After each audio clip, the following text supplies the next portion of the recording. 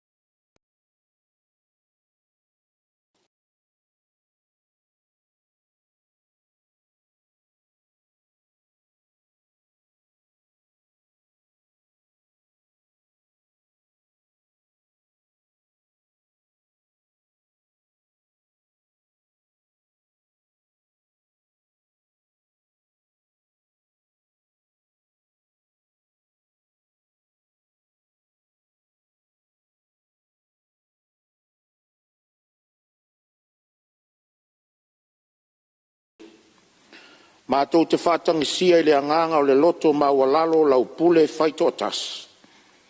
Ina ia te tō ifo lau whaunga mana I lunga o le nei Palemene. Whātonu mai oe ina ia tonu ai a mātou whelafo inga, mo le whāsilisilina o lou lava vi inga. Ma le soifua lau le lei o tangata nuu o Samoa. Lo mātou tamai o le langi, ia pai ia lou suafa. Ia o mai lo malo, ia whaia lo finangalo le lalolangi e pe ona whaia le langi. Ia e whai mai a te mātou le aso nei o a mātou mea ai tau ma le aso. E wha mangalo ia te mātou ia mātou angsa. E o I mātou whoi ona mātou wha mangalo I nātu, e wanga le anga mai a te mātou. Aua whoi taitaina I mātou a di whao so song. E ra vea ia te mātou ele. Wai o malo marima. A toa marivi I ngai whauraura. Amen.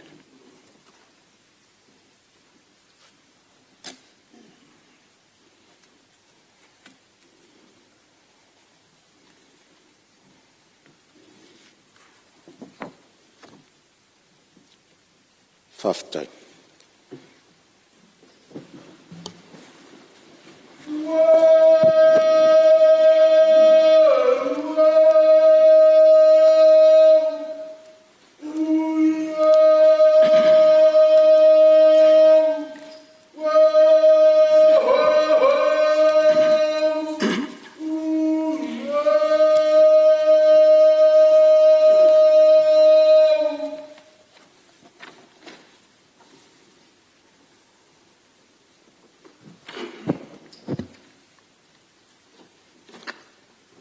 O te whasisilatu wa matalia nei tau anumanga le whono au au whaitula whono.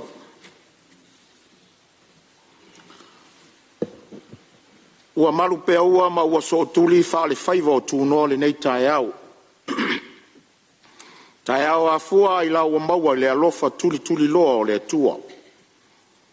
Ua malei fua mai ma ala whai mai whaangunga le leile pa ia o le Palemene mo lo tātou maota. Tātou te vi ia mwhawhitai ai pēr le atua silsiri esi. Ono le soifua ma le ola whawhawina, ua ia whoa I mai ai le nei aso e whaua wai tiute, ma ngā luenga ua wala awina I tātou. O te whātalo whātut pa ia ma le mamalu o usu ngā whono o ma le Palemene. Ina o mawhai ono tātou toi wheiloa I le nei aso fōu. Lau fionga I Palemia ma lau kāpeneta. Minsta langolango ma suis fono uma o le Palemene. Whamalor soi fua manuia i le nei tae au. Whawheloa ia tufo i le awhio ma le awai mai o whaurulunga mtanga luenga. Whalaputonga tu maoti a le malo. Tapua inga Samoa i Samoa nei maso staff o le lalolangi. Pa ia mawalunga o ainga ma la tu tama o tama foi ma ainga. Le usonga tu mua mapule i tu au ma la taua ainga le tai ma le va o fono ti. Whapere au whai ngā ruenga pa ia le tua. Whaftai la utou tapua inga mau ma o lo whaamalu si au ma langolanga wina pea le alo whaiva o le Palemene. Na i o tātou uso lo whaafonga tapua i mai tutuila mamanua i au tūlanga whaalupe lupeina. Mātou te whātalo whātu le nei tai au fau, ia iai pēr le alofa ma le file mua le atua i lo utou wala auina. Wā se manuia o le tapua inga tutuila mamanua. Tapua i maia ma le manuia. Le nei aso ma tātou tau anumanga whaawau, i alofa ngia atua lo utou whaiva tau whai le nei aso. Tātou tau soa fe langolango mai pēr le avenga. Mo le whātu mawina o le file mu, ina i a fuatu i nei, mo si o tātou watunu o lo te tālo ma tāpua i mai. Tau taile li i a leinga au sunga fono uma. Tu mau pea, lo na lofa malana pui puinga mana, i le tāpua inga Samoa atoa.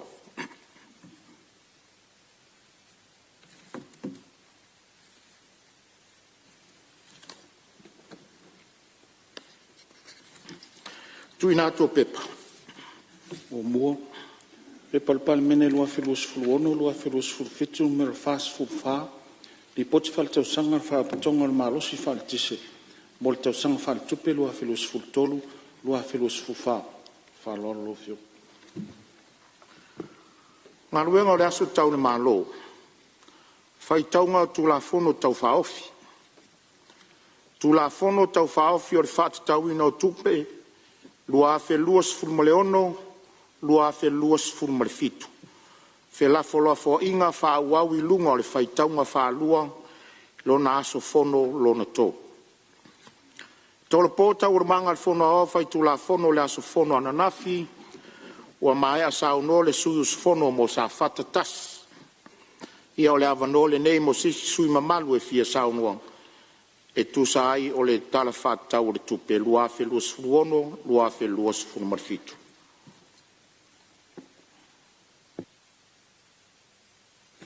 Lau whianga i whongtalai, tu le atu me fi whamamla. Ia, tu la mea lau whianga te tai o e tuangai? Lau whianga i whongtalai, malo mo le tātou tātsanga nei tai au fau, whaftai ele o lo fole atua e tātou Palemene, malo fo ele a wai nei tai au o mo whaipula o moto al Palemene, lo whionga al Palemia, ma lau kapeneta e a whape foi a whaipula le tātou moto nei.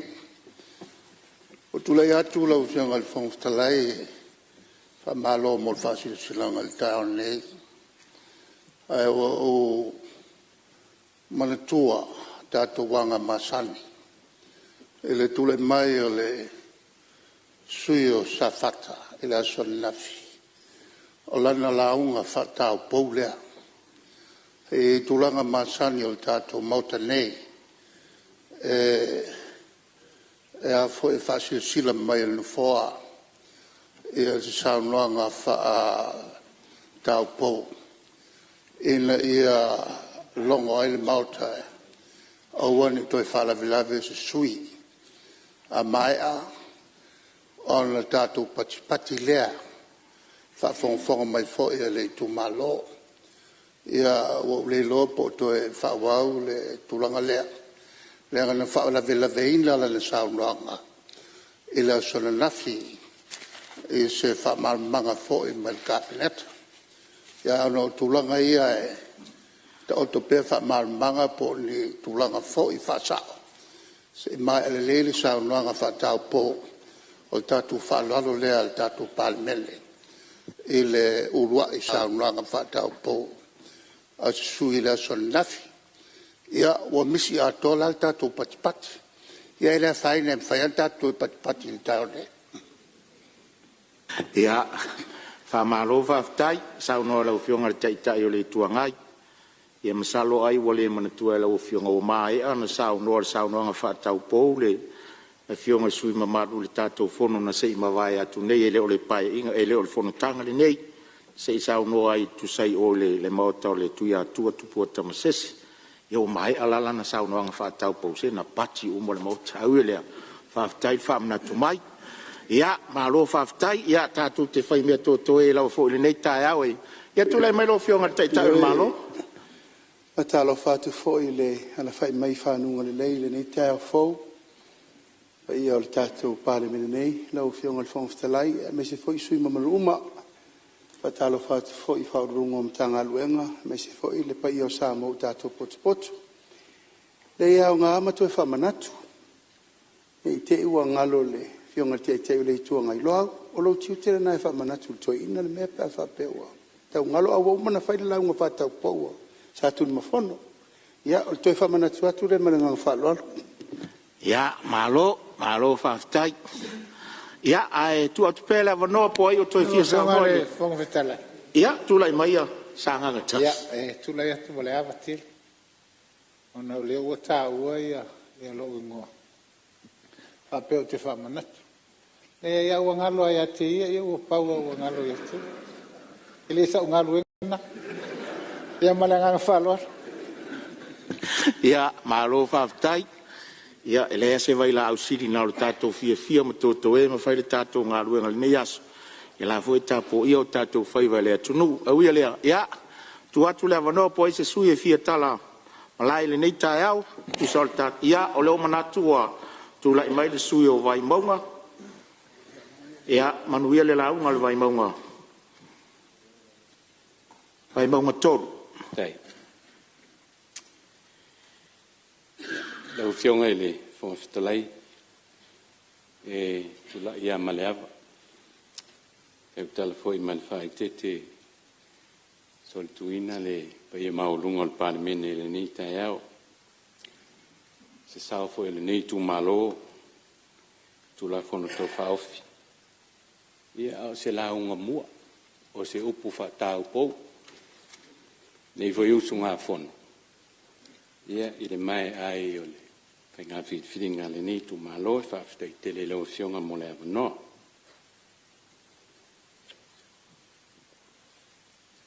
Ua talanai utouto le tūtanga le wāloa. Seu fo i le fuoli. Sa vei o lolo i nei le seunga. Sila saanga ma mata lupe le maluta we o le Palemene le nei tae au na liunga lua. Ua momoli la palapa o malo. Tato foi le niu le tua oi. Pio na sao noa e la o fionga le fonga fitalai tae au sol. Tātou vata puia. Ma le mata i sau. O le tua soifua. O le tua tolu tasi paia. Whaavai papa leo Samoa. Ua malie o, malie malo, pāwhetai, ma moli manuia mai soifua lau Palemene. Mai se si o tātou atunu, le nei tae au te toa ma le tae au manino. Ia aua nei ai tātou. Aua nei o tātou whaoa le vi ingo le atua i tu mau. Lana fio e o le whaavavau. I le toe whalo ina lale, a whaloloa pe la lafo foe o savili. Leo ta oto leo peau. Watu e fo il tautai na ua tau whaipu ea le o wheloa ma le matila. Malu maunu tia seu. Sila saanga fo i lupe o le taiao. Ma malu tia whau nei. Leo wa sani wha manua o le whesila whainga ma le malu tau we. Ia mau o lunga o le whono usu o Samoa. O le sau whainga wa atoa i eiti o le tautianga. I pa ia masa o Samoa. Wa ato li o le masina. Ma mamanu so titi. Samoa e. O e o lei ai vivia. O le maa ave ave whaalanu ngata e le so ona wha ngota sa ngole ngole i eise tautai. Tau aina o wha poi poi tu van. Iau pa ia mau maman. Whainga tālau tā poing. Tulau nau pa ia wha altala le lei. Tā poinga ta tālo tai tai o e kālesia. I pa ia lau whainga loinga ta tofi le tua. Tala Autu i whata whaitau langa keo isi ano i fia. Samo nei mātunu i whafu. No manu. A wā whaiva o Samoa mana whainga malo. Ai maise le nei Palemene mana o puwhai. Turona le tāpua inga lau o fionga le au mamalo le malo tu tō tasi o Samoa. Lau o fionga le tui a ana. Lau o fionga tui malele i whano wa le toa sua lau vi le lua. Ma lau masiofu. Turona au tau o fionga i sui al fono sui tō fia. Ma au tau masiofu. O fio lau o fionga de fonfitalai o le mot. Le sui fonfitalai. Fio lau o fionga i le taitai o le malo. I lau o fionga i le li Palemia. Sui Palemia. Minister o kabinet. Minister langrang. Fio voi lau o fionga le taitai o le tuangai. Sui taitai ma sui mamalu umo le nei Palemene. O lau tau pa ia ma le mamalu. O lupe lava na wha ia mai le fui fui. O usu fono whirwhilia Samoa ilana fono usu. Ma upu whai o malo. Tulona lau a fionga le whamsin siri. Presidente le whamsinonga whanua msoafu. Le senga o whamsino ma le ofisa le whamsinonga. A fifio au tau a fionga i whaululunga. Ma pu lenga o mtanga luenga mwharapitonga. Business tu ma oti al tato malo. O pa ia whaale tala le lei, ma pa ia tā whatolu whātaua ngai o malo. O lo ta ui e ma malu whaaleanga nu o Samoa i ona tūlanga whalu. A inga ma lato tama o tama ma lato a inga. A inga o nofo. A inga o papa, a inga o e. A inga o tupu, a inga o tawhaiwha. A lala tai tūlto a inga whalu Upolu to finga. Songa tu mua ma pule i tu au ma latau. A inga i le tai ma le vaa o fonti. Le vae al fala oto. Tāpo inga tutuila mamnua. Fio le kovana, le lutena kovana malana au fono. Fonga fitalai ma suia mota e lua. O mamalu lava ia. Wa le fale anga fulu. Sua ma le vai whanua fo mai tulang. Tu au ma la tau.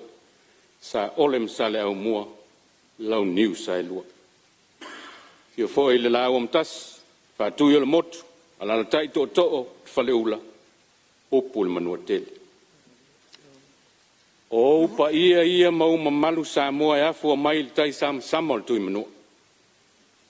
Ia pa ia malai fono i filim pultu un tau ilo ai malo. Upa ia lava e mai le vavau, tu mau e o le wha vavau, tu lou na lava. Lau o fionga le whongwhitalai. O le aso ma le wha moe o lau Palemene. E mua i fia wha leo ina le ngang wha whitai o le nei tu malo. Tāpua inga Samoa. E maise le mamalu o le nei Palemene. Au alo whaiva le nei tu malo i lana whainga whilwhilinga. E ala le pālota lai titi ni se ima vai atu nei. A o se tāpua inga mau fo. A o whanga solo le sa ili fo le whamasinonga. O na la ngase a malo lo whea ngai nei ma le nei tu malo. E la ngona le whatau wa. A e tu mau wa a le whatua tua i le tua. O ia e tu atasi e Autu finga. Whawhitai Samoa i lo whapalpale mai. Ma natu ma talitonu le taofi. O lau tāpua inga, ma lau tatalo, o le ata oto ai i anga tonu. I le finangalo o lofa o le atua. Ta wala mai se fai unga fam sinonga ana to finga mo le nei tu malo. Ia se o tu malo pe leva I monga tolu. Se teimi muliane wa fiat. Ta poi mai. Fai so tatu sao ya manvau e ala il tu la fonta fa ofi. Fatta wino tupe u forsi nei le mot. Lo fio al fong fitalai. Si fa mo ina le ngang fa fitai. Fa malo le nei tu malo. Fa nga malo. Lo fio al pan mia mal kabinet. Mai se le fio al minister tupe. Depende ino le nei tala le tupe. Mai se le tulango lo yenel te mau ainga si o tatu o tunu. O nati na. O se ngā luenga tele le nei ngā luenga. Peo na masani e tau sanga wha al tupe tai tasi. E le tasi le lua masina e tau sanga atoa. Mata I tūm tau fufua. Tau sa ili. Tā pena pena I awa unanga ese al malo. Misel ta mau ainga ina ia ta oto mai so na atoanga. Le nei tu la fono tau whaofi. Wa se whato whala inga le nei Palemene. Alo ina voile ngang whaaftai man whamalol whailau tusi tupe. Pulenga man mtanga luenga tupe. E mai se o whaulu lunga mtanga luenga whalaptonga. I tūtino umma le malo ma paanga. E tofu sao le ta pena ina le nei tala le tupe. A malo whaaftai ngā lulue. Lau whiongan whongfitalai, e le umis folsanga. Na nei vaenga I lona au te tele. O manatu e fia whaadi e se manatu le nei usunga fono. Whaftai lau whiongan minister tupe, folsanga manino. Tulanga le tantu tamau ainga. Peo na tauta mai le folsanga. Whamawina le siti at whate si man lopa sene. Whaingo le tausanga lua o, lua wha, lua o, lua lima. O lo whaali manino fo I le talo le tupe. Le tu itia. O le tamau ainga. I tausanga wha le tupe ne yanga I luma. E leo se tūlanga wha le tonu le taofio le ne usu ngā fono. Manino tūlanga pio na umai. A le tūlanga tā ua la wafio. O leo ua whata o to mai le fionga le minister. Mai se le whainga malo. Le tūlanga I le ta iala mo le lumana. O ngā luenga mo le atina. Puipuinga le ngata I le tātou o tūru ma le tātou tamau ai. Ai fe soa soana. I le una ia pea o ngā luenga. Mo le atina e o le tātou o tunu. Mai tau ina foi. Tūlanga leo tātou ai tālafu e mesi foi tūlanga I le tau o loa. Po le inflation. O le whailo ilo lea e le tūlanga o le tau o le soifonga po le cost of living. Mai tau ina o lo wha au pea ona tu ititia ia vaenga. Ma o lo wha lia I foi I le tūlanga le leo le tongi o tātou ai tālafu. Whamawina foi I le folsanga le fionga le minister tūlanga I tātou tupe whaanganga po tātou foreign reserves. Ia, ma tūlanga le leile mo le ngang whaafitai. Mo le mawina pea whaatupula ia vaenga. Lau fionga le whongfitalai. O te fia whaataa ua le vaenga tau la I lea mai tono le tala le tupe. O le tā ua o le vaenga tau la I olo au mai. Se I ufai tau o tua le vaenga lea lau fionga le whongfitalai. O se sa moe maua alo na wha vai le tua. Ma lana nganu. E mawhai o na ausia se tūlanga mausali, saunga le mu, ma manuia mo ona tangata nu uma. Tolu ni vaenga te fia wha mawhai le vaenga tau la I le lau fionga le whongfitalai. O le wha vai le tua. O le anga nu. Manuia mo tangata nu uma. O le tūlanga wa ufa tāu ai le vainga tau la I lea lau fionga lea o mai tala le tupe. O loo atangi e manino ai I pūlenga le lei. E tu tusa le manuia mo tangata uma. Whaing whaavai leo le whaasoa lea. Ai mo le lenga ang whaafitai. Le atangi o le pūlenga good governance. E tu tusa tangata uma. E le whaelonga tangata le whaasoa. E le whaelonga I tū malo. E le whaelonga lana. Tu tusa tangata uma. I le whaasoa e peona tu ina mai. tono le tātou tala tupe. Lau whionga no o mai le vaenga ia fio o fo ia si vaenga o le folsanga. La wamata mai le minstau ngā luenga whila o inga mati nai tele. Tulanga i tātou o wala lau whionga le minstau. Amo ina le ngā whawhitai le neus ngā whono. Tulanga i le whatinonga o ngā luenga i tātou o wala. Mo le mawina le tala whatai o pia. E me se tāpenanga mo le tūtotasi. Ia tātou ngā luenga whali lei o tātou o wala. Si whamawina le ngā whawhitai. E fia manino le nei tu malo lau whionga le whawhitalai. Lau whionga le minstata o latu le whionga le whawhitalai. I le whainga whaavai lea o whainga o access roads. E le ngata lai access roads fo i mo i maota malau. Ia whape fo i lai access roads i patoanga mātina. O e pe fōringa mai le mele wa e nei o le ua pe ua whapa u mai i whono whaavai. Le whatinonga le ngā luenga lea. E il tento nunga le nei usunga whono lau whionga i le whongwhitalai. E tā ua le whaamanino mai po whea tonu le ta o to le whenga whaavai o le mele. Ono le tento nunga le nei tu malo. Pe access road, pe main road. Patino ale mele il malo. O le lea lau whionga i le minsta. Te o latu te whongwhitalai. Ia te whaamaninoga o le whainga whaavai o ta o toi ne le tātou malo. I le whainga o tātou access roads. O le stūlanga tā ua i le mele lau whionga.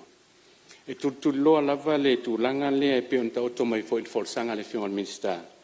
I le tūlanga lea kako infrastructure master plan. Fuafuanga fo i lea le tātou malo mo isi e tātou awala e mesi e tātou watina. A mai tau i lau whionga le minsta. I le tele o le poloka, ele o toi po ma le tūlanga le poloka o wala i le taeau, e meise ale anga i mai le tala whātai o pia. I le taeau le teime anga i mai lau whenga luenga mo le fo i whanau launga. Ia, o le mea moni ata si vo i lea a whailo ilo le leo le tamau ai, tuiti tofta avale uma aingo tātou o tunu. Ia, ma te loa paule fō le mea lea, ia o nisi au ala fō, ni fuafuanga le malo. Ia tali tono le sa ia le master plan le o te leo lopo to ia. E si letu lo whionga le minsta. Fuafuanga mo le silima tausanga. Sila fo ia le vaenga le no mai le suavai. Ma wina le ngang whawhitai. Tulanga le pulenga le suavai. Ma tuat wha malo ta mali iwa. Tulai fo ia vea ma ofisili. Ia whamanuia tele le tua le vala wina. E fia tule neusunga fono lo whionga le. Tulanga le e tātou solar generated power lea i station ti i tua. O le tulanga tā ua le taun whai atu i le mea lea, mese le atina e lea. E te le fsosoni o le mea lea mo tātou e tise. O le tulanga tā ua i le mea lea, wai masanina pe le pao mwha lea ngai nai mo meo tātou pamuwai. Ia, o le atina e lea, o lau te manatua sa tamu whaile atina e lea. Ia, mai fia manino fo i le nei tu malo, po feo le palasi tūlanga wo iai. E me se fo i le tūlanga, po i lea o tātou solar generated power, ia mō tātou station ti e tua. Ia, sosoni la le vaenga. Tasi star sanga le nei tu malo lau fiong. O le tūlanga le vai le malo lo lei. O tā ua le mea lea langa leo te manatua. Sa ele vai ngā tupe sa whaanganga mo le melea, ia tār sangat te loa lai whaafonga mai le pūlenga malamalama lei. Nā lan tā ofit whainga o le ngā luenga lea. O na whaapese i whaasolo mai le ngā luenga voi leo Cross Island Road. Whaata oto mai paipa, ia na whaatua whaifa. Tā si lea, tā lo atu, si silani. Ia pe le ion whaatino lo le ngā luenga o ngā lala si o mātou pitono i le fia inu ni vai mamā. Tūlanga le el tise, whamauina le ngā whaaftai le fionga le li pule.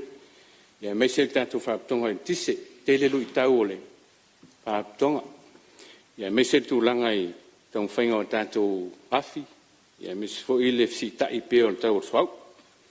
Tūtuli e nei tū maalon tūlanga wa iei, tūlanga fo i le tātou Green Energy Initiative si sa whai. Ia o te loa tele ia o tupe fo i le tātou malo invest mei, a mese fo i o se leni fo i tātou tona partners, tātou partners i e soso animai.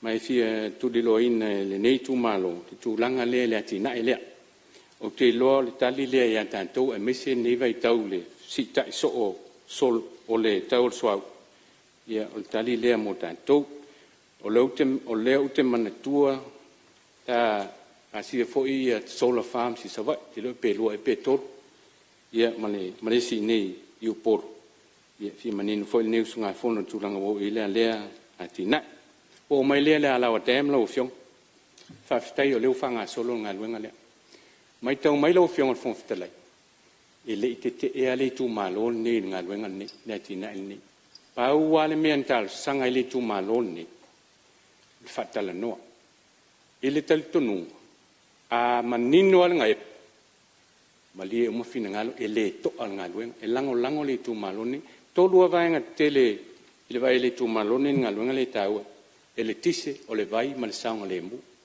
Ele ngata saunga le mu o si mang.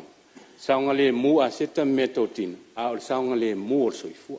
E ta ua tele la le atina ele. O le tal sanga la ufiong. Ia faa wau faa Talanoaina. Mai tawina fo inga luenga te tele fa Apia. E fai fo ile a wa i vaenga. Faced approach. Le tele fo iala o mea ie tupu ne inga luenga te tele. E ngata faa Talanoaina le amatanga na tu ua lea. E tu poi le to e il tal tonunga o le fa solo nga luenga e tu la i pe fa fita uli malu tau mai tu ala lo pe tu ala lo atu le nei tu malo i le fionga le minista e mese tatu mtanga luenga o lo tau la mua le nei fa moe fa au fa tanong le fo e tel ton mai fa mawina le tu langa i counterpart cost o le yel se fulu e mon tupu milion counterpart cost o le provide il tato whainga malo i tūlanga fo i lea i compensation mo i lantou e a fia i lantou whanua e mese fo i o mea tato ia compensation tala whea ngai ia pio nei vaenga ia so atu e lau whionga le minsta si la nei vaenga ia e lango ina il nei tu malo wha moe le mai una ia fo te le sao le atina e lea mo le atina e o le tato tunu mai ia o ngā ele ngata suawai el tisi ia al saunga le mu no wo mai le lau fionga le tūlanga tato whaaptonga o ba Samoa Shipping Corporation o ua lau fionga o leo toi tūla i fo i le tūlanga le i le whaifionga i whamanianga i e mau e whanau i e whewa i ba mesea i ba ai e whewa i ba Upolu swai ia i le whaatatianga i o meangi o me voi leo le Maritime Labour Convention. E se ar company va ieva, e se company va ia le whainga ruenga, tai pela le mele nele company leo au nanga o ba Samoa le va ia tatu sei le whainga ruenga faf. O le tua lalo lau fionga ele, in minsta, e le fau fafita au li le. Tau sanga i an mele, a mesea i yalo ma whanau i e whewa i va ia tatu Upolu msawai. Ia ma va ai e o tuila o le tu lalo lo fion minsta pele i si ono sila lo e o mai tatu sila i sa fai fa le i kon karate ona patin no ale sa i le va inga kon karate terms and conditions te fa fainga renga i tatu ya lum fa na ia ya na se fautuanga tu lalo fo i lo fion o mai le lo fion le minsta wa onga manga nu was moli le ngang fa stai tūlanga i le whatino ino ngā luenga. Ia me se fo i le tūlanga i tūlai mai fo i o le. Tamali i wai nei whaululunga o ngā luenga. Ia i whamanuia le tual walawina. E pamawina le ngang whawhitai o le nei tū malo.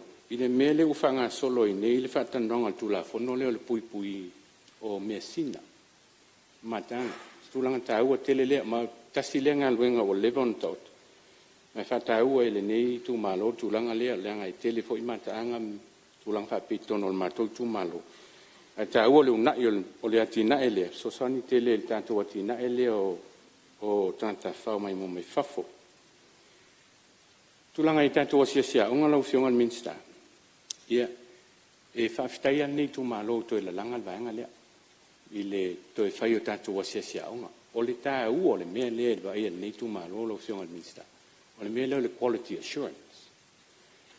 o le to tele o ila to tamali I fo I ma to o le tatu tunu e tofi ngane o la wa sin o ila to wa loa le tau tua le ngalwenga fa fa yaunga mai pe o la to tonu ai le patino il mele o le fa il mele o check and balance o ile sia ki le quality o nanga fa fa yaunga mai e una ia fo ile nei tu malo tu langa le langa mai tawina fo ile ma tu malo ta ua tele le mele si lani mai tawina o fa popom ta fa yo ia sia yaunga ya si lani ya tel tonu o le fo ia fa fonga mai le komisi puleta tfenga ben ia tu langa I le ngata le retention o ila to ia tu langa fo I fa manianga o le stu langa I le mai tawina nei tu malo lo fionga I le mele o yaunga ia olo ia fa fita o le mai tawina fo I tono le ma tu malo I le tulanga le lava o fa yaunga o le tel tono o le wa ta oto nei ma o umona pasia le tato malo le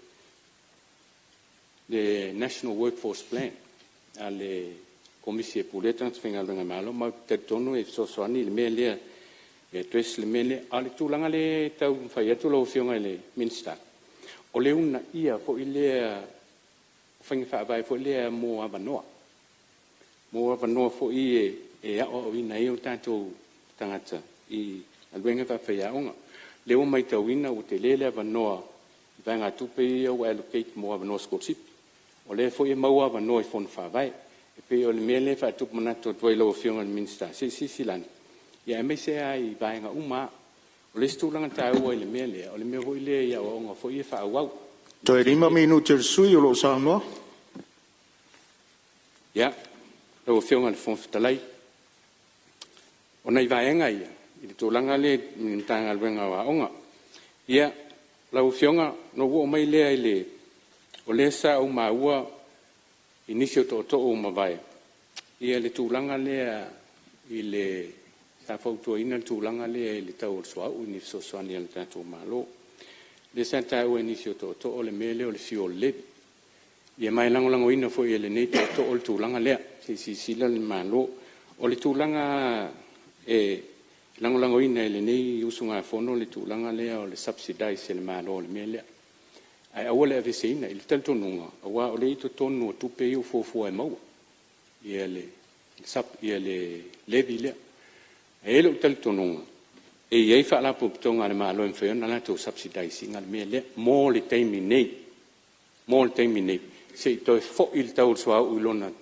tau il tulanga le sai ia anto stu na fo ile e to tu lo fiong al minister fa fo men le fiong al minister tu le stu langa lo fiong al minister tu o le wo mau o le la review le tu la fono le ale fa tupe tu ton si la ne le tu langa le langa sala nga fo inicio suyo le o panmin le tu langa le interest rate ia financial institutions ia not the commercial banks commercial banks le o ia le ma lo sio central bank ila lo tu la fono la tu te regulating ia ai si lan pe le o te milol ne ono tu e ton wa ke lo pau le ole a wala e no o ye so soani ale malo tão fai foi le set sesili e so soani interest rate financial institution ole po melen min stao business ala manuia male ta sia sim ta upolu te fia tu loina lo fiona fonstalai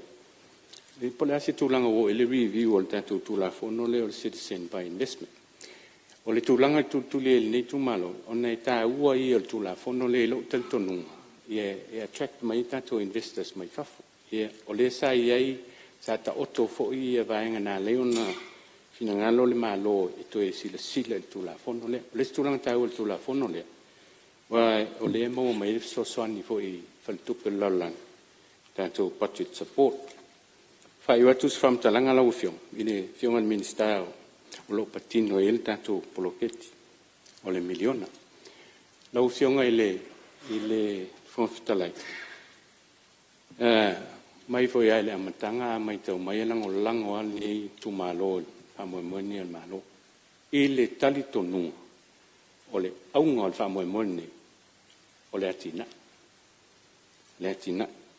astu lalo la ufiong ile i le minista ta sanga ina i le tūlanga ia tangia i whainga whawai le uta oto le tūlafona ia tangia i whainga whawai o le sia tūlanga e whautuaina i le tūlanga ne o le ua mai tau ina fo i o le la whātū le whātonga tanga luenga e patino tonu e le mele ta ua le mele o le mea lewa e mol mawina i tua i fon whawai e mana o mia le capacity building mai te tau a whai o leo wa iei le mtanga luenga po le pūlenga la tau te vai le mele e whata ua le tūlanga lea e whata ua le tūlanga lea i linta mai se le ni e whamtu o tui tua ia ona hai o tu leo se whamtalanga la ua fionga i le fonfitalai moli le ngang whawhitai le nei tu malo ia o le avanoa ia e lau fionga o te le inofo ilan ona wafitasi fua i lau tu malo ia si o tu malo pe le vai montol te o folofa mfatalofa atu i le paia maolunga si o tatu tu malo ai ona mongo te tele se o nei pai o lau whainga luenga le tua tala whauto i whaitaulanga i fia i si o tatu tu malo tai o e kalesia ma o whainga luenga malolo a malo so i fo manuia whawhitai te talo whawhitai te apua pai e tupu mai e te mali i whale upolu whale tua mtausi sa o au mta mai tai malo si anu wha malo so i fo manuia o pa ia o si o tai tu malo wale fio alo sina sutu i sa maud whale tolu ma le vaina lepa fio matua mausoli sa le valasi malo mali e toa lalta i a tom foi polu ma le vaina lepa fio voi usoli ngafa mainga su alo mali e toa lalta i sa tangama le nofo i toa inga ia fwat fio foi il tapunu ma malu le toa lua lalta i fetau nofo i tula fale ma le lauti na lau le vai a fot fala oto i le tua le vai fio le fionga le matua te fai ono su tama asim patu fio a inga lalta i la onta no foi tu ainga ia fata opa ia o si utai tu malo pa lota vai monga tot e fo mai au vai monga tiavi pa ia tolo mtaut a stai lau fa lolo maulunga lau fa e ma lau fa totuanga le o to se e na fall tai tu malo fo no so Samoa e le ngalo le nei fa lolo maulunga whaftai tele. Ia, si o tu malo oe, le wala uina le to whaipule. O le ngā luenga wha au au. Ia tina o mai o na liu i el to wha ma le moe o le tātou tu malo. Mai se fo i o tamali i na mua i Malae. I le no fo o le tātou malo. E lango i Paul Kalame ngā luenga u wha tau to oto le malo. Mai se le nei Palemene mo le manuia lau tele o Samoa moata e au. O le tofi o lo i o tau au, o le pule fo i le nai o tau au. Wha moe atu, ma wha lango atu, lau tau wha ma leu ta wha matua, e te wha pale mai. E le whangaloina na iuso sa mātou tau wā, lau whitalenga po ala tamai Filemoni, lau whitalenga tua mali i tu pola fo mai, i lau fionga tai o li seu fiti, a mā lolo tu tele, mā lon sa, moni le upu, tau la palapa tama o le uso. O fo ina fatia o sola o na sa ilinga malo, manatu au ta alonga whanau le atua le mua umoni wa. O au nei, o e tae au, tu mau tātou nofe alfani ma le ola whatau sia, o tātou ainga. Tātou ave iuta e sanga i mai, tātou whaitau langa whaatasi i le atua, tau soa whaatasi le saa o si o tātou tu malo.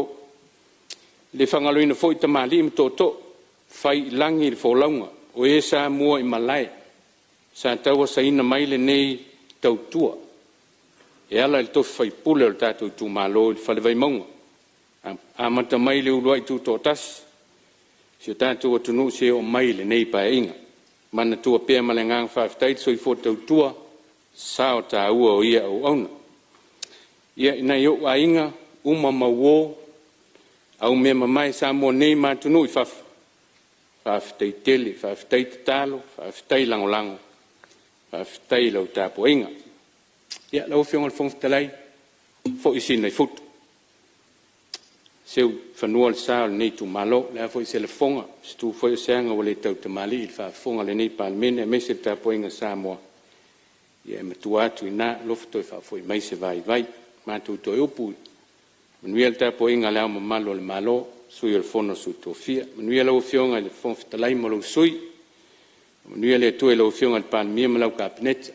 Fa foi ina o le Samoa. Foi lau fionga le taitai o le tuangai, sui taitai, sui malu mo le tua le mat. Manuia foi le fionga le sao whapito. Sui tu to tasi, to e titi. E malu los. Manuia le tapo inga le famsion sit, presidente from Snong of Nom Swaf, saying of Sino, Nuela Sungal Fellow to Selfon, myself Alpha Inga, Faudu Lunga, Tangal Wenga Fa, Tongal Tantum Malo, Yel Tapo Inga Talo, Lofinga Tofi le Tua, myself Tapo Inga Samoa, Yona to a fear, Tafa Fio of Fon Tapo, Mai. Swafal the Ma, Lalo Malangang Paya. So if woman will phone. Malo. Ya, malo sau noa, le toto mua le nei tai au, ia ua whaafonga lo i tu malo ai whapea fol tapua inga Samoa, ia le malu taue o le Palemene le nei tai au, ia whaamalo ta pena, ia tu ia le tua ngase a malo lo tu malo, ia e tofi mai le tua, malo whaafitai ta pena, ia alo tu atu le avano e seisi foi sui e sau noa, tu sai o le tatu tala whaatau o le tupe.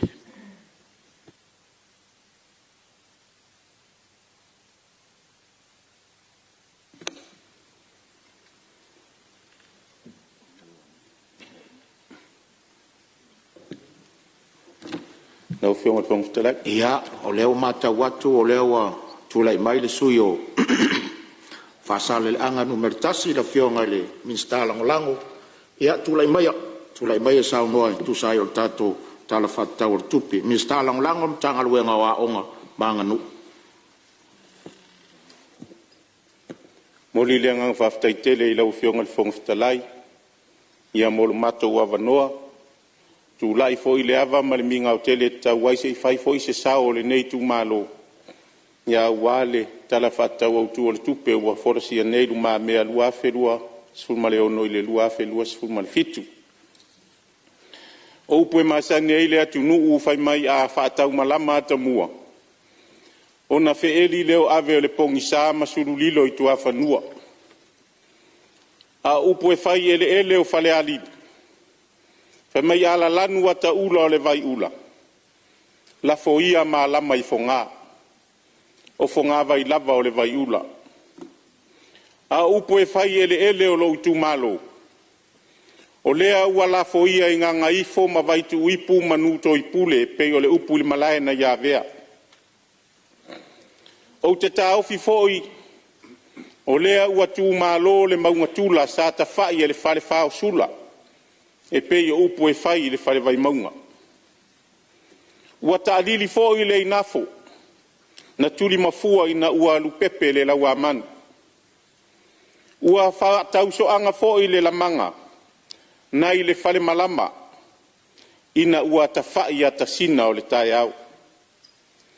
Ua tatou fonga vasangisangi mafua tia i Malae, ina ua faasopo le soifua, matato waulia le nei aso fou. O lea foi wa tato tala mea whaasolo ma Talanoaina uto i lea lofa whaasoa o lo tato tapa au siri le langi. Lea ua tato lau lua sira whaiai le nei tai au ula.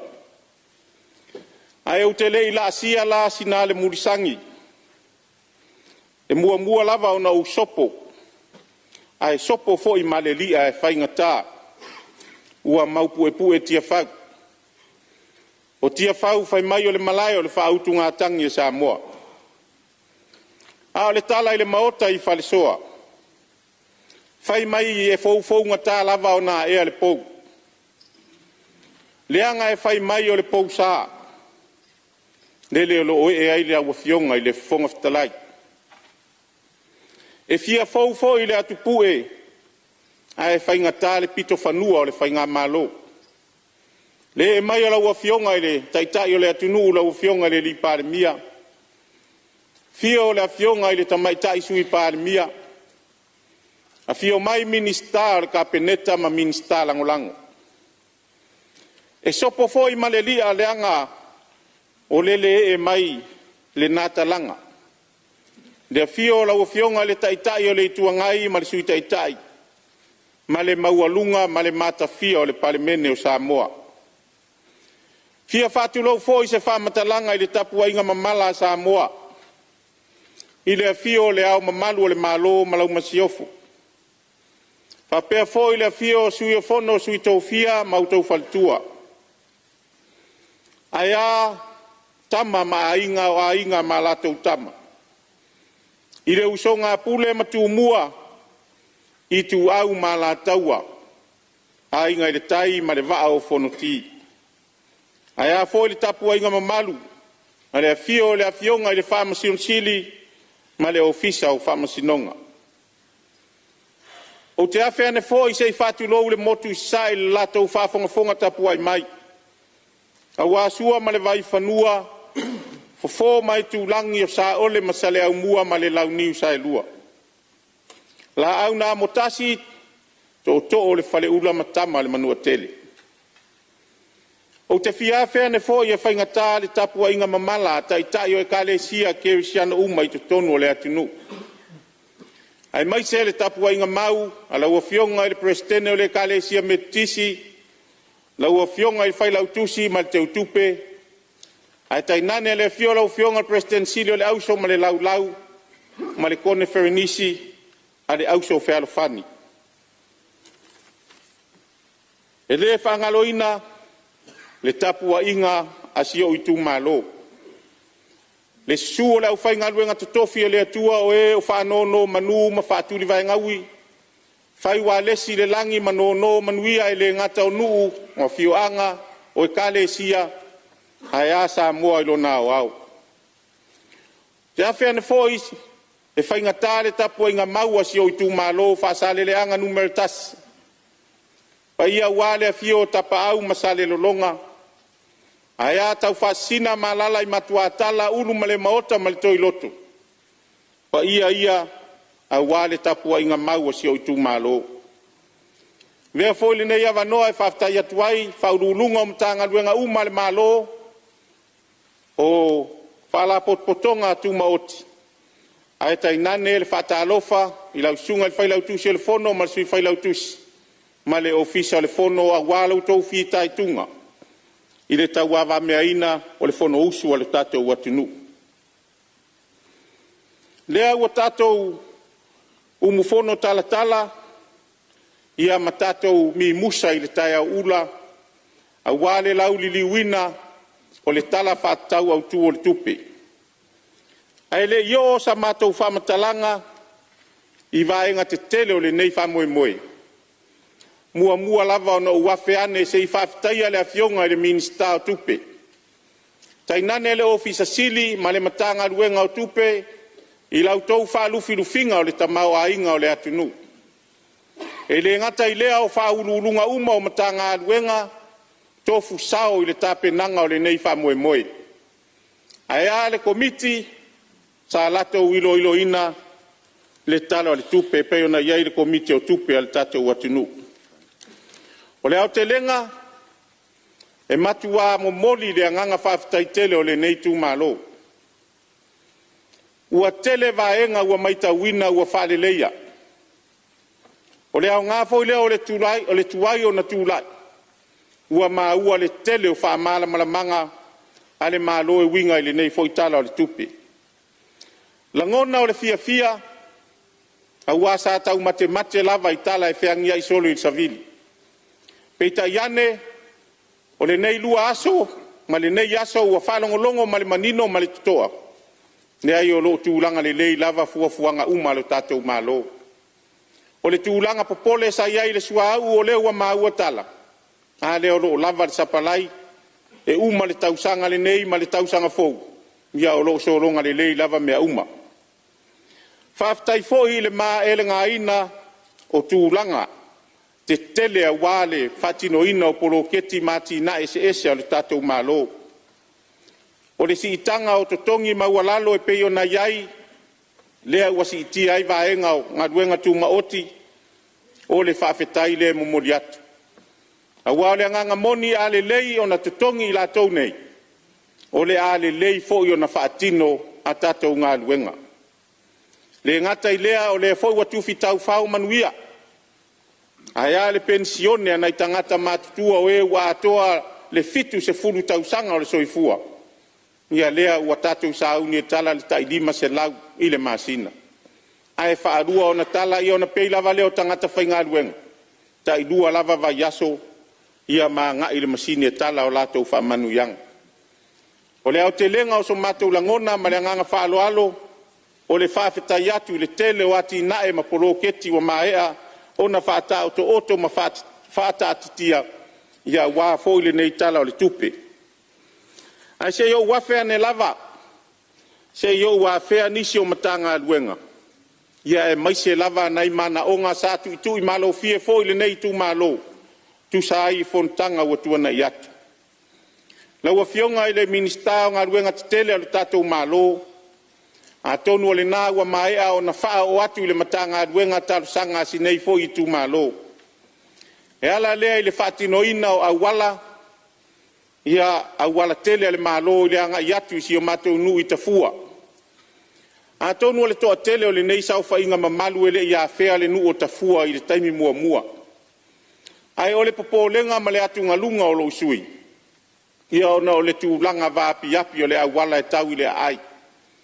E le ngata i lea, ia o nai pionga e whaise tele o pionga. E whaalawe lawe ina le whaimalanga atu i lea. I le tu o lo tu malo. Le ala leo le talo atu, la ua fionga i le minista, po le ala ufina ngalo. Ia o le ua maanai al tatou tala le tupe nei, paya inga lua afe lua ono, lua afe lua fitu. Ia atonu le a maua se fsosoani mo lo tu malo. E le ngata i lea, ia o nai moli au wala. Ona e whaisi pongi sā o le a ngai tai lea ai. Ia e o lea ua utou maita wina o lea fōwatu umai luma le taimi e a mata ia onga nai whanau. Ia o le popolenga leo lo sui. Nei toi oto ane lo tātou pūloua ua tōti munga. Ia wae whea ngai pēi tātou.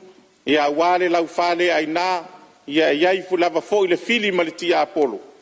Ia o le anganga lea tutu watu iau tafa lau fionga le minista. Ia ni nai mōli au wala e whaamala malama i lea ngai si o matou nu o tafua. Ia e waluwalusia fōi le finangalo le malo. O lea ua manino saunoanga le taitai o lea tunu. O ngā ruenga te tele, ia e maise lava i whale aonga o lea ua toe au maile matafa i oi le malo. Lala lea talo atuai ma lea nganga whaalo alo. Ia o roo sa i se leni lava nei nu.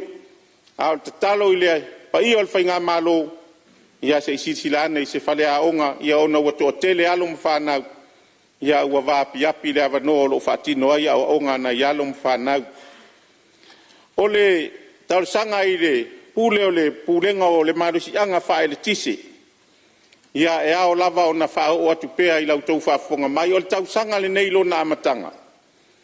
Sa whea ngai ai le a inga o lo i au tawhaane o le. E le tise lea i le afi e le tise i e sale lolonga. Ma se whaafita auli ina ua liki le kiso mai le afi. O na taavili leo le pea pea. Ia ma alu atoa le kiso te tonu o le whale o si a inga lea e soso o ma le afi mori e le tise le i sale lolonga. Sa maua le tau i whaafeta la. Ai a tātou fua le whaafita auti. E le ma whai o na whaatau le soi fua o tangata. Pea whaapea tūla i mai se whaalawe lave o ngaonga. Le ala leo le talo atu, ua mai tau wina se fulu tau sanga talu ai.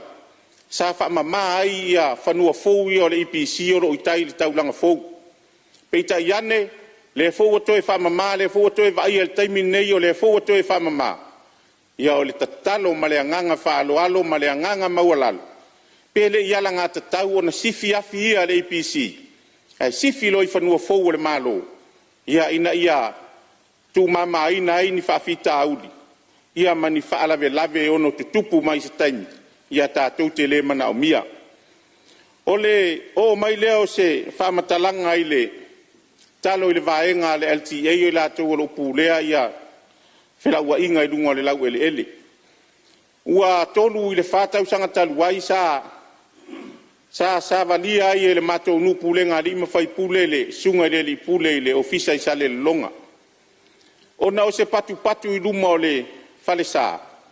O ro fea ngai tonu malsa o ngai anga yatu rea o ngatulanga lua si o matou nu. O le upumoni au tau sila i sa o ngalea. e fai e tu ngā tāwale ale malu o le tunu. Peita iane o le tali na umai e le sunga le li pule i savai. Fai le tusi mo moli le ofisa i podu. Ta pena le tusi o usau o au laval nei tau tala atu na sau ma le tusi mo moli le ofisa. E o mai le tae ao le nei. E le aise patu patu e tasi o faia. O le foi ua uma o na toe whaao o le tusi i le LTA. Ia al talo e ala atu i lau fionga le fonga talai watu i whafonga mai le fionga le minista. Ia pei lava o na ufai atu i taimi mo sola. E lea o ngā o na toe awa ingna, a oa ia tātou, ina ua tupu se whaalawe lawe. Ale mātou tātā longo ma le anganga whaalo alo. Se ia lo fangia le saunga le mua alo ma whanau whiwa i runga o ala tele. Lau fionga i le minista o le una oa whalna tura man si o manga. Na uafe atu lava whamole mole i lau fionga. Fionga le fionga Ia, le foi le fai mawhai sina malo longa lau fionga minista longa lango. Ai le i se tula ia tu le taitau le malo. Na fionga le minista lango lango ma le saunoanga o loo whasolo ma le mtanga luenga o loo vai. A tāua nisi o tūlanga tāua o lewo o iai le saunoanga me whaleo lo nei tu malo me nei o tātou street lights. O lo iai fufuanga le tātou malo le whatau ngofie ina mai le alu i le power, i le solar power. Ma o lo whasolo tāpenanga le temi nei au tula i atu. Ona ele mea tu ngā lawa na tupu ana nafi. Ele mea le na whalau loa mai rungo le Facebook. Ele tangata le mawhau aru whao ngā le whana. E ta whana i lalo street lights al APC. Temi lava lea sa au whaatunu ina i leo leo. E o sue ia maua le tangata lea. Anga leo tau talangia me nei ele uma o tau e tal sanga mai pea i street lights a wale malu pui pui ale pe on sound no sweet o faftai atu ntanga luenga leo maua a wane i Talanoaina i tua tangata whape nei le mawhau whau i mea le malo ma awa tauna whai ai ni whai unga al whamsinonga tu ngā tangata whapea ma whasi sira i lunga le atunu ia sila fia el pulu malu ali in fai pule ma ia sila fia Samoa tangata le mafau fau whapene o leo mai whao ngala au malosi la tau te wha lea ngai mea tō tino le malo ma e watu le whautuanga ui atu o manatu e tauna whai le upu nai tono le Palemene nei anga le mai moa le atunu a le whai usul te atu whono o ai e malu ai ia me tō tino le malo peo na ufai atupea. Ai wo manatu e batu fata u mta pul nen tanga luenga leo. Fai e lau tō fai unga faltu la fono. O nei vole vaveo. Na mori mei foi lunga nisi mei tupulanga tala vau. O fai pel tu langa leo fa orima matanga. E foi sa batu foi lau fionga sui komsina. Fa taina o maua. Fai foi iail tu langa. E ta tau na fai tangata whapene. Langa wo musa sael me leo le mawhau whau ma whaatupu vivesi, whaatupu manua, ma whaatupu waitu langa leanga o le tau fō atu nei. Tupu langa le mawhau whau wheo ai whapene peini manu. Se vai ane le whafonga mai Samoa. E fo nei avanoa te talo atuai le pule mamalu a li in whai pule. Nu'u mafia anga pe lava na tata longo ma se whau. O le malu o le tātou watu nu'u pen tau whai atu. O leia ao li in fai pule o le tātou atunu. E wa ngala na le fono le Palemene o le foi whafonga mai le atunu atoa. Ia o le tata longo le nā le tātou malo o le tātou ngā luenga whai whatasi. Ao atunga lunga lau o fionga i le rifai pule. Ia watu ia te au kopi o tusi umana. Ne i pisi tele whaurulunga o mtanga luenga. E veo te whamanatu ia iau patu mau mōli. E mau awala ma me umana o waiatu o walofa atu ilo tangi tala. E pe e se whainga malo e iai e se mele tātou te iai. Ia e watu tusi ia tau. Langa vai si sira foi lau whionga li whai pule.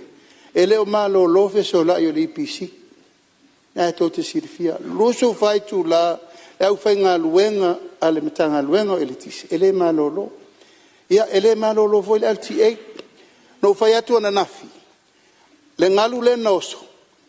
O le leva nei tula a lauta watu lawo ese wa ese ma me umala sai lungo le wala. Ele umalo lo fo ile ngaluenga al tatu tanga luenga awala tele al tatu malo. Ia tau fu mana onga umolo watu il motel nei au lautu lalo na watu uma kopia watu ngalunga na tatal no aita ufa. Loto ifale. Ia so so nia tula manuel fono. Malo whaftai lo whiunga te tai on malo lo whiunga le ripan mia. Ia, tūlai mai whasara le angatasi whawau saunoa? Ia, whaftai tele mo le whawau wina o le launga nei tū malo, whaftai fo te tai o le malo. Ia, ona o le sao le saunoanga, e whai alofa fo i leanga o le upumoni. E le o malo lo i la tau o lo o taita ia matanga duenga. E whai fo i o le tangi atu o le tu malo, ia o le lato ngā duenga le o lo whianga i malatou, a o le winga o sa mātou whamatalang. Ia o le tata atuli. Ia wai whai mai le si upu e longo ale tuli o le tata. Ia e tupu fo i le whatua tua o le taulongolongo o le ala lea. Ia whaftai tele i le moe mana tunatu o le pa ia mtanga duenga e whaftai tele la wafionga le taitai. Ia o lea o le ato e langa umamai kopi o tusi. Ia ono watu lo le tu watu ile ao la wofiong ia wa te langona ia le avave ona fo ia le fa fita auli e toe fa popo atu sa matou te talo e pe ona ta ua ele fionga ile sui fai pule o fa sale le anga numera lua ile aso na naf ona yaina i awala ia pe la wala le tu o LTA o le fo mata mata atu le por kalame le wa uma ona fa tino le launching ile aso ngafua o le fa tino le taulanga tele i sale le longa. O le ala foi la leo lo pitia o le finangalo o le afionga i le sui fai puli. Ona iai le au wala le tu o le LTA, wato a tele foi ia na ia inga o si o matou nu ono foia.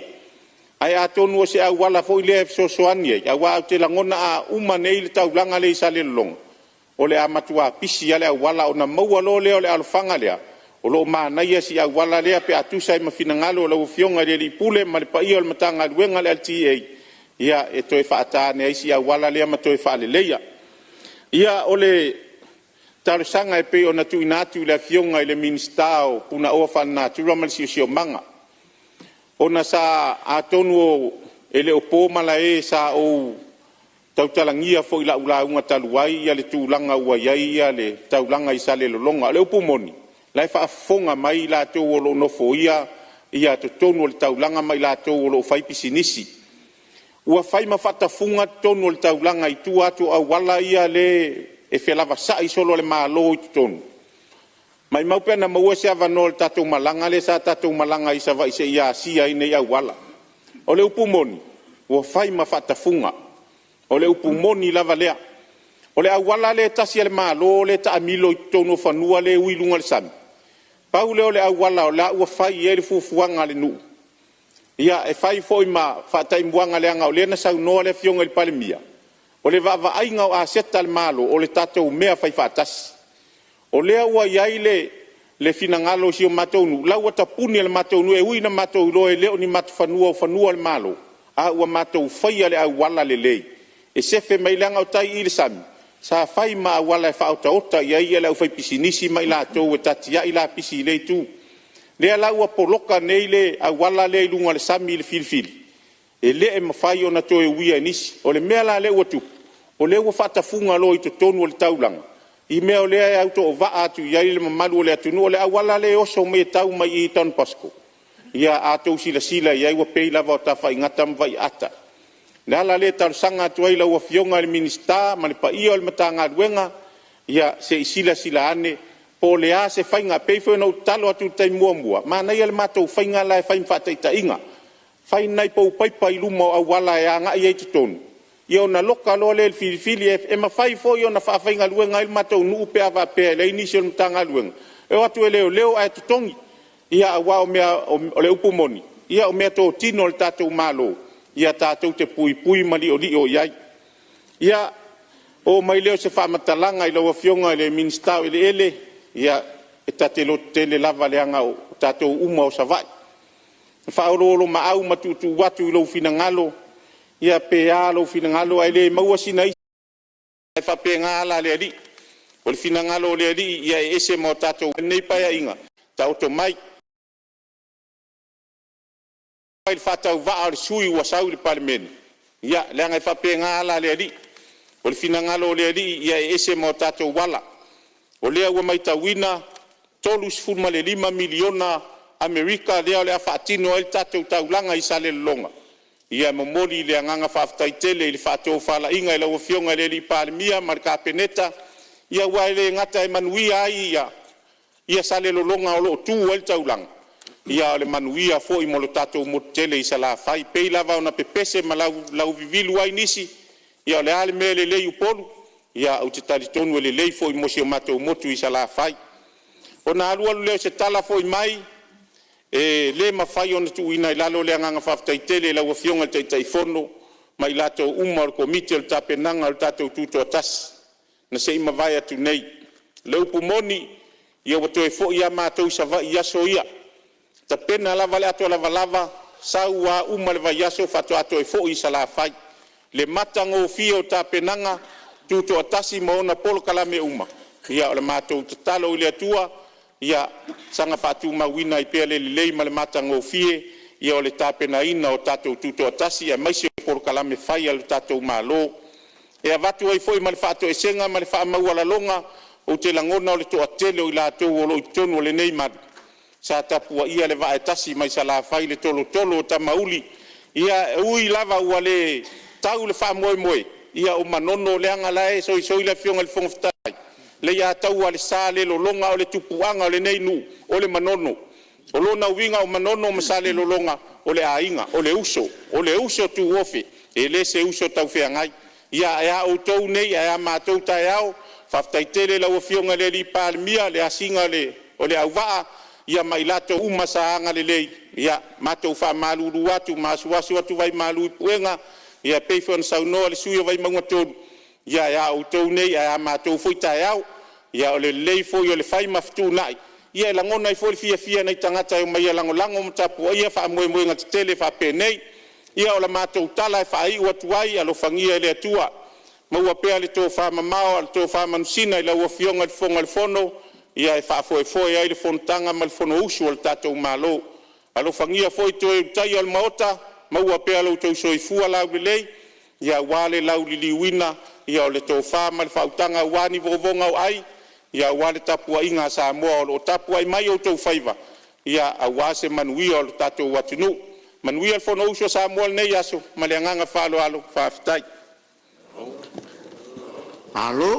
malo saunoa lau fionga le minista lagolago ma tagaluega o aʻoga ma aganuu ia o le sui foʻi mai le faasale le aga numere tasi malo faafetai mo lou finagalo falia ia o loo tapuaʻi mai le paia o le itumālō o latou finagalo falia ia e tauala mai lau fionga le minista lagolago ma tagaluega o aʻoga ma aganuu faamālō mo vaega uma faamālō tapena e manatu o lea ua tatou lalata le tatou malōloga masani o le taeao ai talu ai e le faamoemoega ai le italia le malu taeao ai tatou te leʻi malōlō mo le malōloga o le taeao toe faamanatu atu le tatou puʻega ata lo mamaota o le maota lenei auā le paeʻiga 18 lea ua tatou oo mai ai ua tapena loma atu le maota i fafo mo le faamoemoe ai leʻi agaʻi atu i le malu taeao o le taeao nei talatu outou aʻau i lalō mo le taligasua pe a maeʻa le faamoemoe ma le faaloalo tele lava ou te faatatia ese nei taurumaga le fonoao faitulafono o lana malōloga masani o le taeao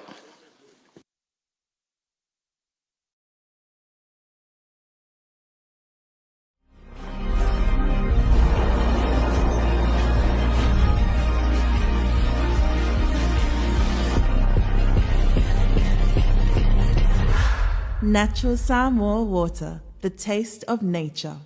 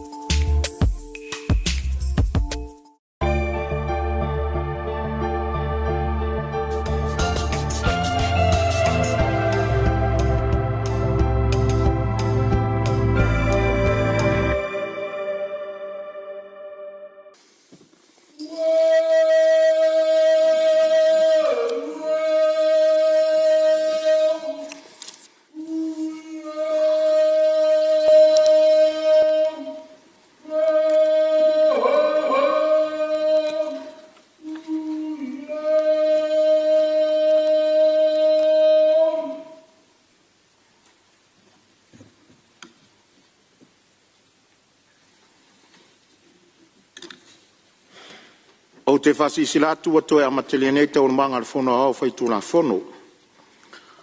O te tāpala o fionga il Palemene mo le lafo.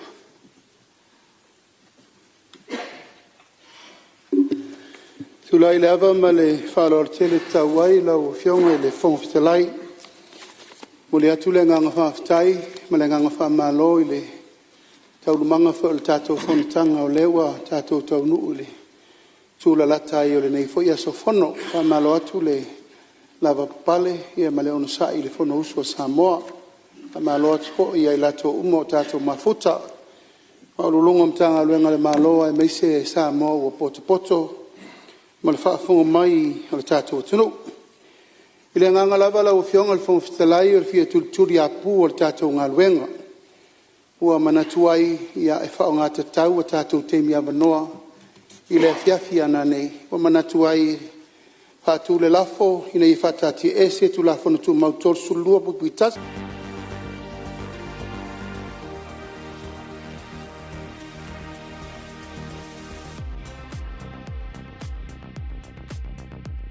Ina ia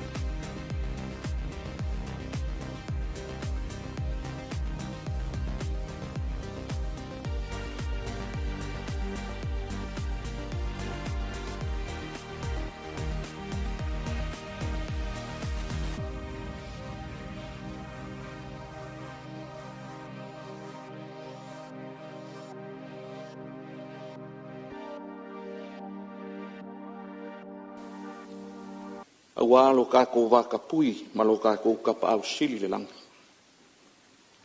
Ia vi ia le kua e ul malo sumulava. Whafkai fo i lau o fionga o le fo i o mai au nga e whataka wha ewa le lau kifa i le moanga sau. Ma e kaia le kuru wau. Au apa ia ma mamalu o malu kawe. Mamalu wha e pa i le mauka ngei. Kai lau o fionga i le ko wha mangusinga. Le ko wha mangingo ma le ko wha kokoa. O moli mai le wha malo ma le wha whakai e ko i ingo si o mako i kumalo i lau o fionga. Ma li ele loko i lau wha kaukainga o le ngofua o Samoa. O le lako ukala ele o se upu e avangi ai. Se le angar ko wha e fili le au. E fili fo i le po. Ioe, ele iso onga whiwhiria o ele kua i aso whapengei. O le whamangianga le a inga sa kuala. Manguia kele lau kiu ke mau whaiwa. Ia lele malie lau kia. A vea fo ilo leo whakau waa. Whai mafonga kau mori mori o seu kumalo. E mo mori a kuai le whamalo ma le whawhakai lau o fionga i le Palemene. E se ko whau ai. Wa koe whawhangu mai ai le whailunga ingo le kuko kasi o sio ka koua kungu Samoa. E pei o aso o mawai. Le a kungu e pele i le loko ma le mawhau whau. Kalo whai. Ua kalanga i uko le upenga ngai kai whangua. Ua kangi u le loko ma le anganga. Ua ka wau lava inga ngalo le ngasu ngasa. Nga malingi ai le koko masaa ngai o ka koukua a wala ngomau kia saa. Whafkai mo le wala ulia. mai mo Samoa ma le lalolangi a koa o sa le ainga sa kuala. Whawhakai lau pule lea. Ai ala falafa lava kunga, lau o fionga. Ele oe seisi o oe re kama sa kuala foi. Ia alo i o whaiwa mangia. O mamanga, o upora kungu e whaile sami e le pupore se kaukai wa lava lunga sila fia i le vasa. Ioe. A le wa e sangisangi le fua nga le lepa i le kai. Ai pore a foi le fufaki o nganu. Ma sou le anga le vasa. E lolo lava i le angi o le makanga. Ke kele foi pe senga. Ai makua i le o. Hai mai le launga le aki e kupo. Samoa. Kako kai luma. E ua ia kako ke kai au kafa makua. Nau le ngai kai au ke mangaku. Ua paenga lau le leile kai au ma le aso ngai whakumaki. Kofu ange li sasanga ma kofu filinga le sauwhainga. Na e mangui foi mala usi le whalong. Ai se i whai lava singa ukala e kusai malokula. O pa ia sa ma whai ngao le ngai aso. O pa ia whare ka whakoru. O pa ia fo i o Samoa. E le koe whafuru inga le pasinga o le ngaka i whale. Pe koe whala e ia le maa o Sofia. Awa o pa ia le popo pa fo i le solo. Pa ia mai lava le vavau e o le whaavavau. E hai lava se poko po se vave. Po se aka mai fo i whaionga i koe suia. Ia. Si o i kumalo e pele e loko ma le anganga. Ke mga kufo i o la kau kufo i fiso mo ngalau i o pa ia sa mwhai ngā sa kuala. I ri kau wha ilo inga. A wai ka uro sa kuala. Pau lava le o le ainga sa moa nga masa e sa e le langi. O le ainga wha langi langi. Ia o le ainga fo i makua i kofinga. I kula koa ma le au fue loloa. Kapa au ma ainga. Whare kua makausi ma sao au ma le malosi o le kako kumalo. Ia, tapo i meia. Whai se kako sao. Ia wafo i kala le kupe leo forosia i mamea. Ia, whawhenga inga kaulangi e sa kuala ma sa murianga. Whamalo whawhakai. Whawhakai kakalo, mangongo mangu. Ia, wase mangu ior kako i kumalo. Ia e mai se fo i kou lupe whalele. Lau whionga whong whakalai. Ia, e reo inga ka upu whong ka upu si o i kumalo e fia whaleo. Ka upu lava ua, koe whangu ia. Koe whamangaku ka upu uma. Uma un forasia le lau lau a whongo i kausanga kupe uma vai. Ia upu lava e masangi. Upu lava le whakokua i kaulongolongo. Mai maua fo i manguia mea lelei. Ia pe a whai ka koke on saima kapkapualu. Whawhakai lava e la ngonga le nganga whiwhia i ngau o whaangolongo aku. Kaukalangia e rea whionga te Palemene si o mako i kumalo i whawelawe ngā kupu. Kau kia re whawhaki o ngaru. Ia. Na wawale e se kari ngaru. Kele ngā malepe i le makau kia o le si i o le kai. Nai o ke whawhekai lea kua e kupu re whawelawe. Ia o umaunga o la unga i le kala le kupe uma vai aku. Mai whapea lava. Me kukupu i whawelawe i kongo i kumalo. E mua lava whapea ka ngaka. O wheo i le whaipule. Ngai anga i loa le meu kupu. Ai o whaifo i sanga karusanga i le mano. Ai whawhekai. O leo wa sila i airi kai o le malo. Ia ka koi kumalo. Agora popole. O leo whaalongolongo mai le a whionga le miska. E onga mka whaioi. A kongo le koe mau ai whailor ka kou karingaru. Tau whionga le whong whakalai e. Kaula ku mi ska nga luenga kele ia pola ufionga fo kai le malo. Faf kai kele mole. Nga luenga makango fie lo fai. Pe ai lo leo fa ka wa ai fai mo fonga ka mole le ku malo. Mori aku fa malo man faf kai la ufionga. Fa malo le fai o fai ba. Ko ia ngai masinga fa mai an nga luenga.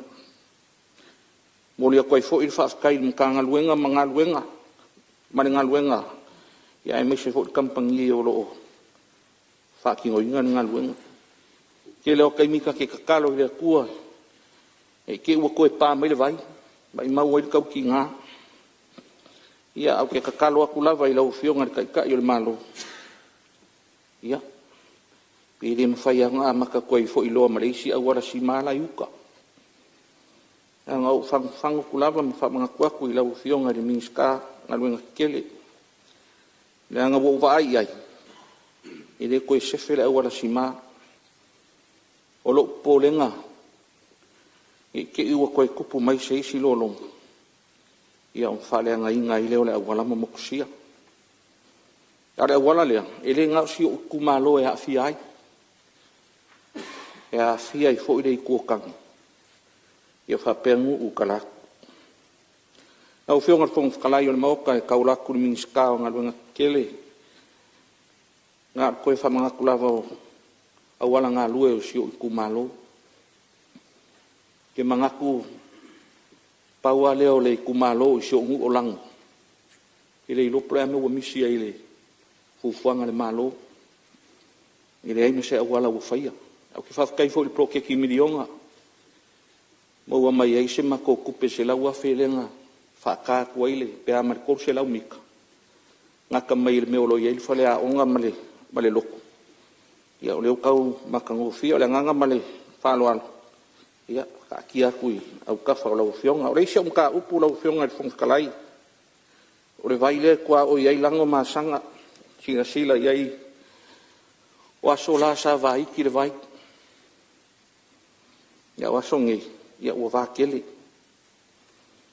a o nga pale vai ia e lo longa uma o le polenga o ai ai ngo si ungu e la kai fo ia ia e me se fo inge ke ua a fi ai se ola ma se soi fu i lumanga na o fionga fong kalai e mori aku fa kai le fionga le minska ka longa manga ngu malanga minska lango kusai fo i male asi singa na si ai malai ka aro si ungu olang fa malulu aku la ofionga miska manu so akau ka ungu aku le asi singa ya ore on kasi fo i fukia male umele fe au mga luenga ya ai lo kapto mai kapu i mai si o kumalo si ungu olang ya kongo isi kaini nga mawale o se lengi pe un karsanga inga ia ua le fale le o le malaika alo si ongu. Kele lava maka upu ma mea fia fale le kongo se kumalo. Ia e manga ia lava le fa mua me kaung fai. Koe oso fo i le la. A o le fangu ma le kaulongolongo. Ia e maa kala ma ia le fai kokoa a wānong whaki o inga. Whai o kuai mas whamkalanga i lau fionga le kai o le malo. Nga o fionga le Palemene i mamori aku le whaafikai o le ngei kumalo le polo keki 2 milionga. Ko kelenga i along whanga o le ngei kumalo o whau. Ma e a o onga i ungeske o mkakasi ese ia mese fo ia onga whaafaife au. Onga le avangoa i kukongi ei o la koupili. O le whaamua mua fo inga o le ngei kumalo o onga mwhakoanga. Ia ua o kako wala mo whangau. Ia o le lumanga i leo kako kumalo. E mai se fo i kele o ngisi o vaenga o amakang whakakia. Pei fo i le masingi o kaungu, so soangi e ngalua inga o whangua. Ia ua whakoanga. Ia mangisi fo i o akinga e au aare whalelei o sumako i kumalo. Me le moli a koe whaakai lau fionga. Lau fionga fonga whakalai, ngai moku ngā awhanga e so soangi ako. Wai i kala le kupe o folosia le lau a fongo. Mo moli aku whaakai e le ngei kumalo i le sui Palemia. Na ua fionga muli pola, mani mkanga luenga, i le kala le kupe. Kalo fai, i le whaingo fie le ngā luenga. A le uka oko I panga le ki o le kaukuanga.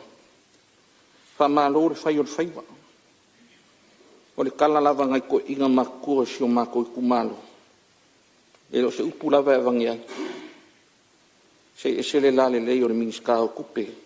Ko e lale lei fo I me makango fie langa kala le kupe. Ia, mkua langolango inga lawe whasale anga lima. Kako kala whakakau au kua le kupe pe o kango inga. Ke mangaku a kau kongia le pua ngai anga ngoa. Kau au se mea lai e pe o le upu e whai ale isi ma kau kolo I kua. Ai whakakai lau au fionga le whongwhakalai mo lo o ngoa. Ai o le a fo I singa I fuku. Whamangaro se upu o pā upapa I kuangaro.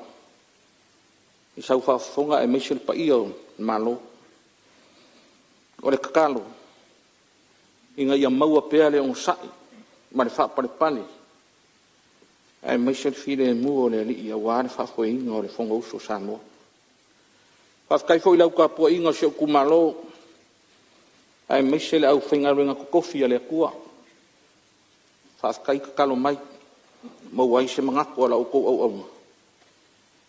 E mo moli ai. Ka kou sao ia mangwao a wāre whonga uso Samoa. Ni liu le vai o singa whamungia kelele kua ka kou kai o le malo. Le afionga le Palemia.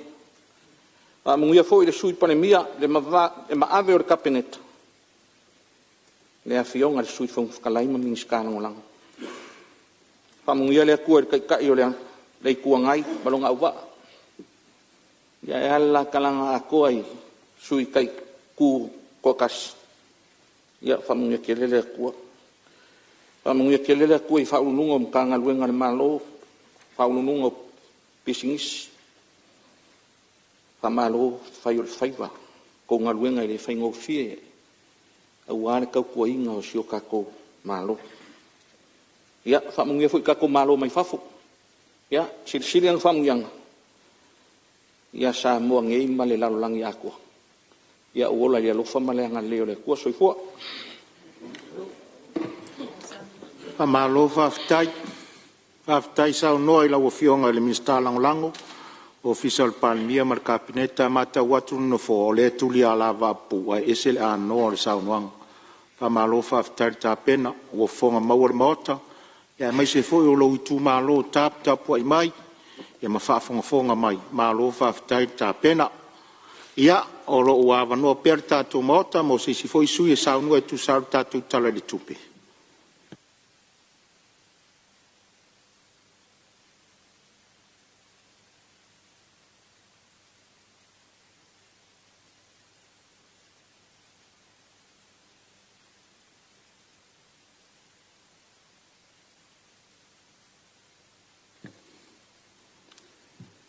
Ia. Ile au mutal fong fitala ia watu fisili. Ala tu ale avanoa e. Ile toi mausa I stai me sau no ai. Tu sai o tātou tala Autu o Tupe nei lua olu fitu. O tau a fionga ia e maamari tātou ngā ruenga, ma vaveri tātou ngā ruenga.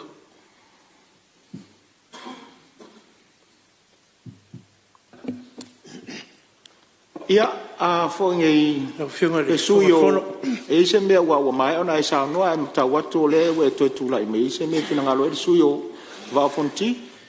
Io e lo fiunga le whangoftalai ma ko rawa ma le o whaaku I ngā ruenga ia pū whaku kū foi le ka kou maoko ia mo whingo mako mongo whaalua ia le a whainga lea ma le ngā whaalalo. O talo ia e mo le avano whaalua I whaitaunga me te itasi o le tātou ma le whaaloalo. La la whaatuale o le whatoa se funu ma le lua sui o le mota o sau noa I le tātou tala le tupe o lona winga. Te le pasene o I lātou I le isau noa. Le ala leo le pipi I ato no foa. Ia e mawar taimia e le toi mawar so wawa noa. Nei e fisilingia I mea te itasi ai te le isau noa. Wa noa tia fo I la malo wawa noa. O le ala leo le tau le mau atonu no fo ne e fa fsilingia I mea te tasi so wavano ai te le isa uno le tatu tala Autu o Tupe ia lona winga le mfainta tala atu ia no atanga tu la fon tu mau ia te oe la le o le pa ia tu no fo mau lo taimi ni taimi Lo fionga fuftlai ia o le mata watu tu la mai ia le fionga le minsta lango ia o ngā wenga tele le tatu malo ia a ole sui foi mai ala tau sifo sauno ia ua vanoa mo te tu sal sauno Paftai lau fionga I le fongfetalai mo le avanoa manatu e tō muli so mātou avanoa no mātou o komite o tupe peitai ia ono le ua tau tuli so tātou taimi ia malia e whenua il whinangalo ia le la a matatu ia mātou komite o tupe ono le no fua I tātou mota sauno mawalo avanoa ua lilingo le fonga kia ua pau foi kua au fo mata e ua kau fai sungu I au le langa e au te mua I taia le vai a fei mau ka paku li el ka mau fa poi fa ila mea e ua pa ia el mau kai kia fau o le mau kai li po ia il to fa e ua se manuia o Samoa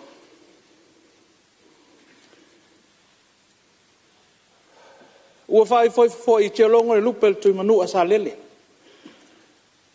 ua tu I le klima tu I le tula tali sua I nei lei al nafanua ai tali a solo le tamalo fadeta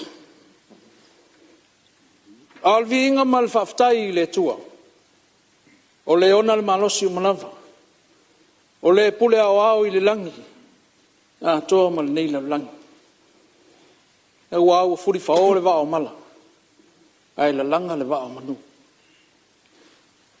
tatou fei loa I foi I maunga o au ai leo maunga liu lau mea I le soifua mantafi ma le soifua lau le lei ono le alofa fa awau o le tapa usidi le langi vi ele li o la alfai salam o lo anga ngai fa manu atu ia io o mea umo fo I tonu ia tea fa manu I lon swafa pa ia fa talofa I lau o fionga I leo mamalu le tatou malo ma lau masiofu sui o le fono sui tofia ma o tau faltua ai au na tofia le tua o lo fa fale le malu fa fale turuia o lo fa punga fa ulia I so se nu ma so se fioanga o lo fa no manu matuli vai le au ma le po ina se ia e mal manuia le fa to fa la inga au fe ngai il Palemene o Samoa mana upfai la o fionga al fong fetalai o te fa talo fa tu la o fionga ai mai sure sui fong fetalai e fio la o fionga il Palemene al tatu malo la o fionga al tai fit filia o la o fionga I la auli al mali toa po la tai va o forces mi fio la o fionga al sui Palemene la o fionga bulipola ana rosa le e papa au to o fionga I minsta ai mai se o mamalu o minsta la ulang ya fio mai o ulo matanga luenga mai se o ofisa mamalu mai se fo I le mamalu ma le paia o Samoa ua mawhai o na au whanga poto I le Yesu e moli mawina le lau li liwina o le tuala le tupe o lo ta oto I luma mea nei lau o fionga I whai lau tusi el fono malo malu le ofisa el fono fatalo fatu o te fatalo fatu fo I nai o tātou ta māma, nai o tātou tina. O lo tapu ai mai ma o ta malawa. E mai se le paia o tupu mai. Paia o ainga matama o tama mainga. Le usonga tu mua mapule I to au mala tau. O lo latou tapu ai mai ma o ta malawa. O lo aula mulila ma Paul fala. Ina ia e mal manuia le fato fala inga lan Palemene le Yesu. Fatalo fatu I so se Samoa ia tunu mamao maua mai le nei fon. Le ngata upena failang. Ia so se ala leo lava. Mai se fo yo wo ma inga. Faftai le talo mai. Lawa feonga le fong fetalai. O te fiafea ne lava I seo tu malo pele o ala tau e sifo. I le talo mai o sunga I au na tofia le atua. Mai seo lato faltua. O lo no ni manuia. Ma faturi vai ngaui aso I le ao ma le po. Ina se ia manuia tupulanga lalo vaoa o seo tu malo a mese o Samoa atua. Patalo fai seo tu malo pele. Mai lava I fatoa toa se ia pa ia si o save. I le fio lau o fionga le usoli I malalato tama. Lau fetelainga moe mausu mo lau fua yala. Ai ala lua saso lua o tatiti motoe o fai o tama na ingoa. Le pa io le ainga Samoa le oi o le aunga malosi Samoa. Fa peta pa au ma inga. Mal fale upolu o tō finga. Ai ale, a fio tapa au un falpea. A fio la o fionga se iuli o le alo le mani atoa. Sula sunga te tuavele, sunga le lala mantua tala. A fio mai lau fitelenga forsa o le fonga o papa o le urua I fonga o papa. Malu mai le ala taua. O pa ia mama malu o seo tu malo. O leo te titi ai. Ma o tiu ai. I le maota fono o Samoa. Whaiftai lau tapu inga. Seo tu malo pele. Ia se whailoa ni potu ngā afa le usu ngā fono le Yesu. O le tasi nei tu malo e. Tele ai tu lisi e fia mai moa iai. E le ngata o tu lisi e malanga mai atu no mao e taua o palalanga. E iai foi tu lisi o Samoa i atu no mamau. Ia ma tu lisi lava I nei. Ai sea. E le ngata ina lau le leo na lau whanu. E pa e sina lona one one. E tele o na talatu. E tele o na mataanga. E tele foi o na tala I vai whanua. Pe ona sa noa le sui o whaladu. O I nei e tutupu mai ai le tele o tala tuu o le tatou malo. Le ala na e fia asia I pea.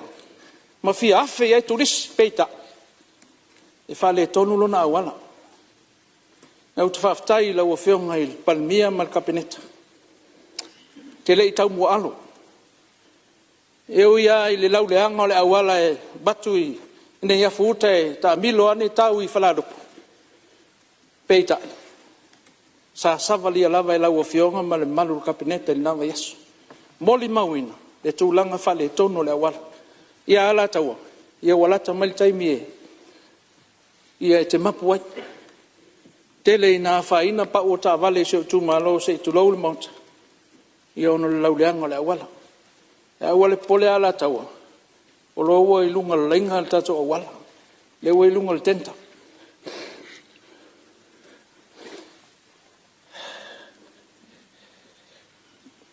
Whaftai lau whionga I le Palemene.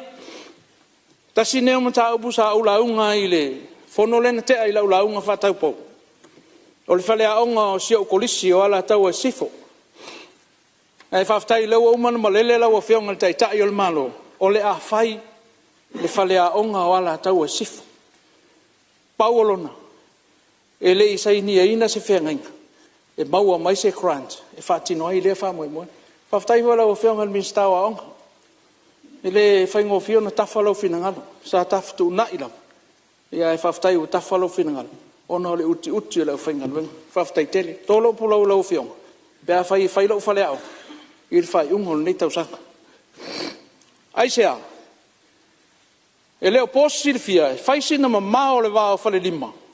Ne iafu matufu. Maa sau. E tā le wha. Wa usua ina I whanau. Whatali le pas. E usua I asau. Whatoa atoe fo I mai ata maitine. I le afiafi. ina ua fo'i atu malanga o pasi e salolonga. A tonu fo'i, o le whale aonga ne, ia te iloa e aonga mai ai ma sui o whalalupo, ia ma papa, ia ma sātaua. O le ala na au tasi e ma Talanoa, ina ia whaise kolisi. Au umon ta pena me au, lau whionga i le Palemene, lau whionga i le minista o aonga, mai se o le ofisa o aonga. Umon ta pena me au, o sua le Malae, fitu ekal te leo le Malae, whai e ma le Malae whaavao ma alo e, whai e ta longa si o tatu atunu, pe amana umbia, ai tongi Tupe.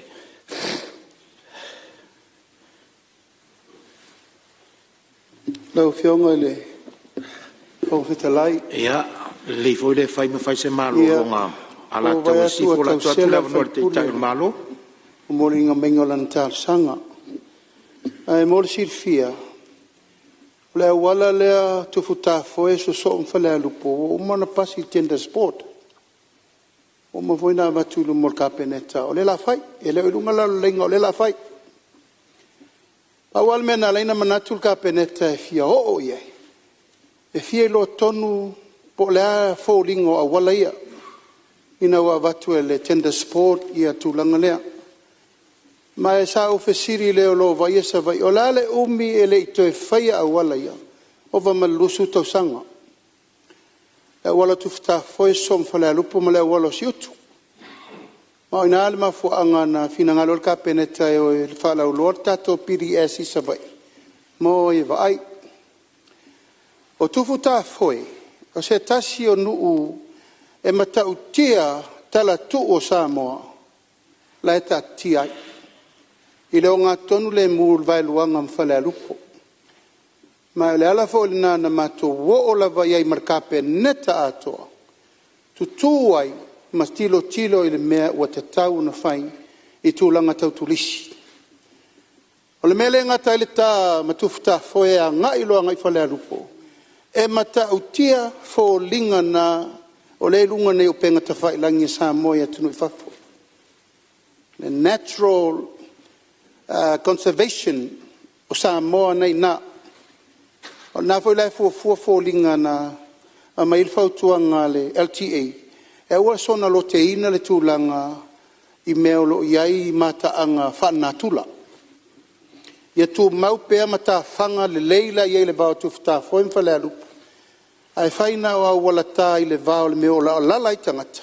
Ai teu wha nā tula pea meo lo iai mata anga ina ia tu mau pea le lei. Pāwal mea awana I o momo ia le lei whao neone ma whai ino atu tūlisi.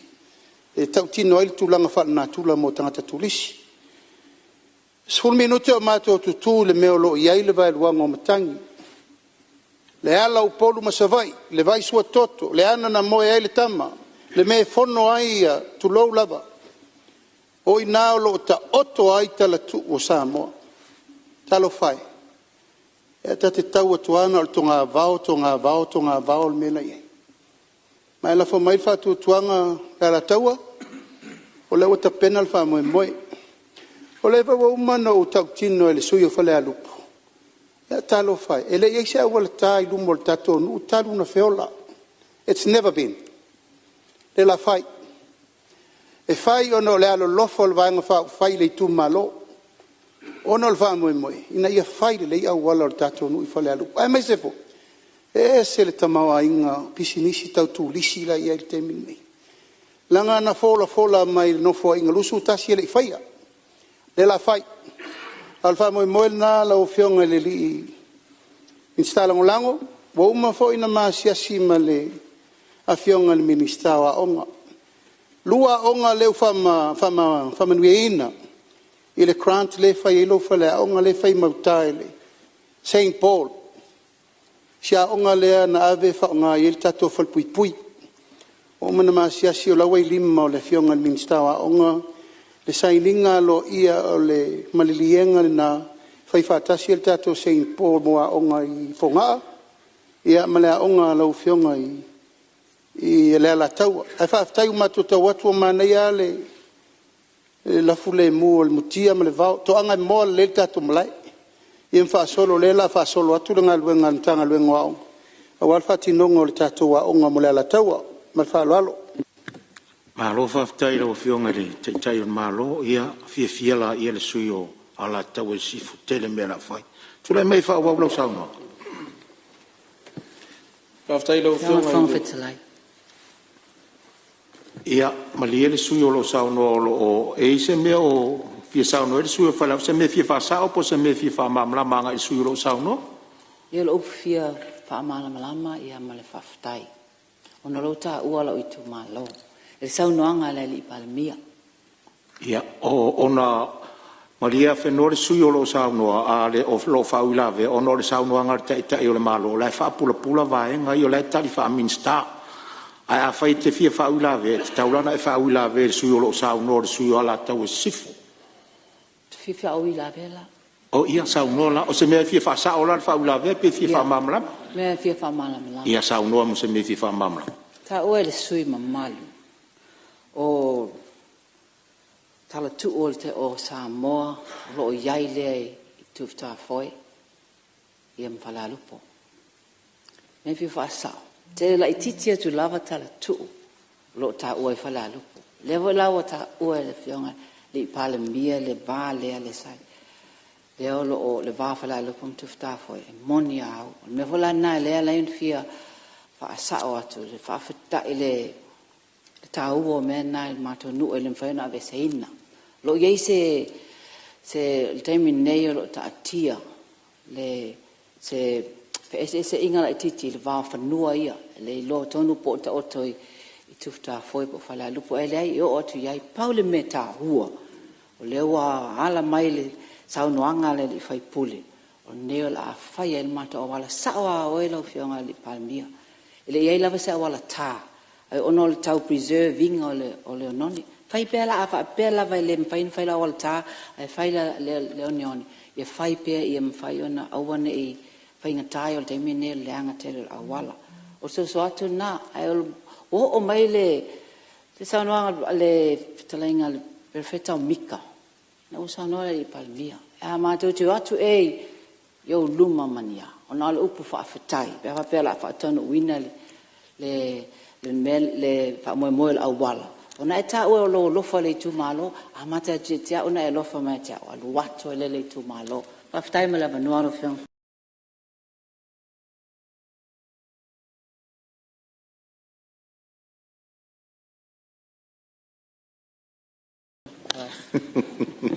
malo saunoa ia pa ia lo tu le mai la fion le te malo sei tu le vano Ta fa petu mai o fa ftai ai fi fa sao. Ele fa sao ele se fale alupo le se fale alupo. O le ala la fo mai ro fa tu tuang leota o alofana o alofanei. A fai wa over male fa sul tau sanga le tau tua a e au penia mina i le malo ai le fai. Le la fai. Ai sa. Nana le fa ngalo a fi ai sona va o tau tua na te malo tu lo lava. Au la ngona na o ifo ya te ina o wasiasi fa to au alu le lo malanga fa Palemene. Ta lo fai. Alo fai tau tua fu toto lo tua ai le ia se o voltana fai. Ia la tatia. E la fai lo tem. Ono il fa lo alo walta tu malo. Io to te ya turna. ia malo fa ftai no fiona te malo ia ala tau e sifo ma fale alupo ia tatu o staulanga to anga talo le tua tu sa yo vai nga ia tu lai mai ala tau e sifo fa wa sa no ele o to ma vo lo tai ia after do fiona le fonga mota ia le iso ma to lo to fai ai ule lava la fiona ai la utalo ia lava mai pelo on sa ona i tele nei mana ongo si ma tu malo ia fala lupo e o te poli le amtanga le tatu fenga wo e umane wa i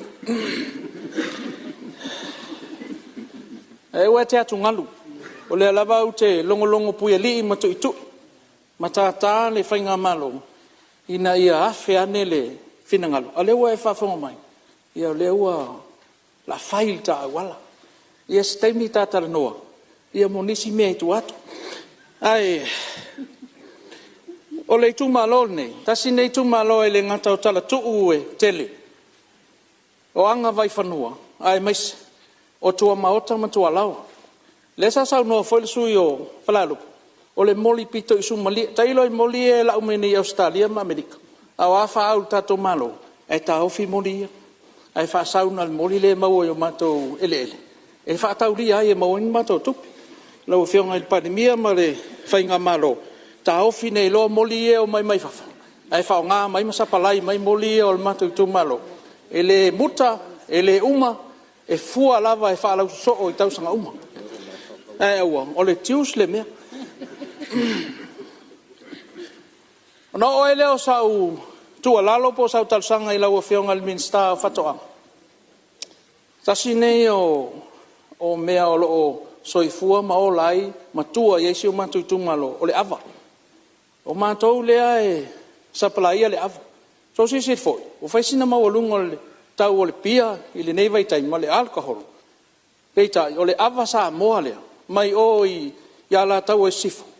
O lea e watua yeisi o tatou nai tangata lima vai o se tatou Antunu. Whamole mole lau o whionga le minsta. Anto e maua mai ngai ma keti fo ngai fa foi fa alu ele ava Samoa ono le sa poloka ia o se lau pasene lau tua ia se tato nai tangata lima vai o se tato Antunu fa mole lau whionga le minsta anto e maua mai ngai ma keti fo ngai fa foi fa alu ele ava Samoa ono le sa poloka ia o se lau pasene lau whionga watula o tolu palota mo lau whionga ia pe fai e te tala mai le ava. O te fia faise leo ala tau e sifo lau whionga le whangwhitalai. I le tala le tupe. Whaftai tele. Whaftai lau whionga i le minista e ou tala le tupe. Lau whionga i le sui Palemene e le selu atu i au whaiva alo filima. Mai se o matanga luenga o tupe. Ia, ma le tele o matanga luenga sa a putia ma fauina nei tala le tupe. Ia o le tala le tupe nei. Te tala le tupe ese nei sa u mai moa, sa u matamata mai fafa. Ma u whalongolongo mai ei fafa. A le o mai tono le Palemene. O se tala le tupe winga ese nei, lu olu ono, lu olu fitu, i le tātou vai tau. Lau whionga le whangwhatalai. Fia wha maunia sau tala. O nei mai lava i le whanau mai o le pepe tulou. Ia e tau lava i toi tangata. O le a whai wiwa nanga luenga i lalulangi nei. O lo maua na whamonianga. E o i a inga o le autu o le tala le tupe le leo te vai etui. O le whauinga inga o le a inga. Le i luma lau. Au tasi i le ngafa tau li maina o ati nae. Ma nei a fo i whauinga ina o le winga a inga. O lona winga. Ai o le mele o whaasa lafai. Ma whaasa fua i le tala le tupe. Ina ia o lava. E o lava i tangata o lo iai mana o ngatu mau o le tino. O le tangata ua o lo tapua i mai maota malawa. Ia o lo o te i whamanianga. E o lava i a inga lima vai e lenga fatia o na whawina ni whale. Ia o lea o atu whamanianga. Sa iai le tausanga lentea. Tolu se lau mun tupu pe fast food lima. Lea o whainga o a inga. Sa ma whai o na o atu iai lea whamanianga. Au te whaftai. O lea o toi si i le titi. Lona winga, wa umana nofo i le fale ato apa na apa. Au te lole la whapi e toi mapiliki ma whamalama. Whaftai lau o whiongan minsta. Ia po lea whamui ta ua.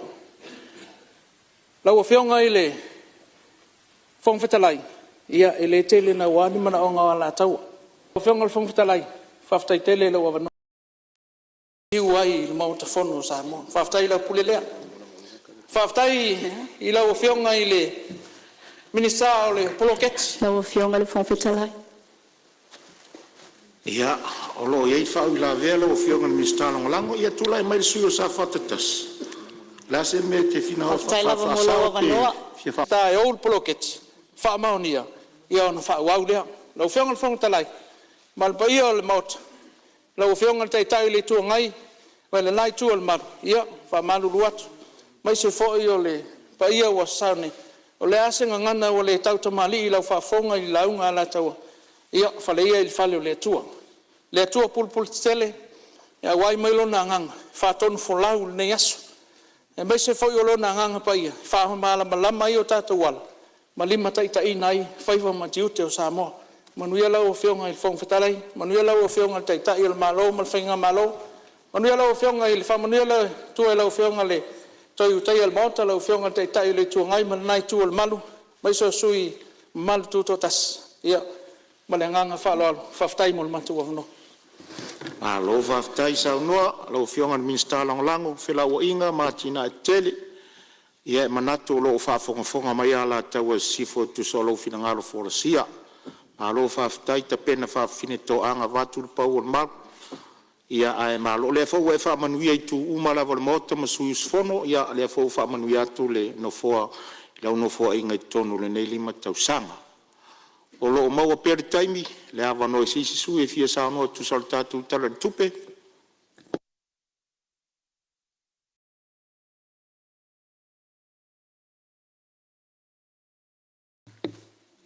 la wa fiona le fong talai ia o lea o mau atu o lea o tulai mai le minsta langolango mtanga luenga whamsnonga mtulanga tau whamsnonga sa nganga tō tulai mai sa unua tu sa vitara tu aftai atu ila wa fiona le fong talai mo lo wa vanoa sa fatua tuai se manatu ia o le manatu atu fo ile la tala nga atoa ia ila ngona ia atonu lo lao le leile nei ia watu ai fo I se motu ngā awha fo I ale nei tū mālo. Tu sai fo I ma le tara whātau o le tātou tupe le tamau a ingo si o tātou watuno. Manato o lea wa mai o na mua ispili le anga le leima le alofa o le atua nei tai au, man mei asu. Al nei tū lae ia te au le nganga whaaloalo e tū la I atuai whawhelo I atu ma whataro whātu I lau wa fionga le fonga whatalai o le mota. Apia sui fonga whatalai. Whatalo whātu I lau wa fionga le Palemene ma le sui Palemene. Minista lango. Whatalo whātu fo I lau wa fionga I le taitai o le tuangai ma le sui taitai. Ai mai se fo I o sui mamalu uma o le Palemene o Samoa. Whatalo whātu fo nei tai au I lau sunga le whailau tusi o le fono ma le sui whailau tusi. Taingange fo I whaululungo o mtanga ruenga uma o tātou malo nei tai au. Ai mai se fo I nisi o tamali tupu mae o le tātou watunu. Ma whai o na moli mawina nei aso fono o le tātou malo. Ele manatu ale apuni ala vapus whamtalanga. I pa ia masa o le tātou malo ma le tātou watunu. E tauia I no whapai atu I seo tu malo sa nganga tolu. Seo wala whanga wale I sa. Pa ia lava lea wale fio ainga mta pa au. Whale Upolu o tō whinga. Le ngata I lea o seo a fioanga I lea wa. Pa ia la lua whalangilangi tuala msala ma lo la maupu. Le whale sifulu ma le whale valu. Tangange fo I ainga mtulanga o ainga marisu. Ale mamalu o lo lato lua I mtua whatalai a te vanga vai whale maupu I asane murianga. Peitai ane o le taia o mre aso nei ofo alo fatu ma whatalo fatu.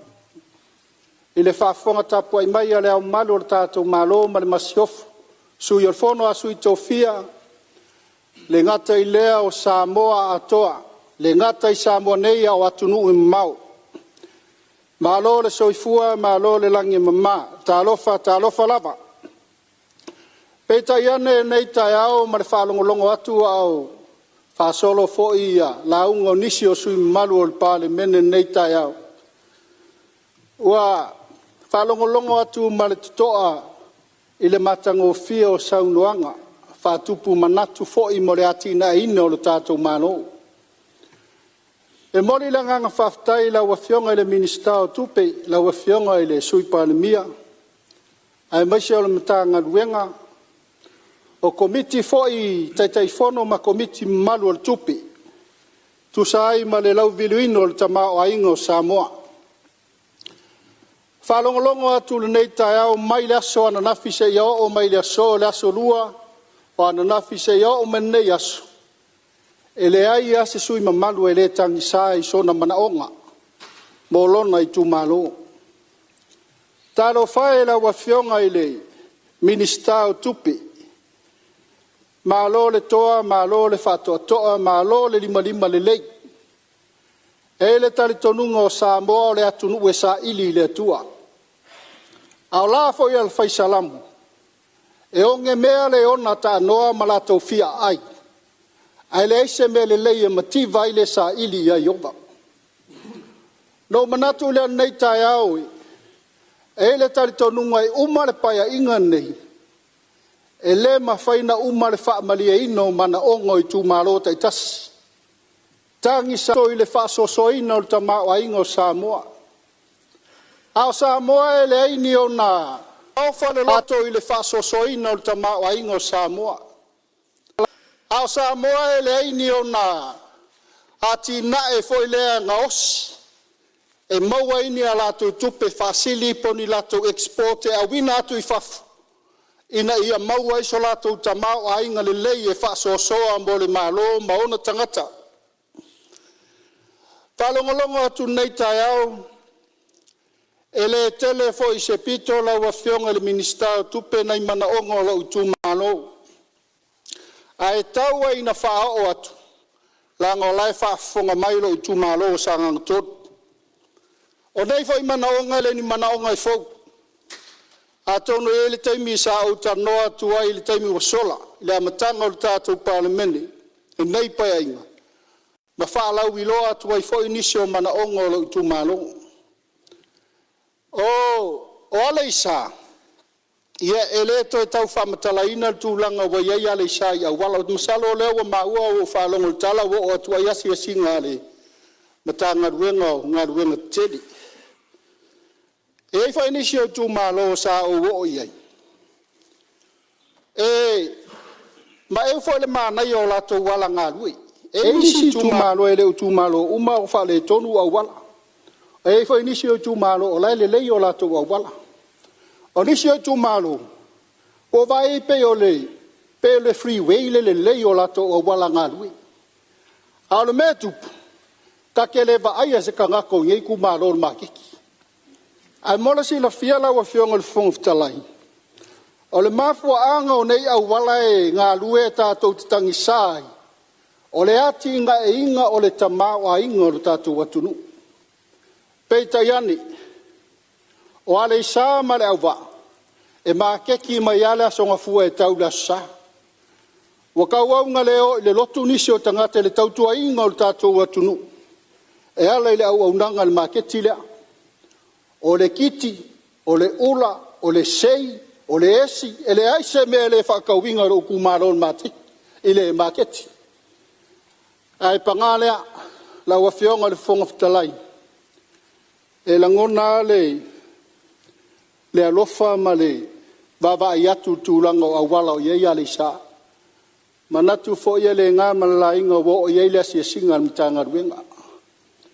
Ia au i, o le kau kua me ele ma ke kire a wale tama wa inga ma mana onga ya so uma lo tatou mano, ai mesi o lo tatou watunu.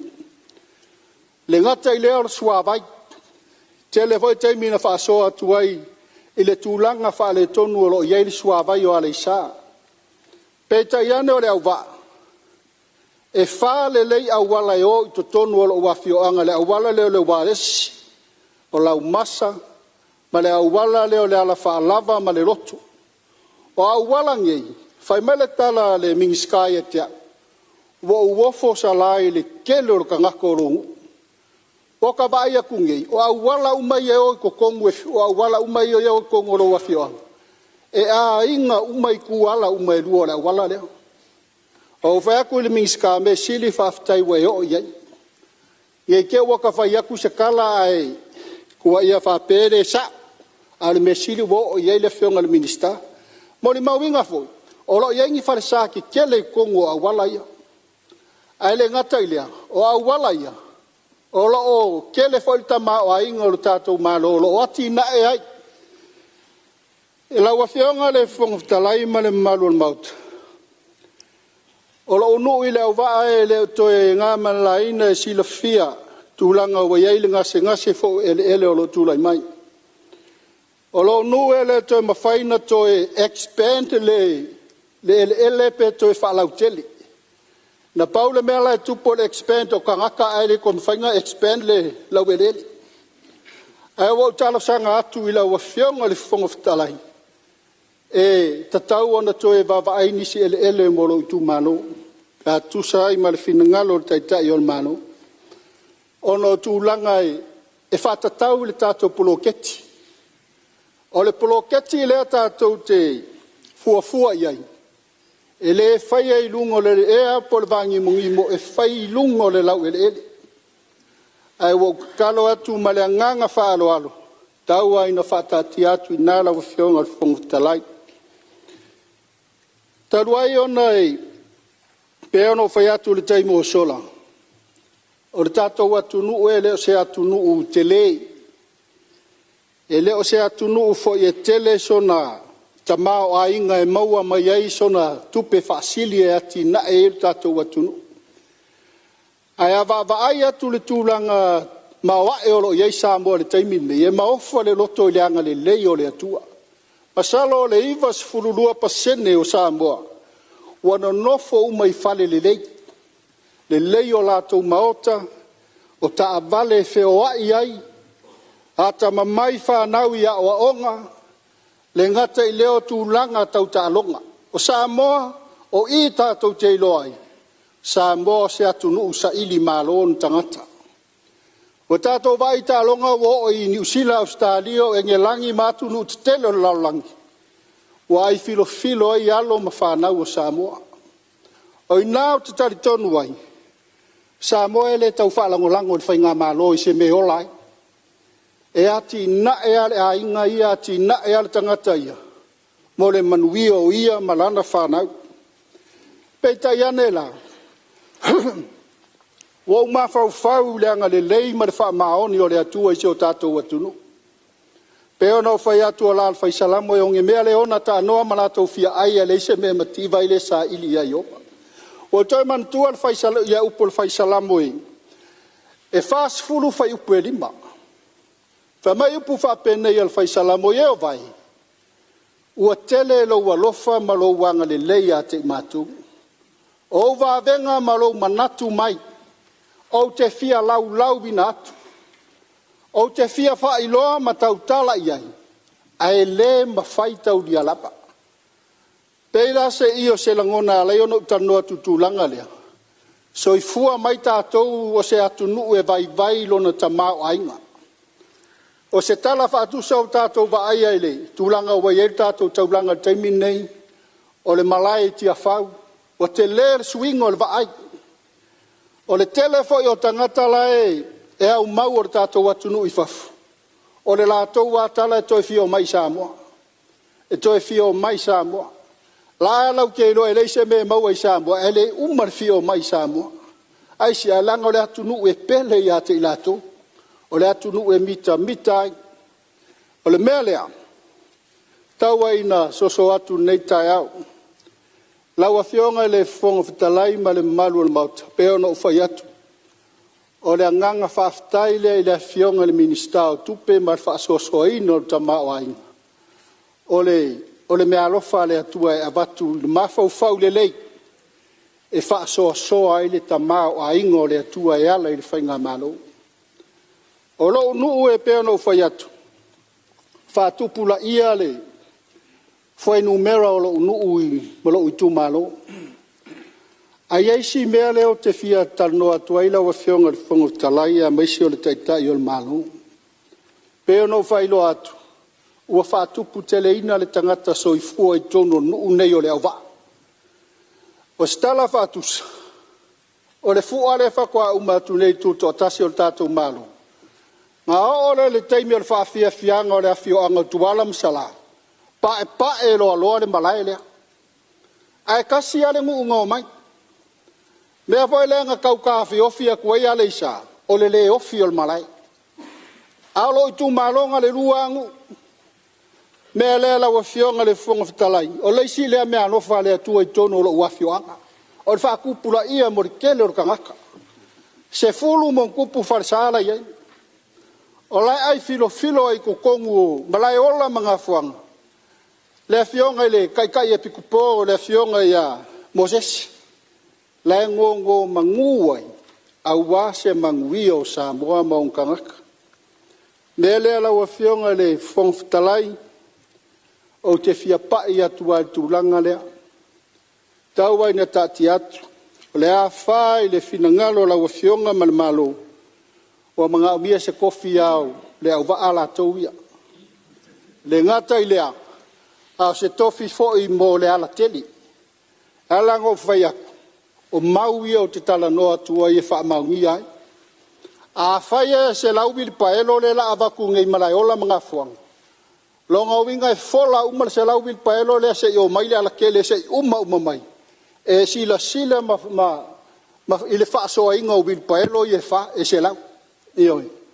O ngā la o lea kākou ke kuli mo le ami o tonu o le whainga o le poloketi. A whai o le ami o tonu. Au mai le ala kele se i o maile au wa e wha soa se lauwiri paelo le. O le kari o lea mea, e whai ngofie. E le ai. Me lewa tatalo atuaila wa whionga le whongwhitalai. Pe o ke le koe sau ilesi lima paya inga lea a whai o walua kofi o le mako i kumaro. O le ngalwenga sili lea ngau fia iai. Leo ke kalo kuaila wa whionga le whongwhitalai ma le taitai o le malo.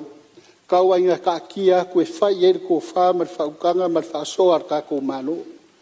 Pea no whai atu ia, o skala whakusa o le si mau e wha maungi ai lau wha mitalang. Lau whionga ele. Ia, wha marurua te sui o lo saunoa, o lo tulai mai le taitai le malo, saunoa o lo whionga le ripanu. O lo o mai taupe ma le tutoa le ta ua o mata upu ia e langa mai le sui mamalu ilo nei tu malo, ta ua tele.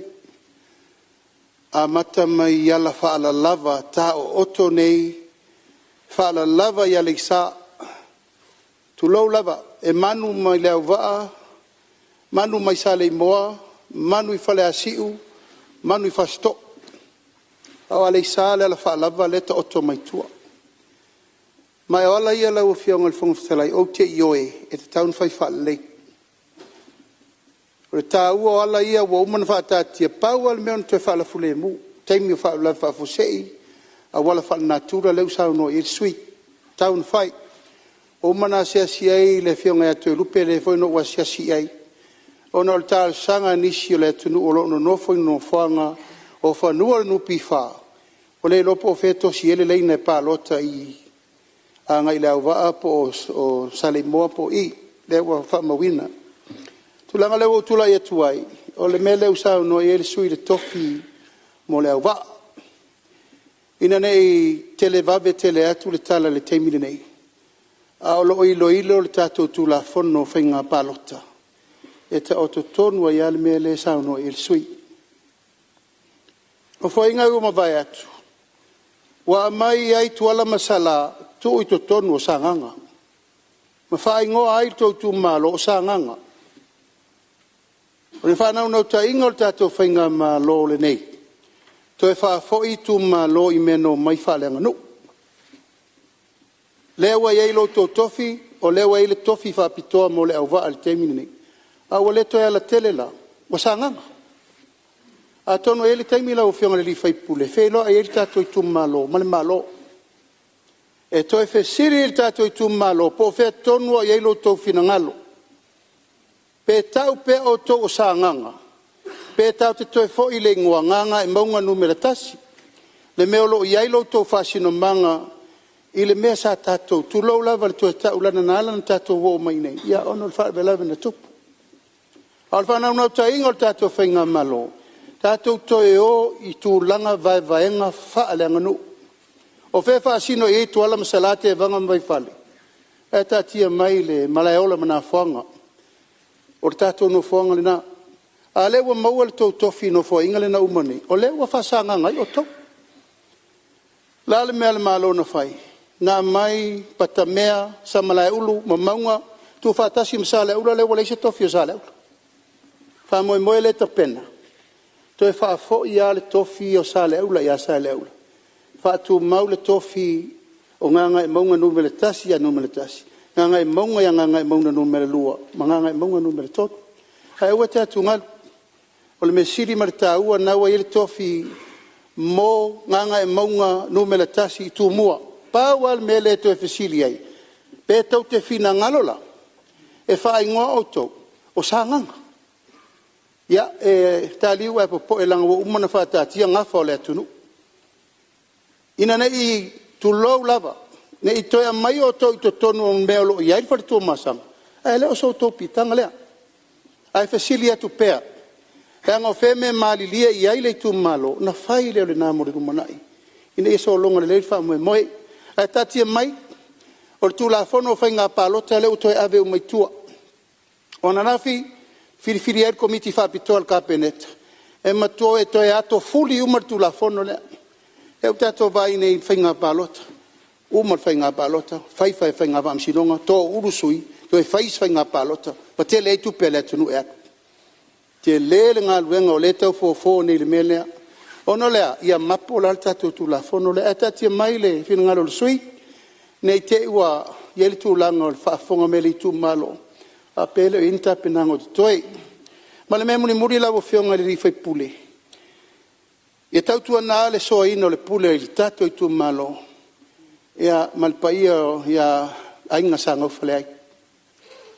O le mai moa le tunu usala.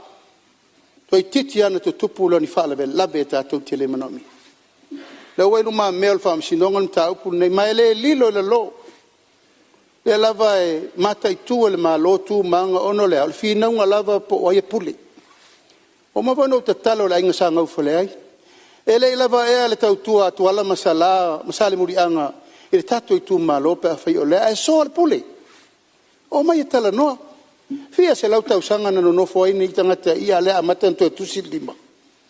O le tatalo le na pa va no se te mi so ai le pule ma fai le awala e file mu ai fa file mu ia mo nei te. Ele fai no fiena te sua ese falsa. Ta sua ese fale o ai. Ono le. O ile uto manao. Ia na mato fa penat.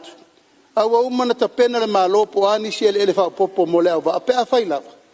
Ele swinga malie le fi na ngolo faini ia o si fa mamla matu le langa le o ano la sa unong ngala mai mo mai le tunu e me se tu langa to ele mal fa lo Malo sa no lo fiong te tai on malo ia le o fa fonga mai ia lo fiong tofi le i tu malo lo fiong fon min sta long lango i tu langa wo o ia sa no ia o le wa amata tali e tele tai on malo ia tu lai mai fa wa sa no nga le to ma fo lo tai Ia, paftai atu ila wafionga le whongwhitalai.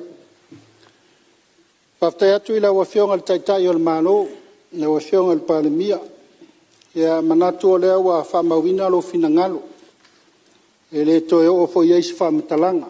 Le fo wa mori mawina e lo utu malo lo whafonga mai.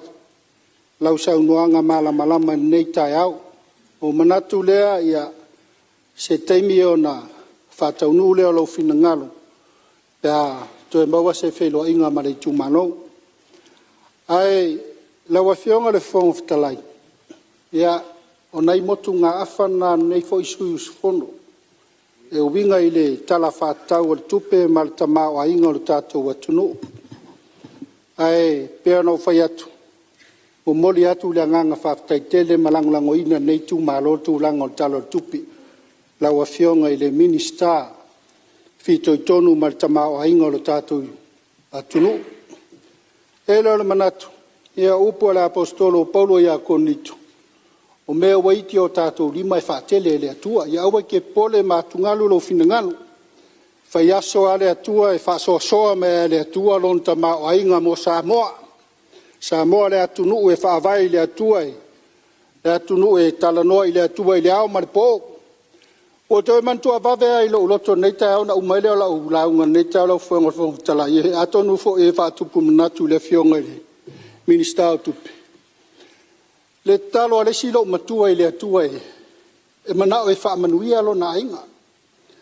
E mo i ala e le sea whaalongoina nei upu pe atalo stangata. E manai a fo ia e tau ngā fo ia upu le talo lo matua. Whamelo matua le atua e ia e lofa mai si o vai nganei. Sa saa mai lo manuia. Fa mai lo tala lo mtua le atua. A ia e rofa. Aua nei wha te lea nei o mātou wha mai mawina. Ma so na whai. Ai alofa foi. Aua nei wha lai titia ina nei mātou le tofu. A ia space mali e mai lava e oi. O te tali tonu foi la wafionga ni minista Autu. Aua te atungalu ta mao a inga o tātou atunu. Toanga talo i le atua. E wha asoa mai a le atua. Wha matala tu spa ia e popole a le aso. Iana lava mea. Ia aua tātou te pole. E wha asoa soa mai a le atua mea o le aso. Me le aso. Wha manuia la wafionga ni minista o Tupe malau mtanga ruenga. Anga lei mai le atua nei tu la ma vaengo toi o tātou aso. Wha manuia la wafionga le fonga le fono. La wafionga le fonga talai. Wha manuia le atua la wafionga le Palemene. Minista masui minista. Alo fangia le atua la talanga atoa la wafionga le taitai o le tua ngai. Anga lei le atua maualo malosi. Sui taitai masui mamalu uma nei mauta. So i fua mai a manuia. Malo sa noa i la wafionga i le minista lango mtanga luenga whamasnonga mtulanga tau whamasnonga. Malo ta pena malo le pale marfolau e le whaingo fie. Ia wa e tūlai mai fo i vai tau la tō ia i fo i ona lui tau. Ia o a fo i whawhati a tā mai mani tō tū ngā o le tū malo ia na ia te ori tali space mari e oe. Ai wha malo whawhtai. Ia o lo tu atu pele ava noa i nisi fo i sui o le tātou mauta e fia sao noa o maua lava le taimi.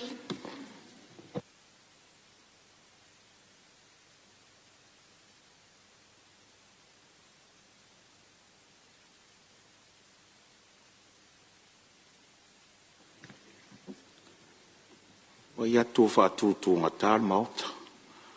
Te rei lopo ono o le malu tae au whaisi malosi o le malu tae au po la se isi tu whātūtū ngā tae mauta. Ia o le tu lai marita i tae malo, ia la whatuia lau whionga i le ripani. Wa lo whātū lau whionga i whonga whetalai. Ia, na o na valvorusia o le la au po la se tō whai lau whionga. E ua mata mea le sui o komiti o Tupe. A tātou mailo le malo longana nei. Tofi mai o e launga, o e le launga. Tātou o ia ia lau mea e umil tātou temi o fitu nei lava e nāwha bena atu. A lewa amata mea le launga le komiti o Tupe. O le amata tali na le malo. E ana multa ia ila ia le fionga te teifono. I tātou wha solo ila ia. O lewa wha popor tātou temi fono. O pa tu mai mau temi wha popor. Pea rengi si launga. E ana wha bena atu lau fionga. Ia, whawhtai sau noa lau whionga le teitai o le malo, lau whionga le ripani o le nganga tonuana o le tu awa noa i le whong talai. Sila fo i autou sau noanga, te le lava na over time o ne tu atu lava le awa noa e sa usi autou sau noanga. Au manatu fo i nei aso fono e toru, ia o le hawhatu tu ngatari maota mai tūlanga whapena. Au le nganga fo na sa tau fio fiene no foa, ina ia whai ua i le komiti o le Tupe. Ia ona whasolo mai lole o le tali ana malo. Ia e peita ia ne ia o le alava sufi atu tō finangalo. O le li o le nufoa. Ne ia i se finangalo e whaaria le taimi e au ili ali tātou tala le Tupe. Ia aile ia sae lo finangalo. Ia ele mwhain whaamaria ina le tūla whono tū mau. O le tūlanga na nā awa ia ili manatu. Ia o leo sa unor tai o le malo. O le fau tau whaafonga le rafo pasia. Tātou ngā ruenga e amata le lima ngā i le iwa. Ia e reise au ngā tūlo wan ngana. Nei salan ngana le fonga fitalai. Tātou tau a mo ina ia vave le tātou ngā ruenga. Ai lei whaatino ina mai e utou a fionga. Tu sai le tala le Tupe. Na eilo le manatu o le nofoa. O le a tātou malo lo le malo longa i le aso ne nei. Tātou toi tau a fia i le lima i le afiafi. Se ia ulia le tu la iwa. A tono atu ia wa a noa ta pena ina mai o tau finangalo. Tu sai le wha moe moe. O le vave o le tātou ngā ruenga nai utou a au. I le tūlanga nā le fōu tō whaafonga mai. Ia tele ana whaaiwi o le komiti o Tupe. Ia e peitai. Ia o leo a mata o na tali mai le komiti o Tupe. Ia o tātou o se tūlanga la whaasolo na tali ma lo. O le mele ia e to e watu whaafautuanga. Nā tuar no foa a tātou to e tau au fia le a fiafia nane. Ia la whaapenao na malu rau tau tō tāpenanga i tu sa le whaamoe moe. Ai o te whaasisila tuai o le a tolo pōta o le manga le fona au fai tula fono ia se ia ulia le tula e lima le afiafi a ua whaatatia ese mo taimi nei, tau anumanga al fono au whai tau la fono. Se au lia le tūlai lima i le afiafi. Ai ua tāpena ina le tātou tau maftanga le auli, i le mau tau lo tali ai lau tau sua. Te wha sisilatu tātia ese tau anumanga al fono au whai tau la fono, mo le malo longa le auli, se tau au fia le tūlai lima i le afiafi nei lava.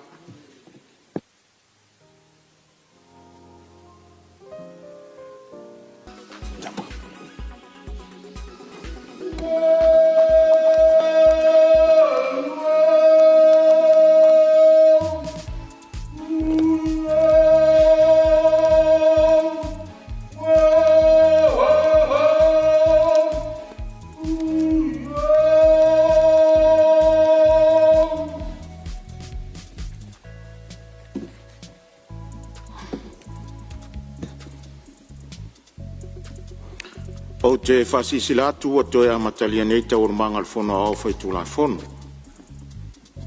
E whatati ese tau urmanga mo tato malolonga le tūla e tasi le auli, o mai asa onor sus fono mo le tū malo palo tau sa nganga tō.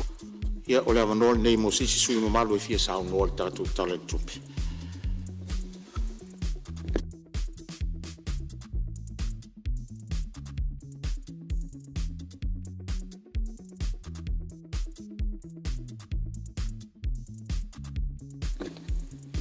Kau fionga.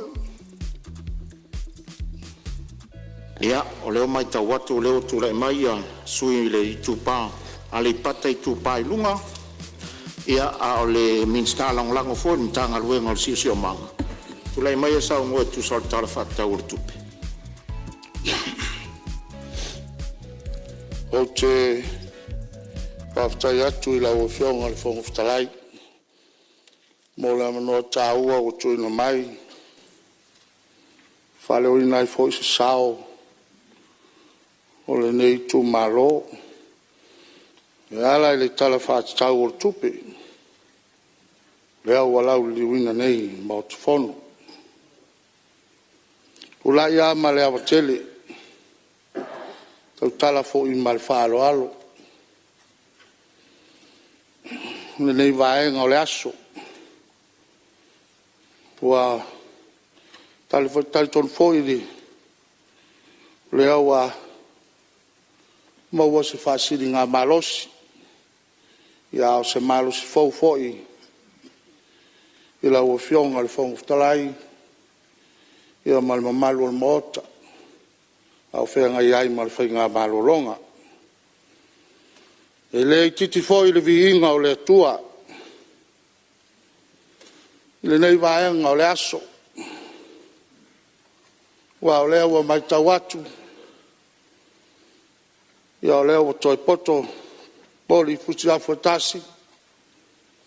Ia wā le whaua wina o la tātou ngā luenga. E lea mboli le nganga whaftai tere la ua fionga le fongu whtalai. Ia, mo lea wano tā ua. O lea ua no foilo, le va tau mo lasi o la inga sa le va lasi. Wa se malu foi sao tanga loa sa fune.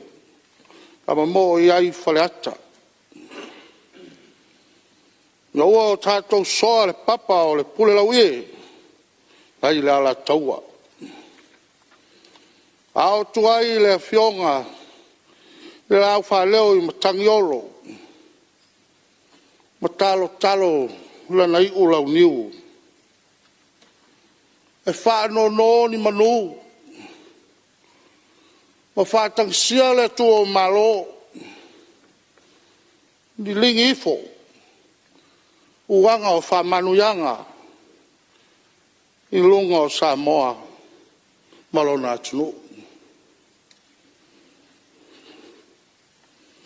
Whapena se langona i le nei vaenga o le aso. I yama foi. Te taofi. I le fiinga wa mai au na molia i le taia o sola. I la o fionga le fongo fitalai. Walo tātou vātapuia. ma le tātou matai siri lang. E o lava no whatalofa, le malu tau e o le mao te whono, Tiafau nei. O le maota o le whautu ngā tangi o Samoa. I la whia o lau o fionga le whongo whatalai, sui whongo whatalai. Whia o lau o fionga le tamao le tunu, lau o fionga le Palemene, apea lau o fionga le sui Palemene. A whia minista o le kapeneta, apea minista langolango. Whatalo what foi. I lau o fionga le taitai o le tua ngai, o le sui taitai. I le whangaro ina foi. Sui mamal uma o le Palemene. Malo le soifua manuia. Malo le folau ni nei vaenga o le fiafi. I le whangaro ina foi le tapuainga Samoa. I le ngata i Samoa nei. Au Samoa o lo whapena o nā umau i tawhai fia o le larolanga. Whamalo le tapuai. Whamalo le nofo te talo. O Autu tau sanga. O lo folau manui ai. E Palemene o so tatou watunu. I le whangau na foi. Le tapuainga nai o tatou ainga. O lo salalau ai. I atu nu e mamao. O le pai ala valea wa tama mainga. O ainga maala tau tama. O le usonga atu mua mapule. I tu au maala taua. Ainga i le tai. Ma le va au fono ti. E le whakaruna foi. E tapuainga ne o tatou uso tutuila mamanua. Fio sua ma vai whanua. Fō le tulang ta ole masale au mua ma le launiu na saibua. La au nā motasi. O to'o le whale ula. Tama o le manua tele. Whapita o ngā whatalofa. Ma se whawhitai. Isi o ui tū mālo pere. Ne fio lau o fionga le tū ia tua whanofolofu. Lau tō whale ma tua fuotang. Fio sa o malu o Sautalai. Fio sanga portele o tama le malo. Fio ale Malae. Bola pui pui e me malu ia sa le au mua. Wha malo le whalau manuia. Whawhetai le tāpua. E rea whangaroi na foi. Tāpua inga nei o a inga. Samoa nei. Ma tunu e mamao. E whangaro foi topu nofo tāpua iai. O si o tōrua misau whanau. Whamalo le tāpua. Whamalo. Nei whai o le whaiva. Tu mai o le muripanga maulu o le murilā wā. Ia le whenga i ai mal whanus. Lau o fionga le whonga whatalai. O longo i tino matangi le lei. Le nei asu. Le foi o le asu tolo na tolu le nei. Taulu o na lau le diwina. Le tala wha tau o le tupe. Masa mai tau lava ma le tutoa. Sau noanga sui ma malu. Ngoni ai le upu o le atunu. Tele ai pe senga ai matua ai le o. Ape nase le ngona i le nei asu. O le ngona o le fia fia. O le ngona o le whawhitai. O au whamanu yanga nei. Sa turi vai. ma te talo, ma lofo te talo iai le au whenga luenga Aso Tofi o le atua. I so se fata whaitauranga i Samoa atoa. Wa iai le leo whatau waa. Whai masui o so i tu malo. Ni lango ina ai. Le tala o le tupe. Lua ono, lua fitu. Mori fo i le nganga o le whaaftai. Ma le wha malo i la fionga i le minista tupe. Ma le matanga luenga. I la o tau ngā luenga fita. Lea sa o tau ngā pati ai. A wā se manui o Samoa mo atai au. Wha malo ta pena. Wha fitai. O le Talamanino o le tupe. E ai le manatu. Ia o nai vaenga e fia. Wha manatu la o fionga le fong ftalai. Tali tolu foi o vaenga la valeia. Ia sa o ta ua foi le tala le tupe taluai. Ia na o no toi wha manatu la o fionga. O no no fotapua iso o tu malo. E o lava o no fa leo. Nisi o vaenga e pe o na mo mi ai. Le au au nanga. Ia e masi foi o tato iai le tala le tupe le nei vai le nei a fiafi. La o fionga al talai. Te fa mua atu le vai tau mafa. O sua vai pe ona tau mafai so tu malo e tono le o toi po Malae wa au tau sanga tau mafai so tu malo i le vai sua lua lea o le vai lea o moli mawina e niso sai tisi o tele atu le sua sami ngai lo le sua vai. Ma o le ala lea la o fionga al fong talai. Na ona o toi valu sia la va o le fau. Ma te talo atu. O afe ea. O le atau mawhai so tu malo se vai manino. A fai e manino le vai o tau mawhai. Ia la tele o so tato watunu. E iai le tali tonu ngai whape na fo iso i tu malo. Lono lua la o fionga. Ia o i tu tau wa o onga. O mautino, o te mautino, o te tautino atu maleanganga whaaloalo. O le isi le nei tu malo. O lo te le whaale tonu o whaiaonga. Le lava whaiaonga. Tō tele le whanau a onga. Ia ai uti whaiaonga o lo awa uina. Ia nei whanau. E lea na ona tō talo atu i lau fionga. Ia i minista. Se i alo whaifo. A whaifo i mawani nai kesi mani nai no foa. Ia o tūlanga umaia o lo o momia. Mamori le nganga le whaatai. I le tātou whainga malo. Ono le sosoangi tawala. I le whono whawae. Te minei ua maea. Nisi o poloketi. Ia mo le whalea onga i Vailoa. Ai toi o le whalea onga i Lalomanu. E le i maea ono le fuafua. I nisi o seleni. E whaamutu mai.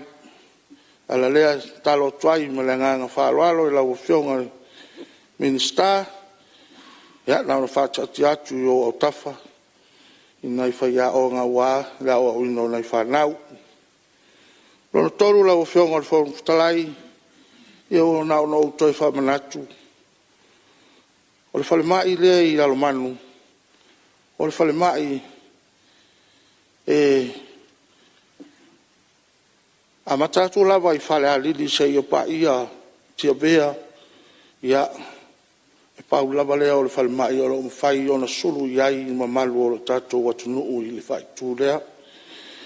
Pea lea lau whionga minsta, toi mo mia lava nei o le vaenga o loo tā oto ai mai, ia wha mole mole, na ona whata oto atu whapena i lau whionga, ia se wha toi whate rela titi i le vaenga o loo tā oto ai mai, o nei whaisi tō tele, ia ai vai piapi le tōlanga pe o nei iai. Lau whionga whautalai, le isi vaenga o loo whia, whamanatu i lau whionga nei vaenga o le aso, ia nai o mātou a wala ngā rue, sa o atu iai le ngā ruenga, ia masama sa whapenao na suaina a wala ngā rue, a o le whala me lave e le i tanuina. O le taimi nei, ia o le mawhai o na whewa iai ni tā vale, o na ua alua wa tawhia o mala wala e le suavai.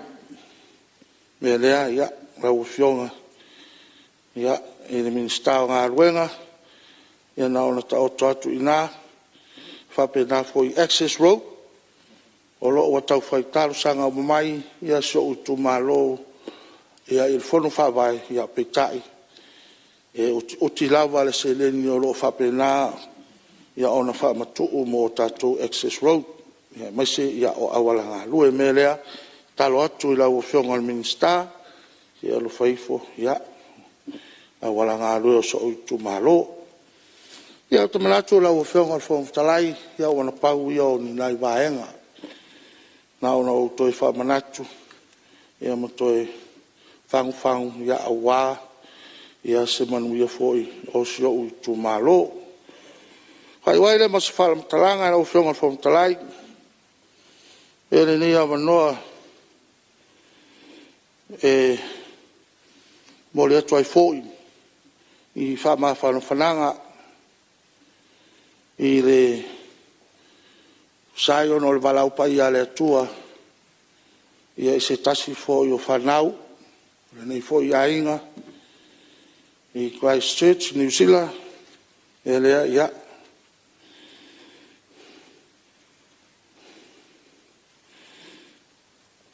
Talo le anganga o le li, ia, hamaise whama whanwhana, ia, na iuso foi matua whawhine maise, ia o ainga, ono o le walau pa ia le tua. Lau whionga le whongtalai, ia e momori le anganga le whawhitaitele.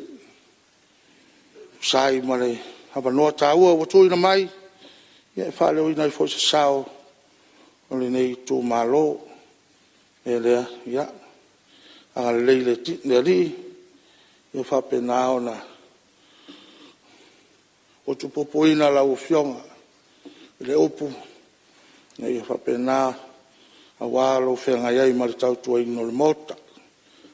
A lei foi le li le whionga le Palemene, ma le mamalo le kapineta, ia, o pēr soi fualau le lei a wā, tautua ino, ia o so tātou atunu'u i le balawina. Awa le soi fualau leo lau whionga le tai le tuangai, ma le nai tu o le mota, ia, ama whangale ngata i rea, ia, malu, soi usfana uma o le Palemene, o soi fualau leo wā le wha awa wina o tūte ma whaiva. Lo whangi e le atua, ia, malu foi o Siria, mai se foi o malu tānga ruenga o whai o tātou whatasi, ia le ngata foi leo Samoa potu, o lo tous langi ma māma, soi fualau lei, ia wā foi whenga i em au mpiute, ia o sa mātou tala le nei vāenga le asu, ia malenganga i tumu whāloalo.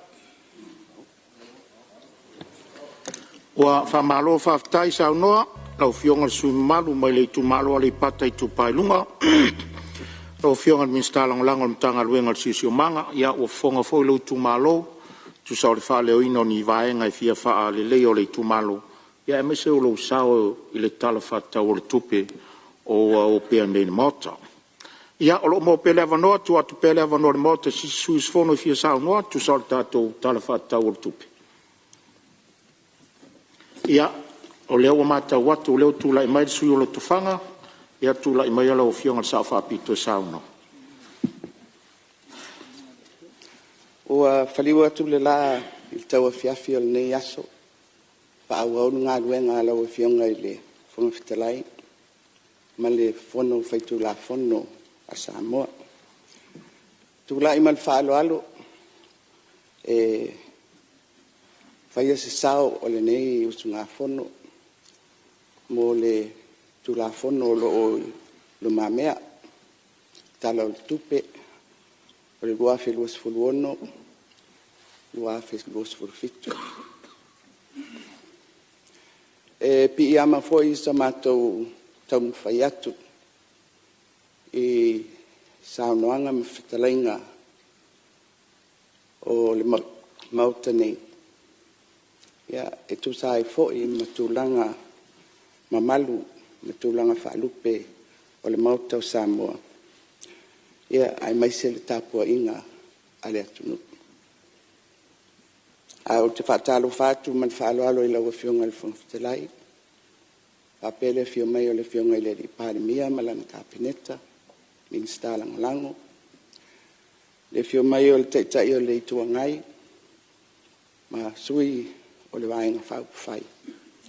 Ia, ai mai se foi le mātou vasenga o whaipule tuto tasi.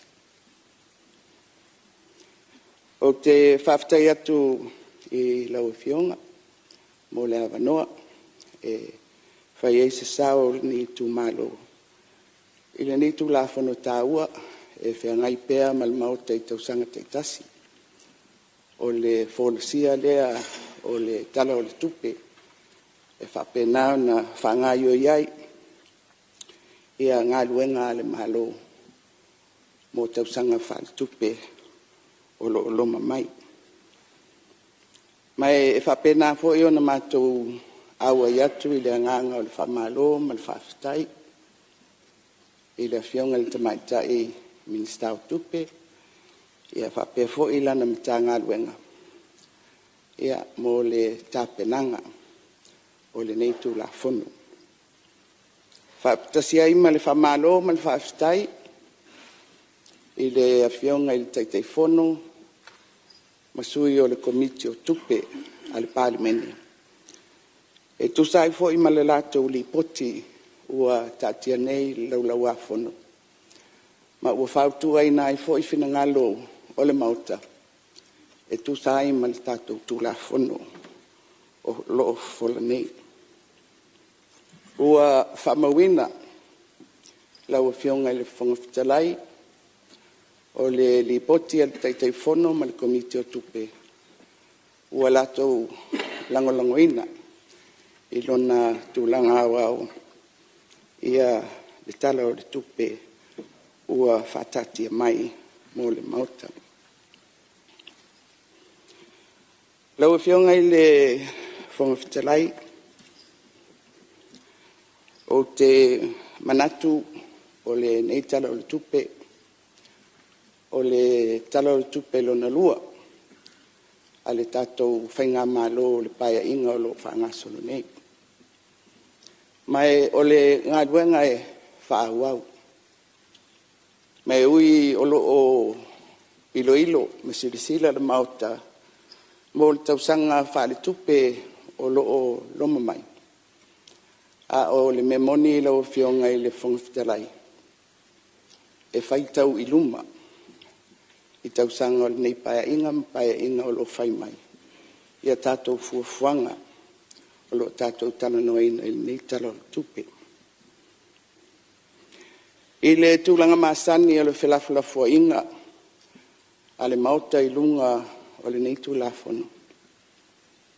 E tautarangia ma whaasoa i tūlanga o whainga whawae ia ma Autu au te tele o lo o whatulai mai i le nei tala o le tupe.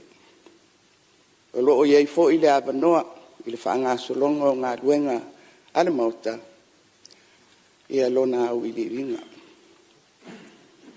I le vainga lavala lea lau fionga le whangawhitalai i le tūlanga o whainga whawae ma Autu au te tele. o te manatu. E tasi lava se vaenga e Autu i ai, ia se sao le nei tu malo.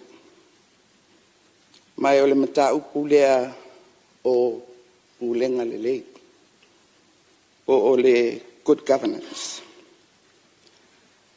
Mai au fi ai, lau fionga, le funga fitalai, ulenga fatonu, o le executive governance, ulenga fatino, administrative authorities. Ia wa o le maulava le nei lau fionga le funga fitalai, man pa ia o le mauta. O se manuia o se wha moe moe, ma se tau mawhainga, e whaalango lango i pūlenga le rei. Lau a fionga le whangwhitalai, e lei titi se tupe e whaanganga i a tātou tala whaatitau o le tupe mō pūlenga. E au fia ai, ia tupe whaalu whaalitu la whono. Mai o tu lava i tupe o lo whaanga solo ai ngā luenga a tātou mta ngā luenga ma whaala potonga. E te le foi le vaenga o lo o vavae mō pūlenga. O le Autu ma le winga o le tautalanga. A whai o pūlenga le lei, o se Autu lea e wha moe moe i ai se manuia o se atunu. Ua tatau, ma tāra whengai. Tupe ia ua tātou whaanganga, ina ia whaatino ai, pūlenga SS. A i le whaasoa, o vaenga SS, o le tātou tala o le tupe, o vaenga mō pūlenga, o ngā luenga mō ngā luenga whaatino mā tīnai. Ma isi a tātou tupe whaalu, i isi whainga, ai maise o whainga pāanga i le anga i whafu. E aulawa i whainga mālo i lea taimi ma lea taimi. Ona tilo tilo, i le Palemene o le whaanganga o ana tupe i pūlenga ma ngā luenga whatino. Mai o te mea tatau, ona sila e whainga Malae. A wā a mamafa i le tupe i pūlenga o le fisili. O whea e whaatupe mai ei le ati nai. Le tātou te tatalo ai. I tala whale tupe o le tausanga. Ma le tausanga. Mai o le mea foi lea. Lau o whionga i le whonga whitalai. E langa la ngā i lava i whainga malo. Po o le leina whaatino i a pūlenga. E ala lea, i le whaatūlanga ina o anam tā ngā luenga ma whaala potonga, i le tāpena ina o ana tangata whai ngā luenga. Po o tāla wheangai, le tupe o lo whaalu i pūlenga, o le manao, o lo whia maua mai i taunu unga o pūlenga le rei. Ia maisi manaonga, e pei ona iai, ia tātou atina. Whai ma whāteita inga lau e whionga i le whongwhitalai. Iei taimi e mai e whai ngā mālo, ua tu e whasui iai, ia tātou mtanga ngwen. O nei fia tuli loa, le Autu o le whaalelea o se vaenga whapitoa, o le atunu. E whai ma whāteita inga i le pae inga taruai. Le tu ese ina, tā ngā luenga o tupe maua, ma le tā ngā luenga o tiute. O fuafuanga mō le tā ngā luenga o whātoanga ma whai ngā whaiva. e o fuafuanga e whai se matanga aluenga fou, mo ele ina ia tu whaatasia uma iai, ele ole malo, lea sa tolu whalapo tonga po vaenga ole malo, saona vai. Whaatu fo il tātou matanga aluenga fou, ta alonga, ona ole vai, ole si mana onga lea, mo le tātou watunu. Mo le manuia o tātou talavou, i tūlanga o tālonga, ia malituli loa foi, o le soifua maloloina, i le whaangaio ina o tātou tino. O whataita inga ia o whetuna inga, i whainga malo, i le tuli loa alaba, o le autu, ina ia ato toa le au nanga, mo le atunu.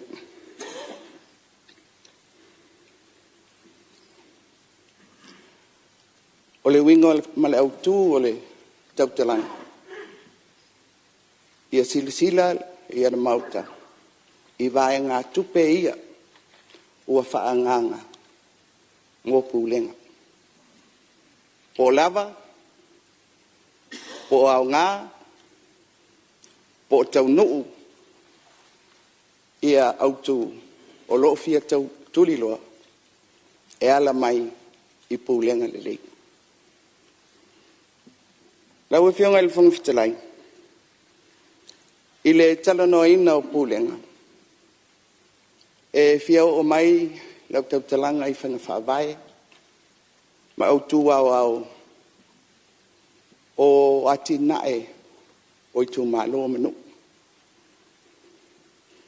Lea sa tātou pāsi ai i le tātou whono tanga taruai. Ia se tūla whono mo se pūlenga fau. Tasi lea whataita inga. O le tino mai. O le pūle. I le Maleisi lau a whionga le whonga whitalai.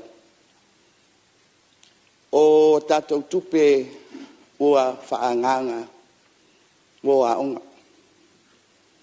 O le iai e le tupe o lo tau o le One Government Grant. Le sa tu inatu e le malo. Ia onga nuu mai tu malo. Papea onga e kalesia ma onga tu mauti. I le tātou Talanoaina o le tulafono mo le atinae o i tu malo.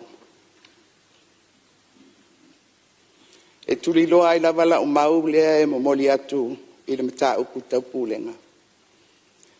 Sa atangi ai i le saunoanga le minista e o na tulafono. Ia mawha upopo mai fo i le taitai o le atunu. I le i tūlea o pei o lea ua amata o na fofola ia sesi fola tau pūlenga o le pūlenga whaloto i whale. Ma whape mai ai o le ai se taimi o le a au mai ai te unga o le tūla fono o le fono ali im whaipuli. O le winga o le au mai o le amatau a whapea o le a tātou panga i atu i pūlenga whale loto i whale. O lesi fo'i la sanga lea pe fola o le a whau popo i tupe whaalu ale malo i le mtau kulava tau pūlenga. O se mea iau o na manino le whaatatia mai e le whainga malo. Whapena na tātou whasoa iai. E ei se mau sa whasalau e se sui whaipule o le mota o te le taua le suafa o na le o le tū lea a o le momoli o le matau o lo whapea mai. O le porkalame leo le ati nae o i tu malo o se amatanga lea o pulenga whaaloto I whale a Samoa. E o mea e aona tātou mawhauwhau iai. O te le whapea atu lau whionga I le whongawhitalai, I le sao, o le sese, a le winga o le tātou whelawhalawhua inga le nei, o le tātou mawhauwhau whatasi, I le whaasoa, ma le whaamua o le tamau ainga, o loo iei nei le tātou tūra whono. Ia, lau whionga le whongawhitalai, o sa mātou sau pupu lea, mo le tātou whelawhalawhua inga, I lunga o le tala o le tupe, mo le tausanga luafe ma le ohlu, luafe ma le fitu. Ia manuia lau whionga, man mamalu o le Palemene. Ua whaamalo whaaftai sau noa le sui o lo tofanga, ia o se tasi o tau le tai o le maote le nei e le tau whailoa. Whaamalo tā pena, ia ua I o le upenga o lo finangalo whaalia tusa o le tātou tūla whono, tala whaatau o le tupe, whaamalo whaaftai lo finangalo whaalia. Ia, o lo tuatu pele awa no sisi suis whono, ia awaso no finangalo whaalia tusa o le tala whaatau o le tupe, lua o lo fitu.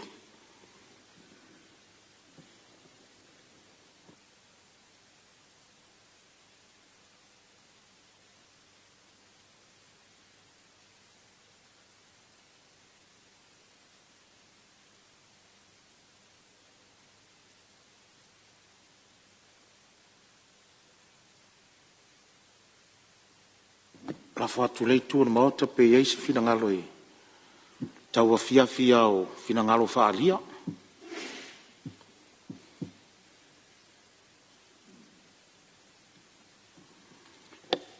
tu sai me fa mau nga nei se furu ma leono suis fono faalia o la tu finangalo tala tupi lono ina ia o tatu e il taimi vole pena a tau la lata le 5% pe a ia a le alava tu avanoa tu le whongawhitalai.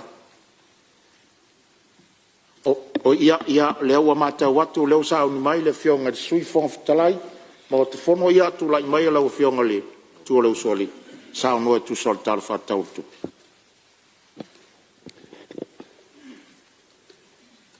Whaftai lau whionga le whongawhitalai. Na tō lo lau le leilea te so whauai le whionga I le sao whapito. Whaftai wa maua se awa noa o neu su ngā whono.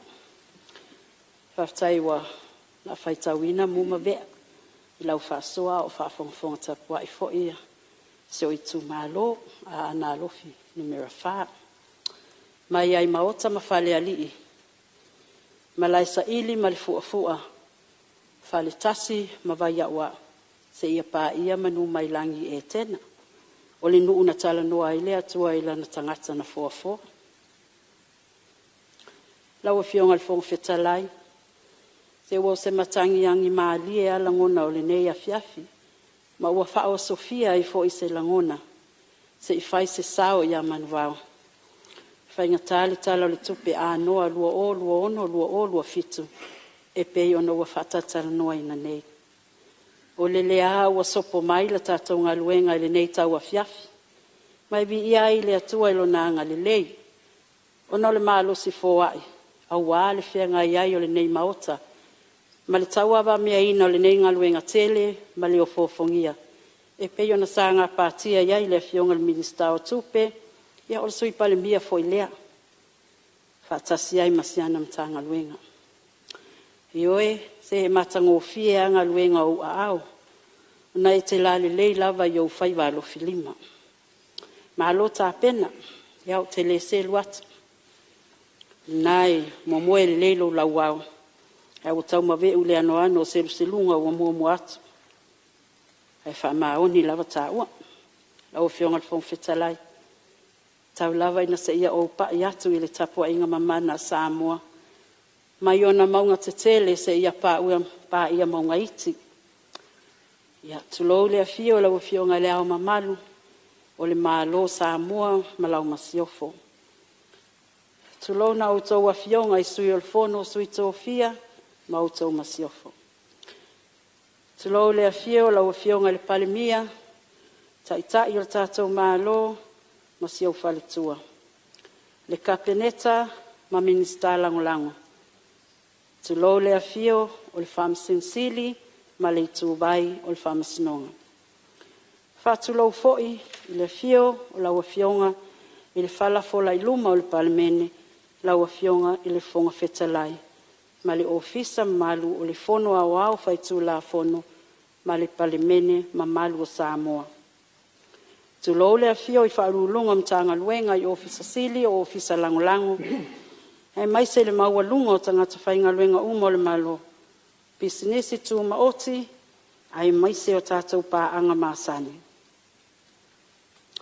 E le ngalo lava a fia I siona vau, tapua inga mau, whaasasina o tāla lele, o loo whaafale le malu, ma whaatuli vai ngau, I so se whata whai taulanga. Ona o le no manu I le atua, a wā se manuia mō Samoa mō na tangata. O loo alofangia foi, ma o loo iai pēa, whaamalumalunga ma whaamnianga le atua I le nei savani, ona o mana o Autu tatalo.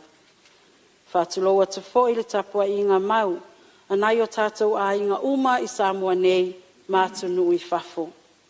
Samoae, lau pele, o Paia, ma o sa, o le a o le toe tau au Talanoaina. A wā e tū maulava I le toe avea. Ai ua Paia Tiafau nei, o le Malae, na whauwhau ai tia o a ingo Samoa, a wāla na saili ngā mālo. Ina ia e tū to atasi, lea ua tātou sapi ai nei I whale matu. Tulou na lava. Lau a fionga le fonga fetalai, ia ua sau fia lele lava le manu Samoa e afusia. Ma ua utumalia fo ilangona o no lea ua taoto a o se ala ua o. Whaaftai tele, lau a fionga I le minista masi au mtanga luenga. Ono lau whaasoa, ua tofusia tangata uma, o lau taulainga e mawae. O lau whaamoe moenga ina ia manuia tangata uma, mai lava I maunga tetele se ia pā ia maunga iti. O le mea moni e le ai se whaiva asa ma se mai mau. Ua lava tala I ona I tū le lei. Ai whaawasenga ane lava e tangata ia po wani lui tau. Ai o se whaatau waawa ana whaamalo tā pena. O le nei tala whaamau mautau tupe, se ua tofu ola ai le tangata na ngā lala. Ai eifo le tali tonunga, o le aso sua ai puna vai uma. Ma wha inumia tangata uma ina ia se ia lolo vaia ele uma o Samoa I ona wha manuianga. Pe a whai ele lei o na tātou lufi ina e tusa ma ona mana o mianga. Ina ia aua ne ingalo se tasi itua. Lau fionga le fonga fetalai. Tātonu wa mai ona whai launga whaatau pou. Tiafau tau ave masafa ailo ai le tele o mana onga o se oitu malo. Ai tau lava I nau o toi wha manatu. A wā o le nā ua taoto I panga ti o le tau tianga. Ma ua malama foi I ulungalu. Ngaluenga mana o mia mo se oitu malo. Ai tāo whai se langona. E toi wha manatu ai. Nai polo keti e pei o na ua uma o na momoli natu. Lau fionga I le minista o soifua maloloina. Wha malo le pale. Wha mangolo mo ngaluenga le lei. Iai le langona, tele lui tau. Ai tau ai na toi tu uatu, talo sanga sa tu inatu mua, la ta fale mai I fale olo. E le toi nama le laina, wa le toi whao ngā ina le fale mai, whai tu malo sa I leo moenga. Tai minei, le ua whao ngā mai fale olo, tele na iona mana o mianga. Ia tu atu iau au tafa mana tua ifo I tai lau whasoa. Minista wa onga. Ia pelea o ilo fatu. Ia ngā wā o le tāu songa. Tutuila ma ape. Ta tele moe ma natu. Tau ai na ufa manatu. Ia ele kolisia ana le tu i oilo pitonu ia tatou te au wa uma iai ma fesolai ma tanu vasa fa mole se tautua nai lau fasoa mana o mia lava se au wala savali le lei mo na yalo ma fa nau na fai asi fai ngata o na wa tu fa tasi mal falma a pisi la ta vale al falma ia na talo fai le na fa na wa onga ia e tau na tu atu na eu au tafa e tautua na ai a lau fionga le ngoa matua minister puna ofa na tura ma si o manga ia wa mai tau ina lava e te leo mana onga ona o le tia lava o le tūlanga o le tau na italingalu matua mana mia lava ina ia onga fa solo atua i fasto tayanga ia tu sata puala fa le tonu lava ngata i fali ia fa manatu atu lava na o mana te atu ia mai se foi matanga ngaluenga tele la o fionga palmia te manatu o na wai eu au tafa ia toi fa manatu atu na ia awala ele tisi ia male sua vai eu ia ilea lo manatu apia ta ite lau fa soa lau fionga fong fetalai ia tasi nei me fi fa leo ilea ngangol fa tai sa tu malo fia tu lava tu sai ma awala fale mai sua vai ai se e yatu nei usunga fono ele o ia se fale o fon fa vai alo itu malo sa tau mafai fa tai yatu le fionga e tai o malo e mai se foi o minister sa ia na vai ta ai mai se o ofisa sili o pu lengo Malae valele fa va o malo i fale olo fa fetai mo lau puleto e wa e to lau pule tu ina mai se lau ele fausia ile fale o fon fa vai nei tu malo ona ele na male laina wa ana fa o te tali o lau te tau Malae anga i mai atu no i fafo tau mai atea a o foi na to e foi o te fato fa yai fa tai atu i lau fionga lo ofisa sili e se le matango fiol no fuanga to e malo na tau i le lisi e se lo tau si fiangainga ya lo i tu malo o tau mana onga uma ya le wata o to atu ia ao tatu fainga malo o lo fa solo ai foi ala tau tapenanga e le fato aiva masina o tatu savalinga e o awala ele tise maisi ya o mai ala o tau fato tuanga ila o tau au auna e le leoa ai anoa la o fionga fong fetalai ya ai le fa mai ese tau talanga manato se lao le nei se yo pa ia tu o e fainga ta le tapua inga se o itu malo le fio le pa ia la inga taulangi fio ma pu le tu ia ana mamalu le falfitu wa o oyo le ali o a inga lo lu o songa tu ila ma ape fio le tele o le alo tai male langi a fio fe lo i vao le ma pu ma li o mai le ali o le fale ana ya tali matasi a fio le ainga sa tuala fio le sawali ia to le pa ia li ma liu mai lau fetalainga wa ili o le la au na fausia ma le mamalu o le fale a ana. E whapea foi le pa ia i tapa au ma ainga ma le mamalu i le ainga o waloanga i e te na fou. Whawhetai mo lau tapua inga. Whawhetai mo au tatalo o lo manuia ai whaiwalo filima. Whamnia le atua i lau autou tapua inga. Lau whuanga whong whetalai. O te whaamauina o le nei tala whatatau Autu o le tupe lua o lua fitu e matua lango ina e le nei tu malo. I ona i tu uma o na wau iloa o lo ta oto ai manuia mo Samoa ma ona tangata. Whaftai atu i lo wainga. Whaftai se o to lua ma se o whanau. Mo lo o tau lango a o iai i nei savalinga. Whaftai atu na o ia uso na malanga mai o na whamoe o whainga malo sa iai nei. Whamnia le atua i lo tau e tali watu. Whamnia le afionga i le li Palemene, e kapeneta, minister lango ai maise, afionga uma i taitaio. Le afionga taitaio le tuangai, te talo i le atua moa na whamnianga, ai maise foi o le lai tu bai. Le afionga i sao whapito, ia ai maise o le paia ma le mamalu o le nei usunga fono. A o le whaewina se whaamatalanga. O te mana tua I lava. Se tasi fo i o whawhianga inga lea wa oina o lana au talavou. O na o le nei tala whatau o le tupe. O te wa aia I o na whaamnianga. Mai leia lea o ngal whaiwhi au o mai. Sa lato tala noa I lunga le matawhanga. O na ina na I loa sila fia whawhianga inga sa tele na totofi mai ia. Ia so o le whaola o le au whaiwhaiwa. Mai leia o whawhianga inga o mai. Mai na lulu.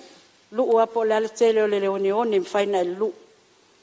Ia e wa ai atua ma sila atu le whawhianga inga I tele o I lato e masal salo e le talitonu. La lea na toi whai atu le whawhianga o mai e lulu leone. Lulu loa o nisi wa lulu tai whaalua o lato ao nisi tai whaatumtumu lima. Ina ua maa ea whai mai whawhianga inga. Ia liu tupe leone. O I lato na tele lato luu na fia. O I lato sa whaatumtumu lima. Na langona whanua noa. Mai lo ia leo whawhianga inga tai au le stato a onga. Te tilo atu le whawhianga inga le aso leo. O ka wato a tele wahu mai. Na sila fia le whawhianga inga le mea la tupu. O na lena maua tala le mea tupu anaf. Mai whawhianga inga o mai lu. Lu a ia tele lau lu unga o nione. Ina wa mai ea. Sila atu le whawhianga inga. Wa le ngata na lulu. A wa au atoa wa wifo meo tanga ma mea wa lulu ai. Ina wa mai ea. Whai mai whawhianga inga. Ia liu maa uma o nione na. O le a o ngai tu ina mai. O le nei tala whatau le tupe. A le leina tatou lufilufina. O le amanuia maua tupe. Ina nei toi nau tā mai sa taimi muli. Ai wa le tupe. A ua maa. La o whionga le whonga whetalai. O le a seo I whanua. Whatau tai ngā ana wha. E mo moli tele le anganga whawhetai. Mo le nei avanoa. Ai maise o le nei tala whatau le tupe. Whawhetai atu. Mo le avanoa watu ina mai. Ia iai whamnianga le atua I lau whionga. Ia tō whamai le langi. A wāla unga luenga whita o lo e whianga iai. Whamnia le atua I le whionga le li Palemene. So I Palemene le kapeneta. Ai maise o minista langolango. Whamnia le atua I le lai tu vai. Ai maise fo I ofisa sili. Ai whaamuli male ai. Whawhetai tele I le whionga le whailau tuse le whono au au. Whaitu la whono. Malona so atau. Ai maise le matanga luenga le ofisa le whono. Whawhetai tā pena. O le ngata I le fale, a le ano fale. Whamnia le tele le atua I Autu a whionga. Ia, fo ilvi inga o le atua, ai tu mauso whatau waa, soi fua, mai a manuia. Malo sau noa lau whionga le sui whonga whitalai o le mawata whono le atunu. Ata watu le tele o le saunuanga, ia o le tui lava I le malo. Tele aile to ina mai ia o le tele vo le to ina mai lo tu malo tu so le malo si lau tu o le tele vo na o lau lulu malo fa ftai lau sa nga mata ngo fie fa malo ta pena tu so le o moli na mai ngal fina ngalo le tu malo ia a fa fonga le mota ia mai se sa mo fa fonga ia lo avatu pele avano ni si sui o lo mana ile malu o le fia fie fo lai lo fina ngalo tu so tala fa tawur tupi.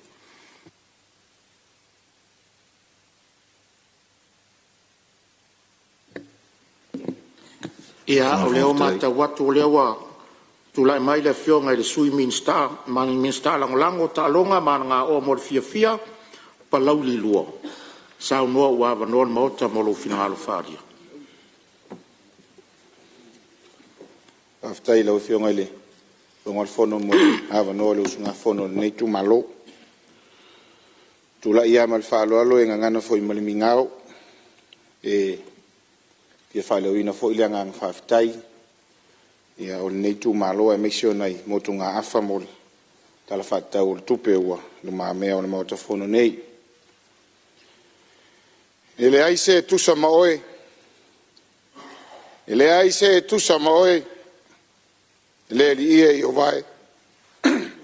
Ia vi ia oe. Ia vi ia oe. Ia vi ia lou le lei. Malo fa maun.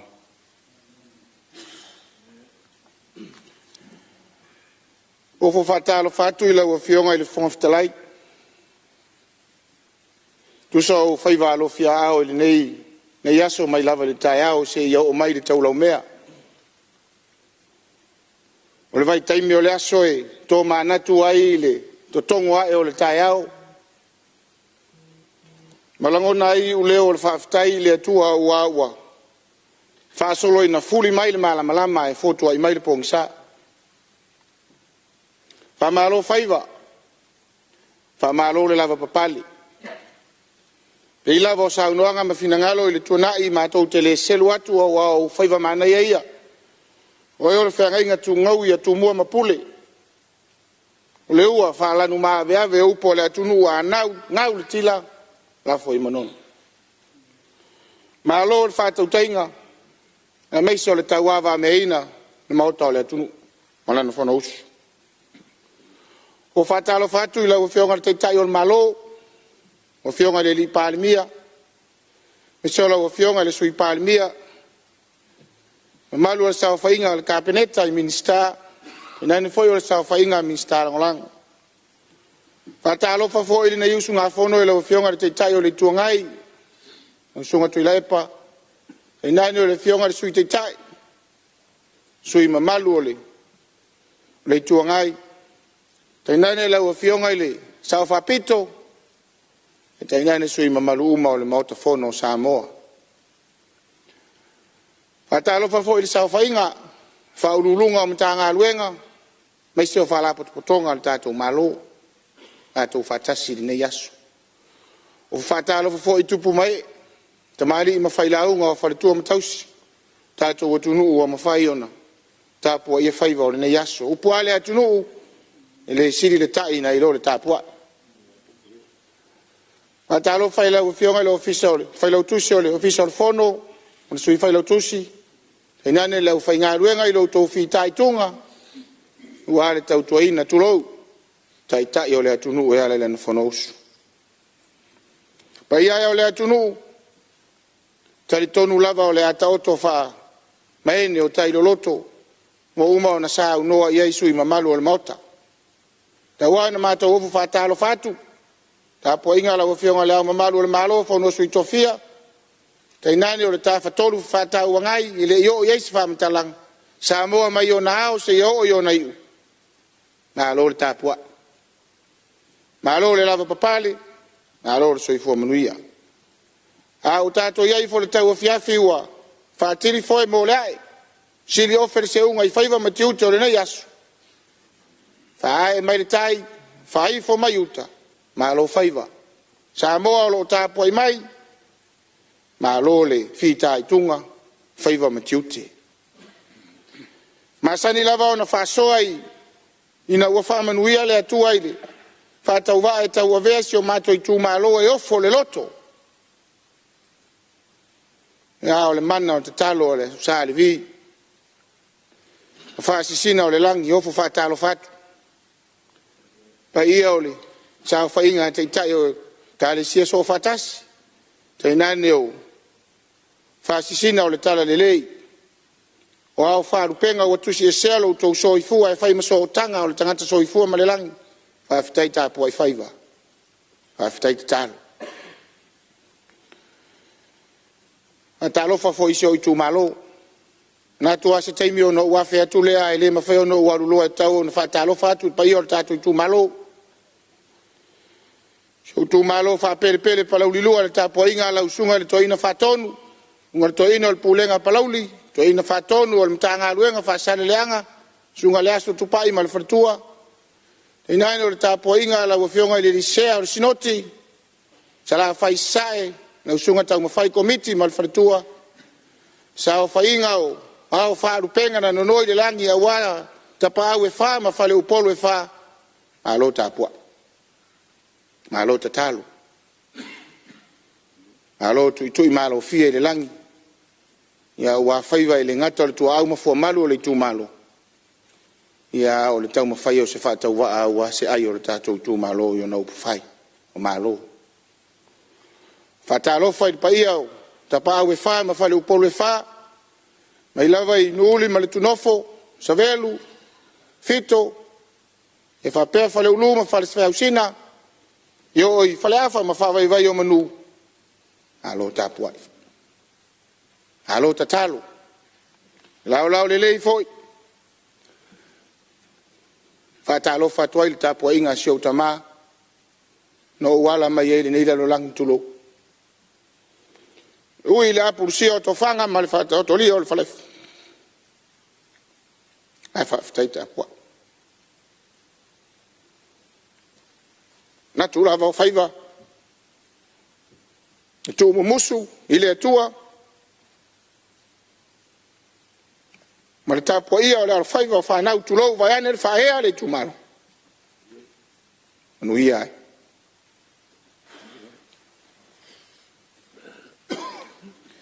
O upo le atunu e ne ngā taifale whai o le ngaru fati a o le peau fo.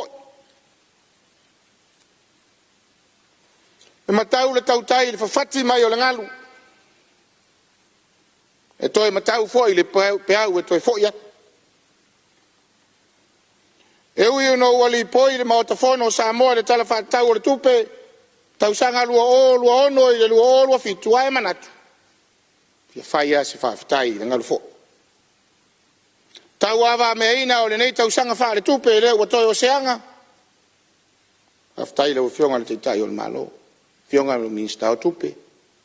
A le sao whainga le kabineta. Maisi o le maotafono Samoa. Whaafitai le sao whainga lea. Whaurulunga o matang harueng. Wala potonga le malo. Tulou. Tau ina o lau tau soi fuai. Tau tuai le atunu. A le upu mon. Le ua whaatiri foi mo lai. Lua orua lima, lua orua on. Pe au fo ili na. Pa malo whaiva. Pa malo la lango.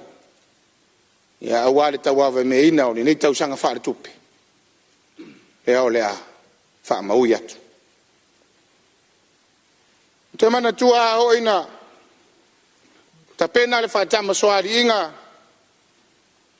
Whaatautai ngā nuu ma whioanga i aso ana mua e whaapea le tala e. Whioa i tautai o le nuu. Ta pena le pasina e ta pena le pauli e ta pena mea whangota. Peitai e iei lava tangata tūpito e a ngai e tautai e wai e ta penanga. Olona nafalea malana matawhai oi e whau pa whangota. Ma whau mea whangota tau o le whai mea. O i e sa ili ei tautai o le awhioanga. E le mamoe. E whai o le sa ili o mea whangota o pa whangota. A o le tau whesirisiri po ngā whea o le ngā taifale. E tali tonu. O le aha e manu wai le whaitamaswaringa. E whapea le tala a oi na sa ili le tautai le whai mea. Nofo leo le whai mea matanga atu i le nautu. Le utu o le ato lea e tuu ai ia. Mea whangota. Na sa saa leo le nautu. Ai sila i ai le tautai po fea mea whangota. Whetau i malon whaiva. Mai upo le atunu. Saa whaoti le utu o le whai mea. O le whai mea le nā e manatu i tautai. Ina ia e manu whaiva. Wale au talita. O le taoto ai o le tala le tupe i tono o le maotafono o Samoa e tari tono. E mai le whai mea. La ua fionga le minister o tupe, la ua fionga le teitai o le malo, minister o le kabineta. Ai arasa i linga tautai ia. Tulou. Ane lo tau soifua whaongai. Sa saili, i le ao, saili le po. O mafua i ona ta oto il maotafono le tala whaatau o le tupe. E maalie sa unoanga o le aso le nei. Maise o le aso na nafi. E whapena fo i langona o le usu ngā whonoa. Le nei tu malo. Ta ua whainga whawai. O le tali tonunga fo i le nao palau li lua. Mea mautu, mea malo losia. O le whaafitai le nei tu malo. Whaafitai le fionga il minsta tupe, fionga le sui Palemene. Ona o leo ta oto le tala whaatau le tupe. A o lea ua o whaatasi ma le tai ala. Mo le luma na i manuia o Samoa. Na te tai le ala. Tai le ala i lea. Tai le ala mo le manuia o lea tunu. E popole le tangata soifua. E le mautonu le tangata soifua.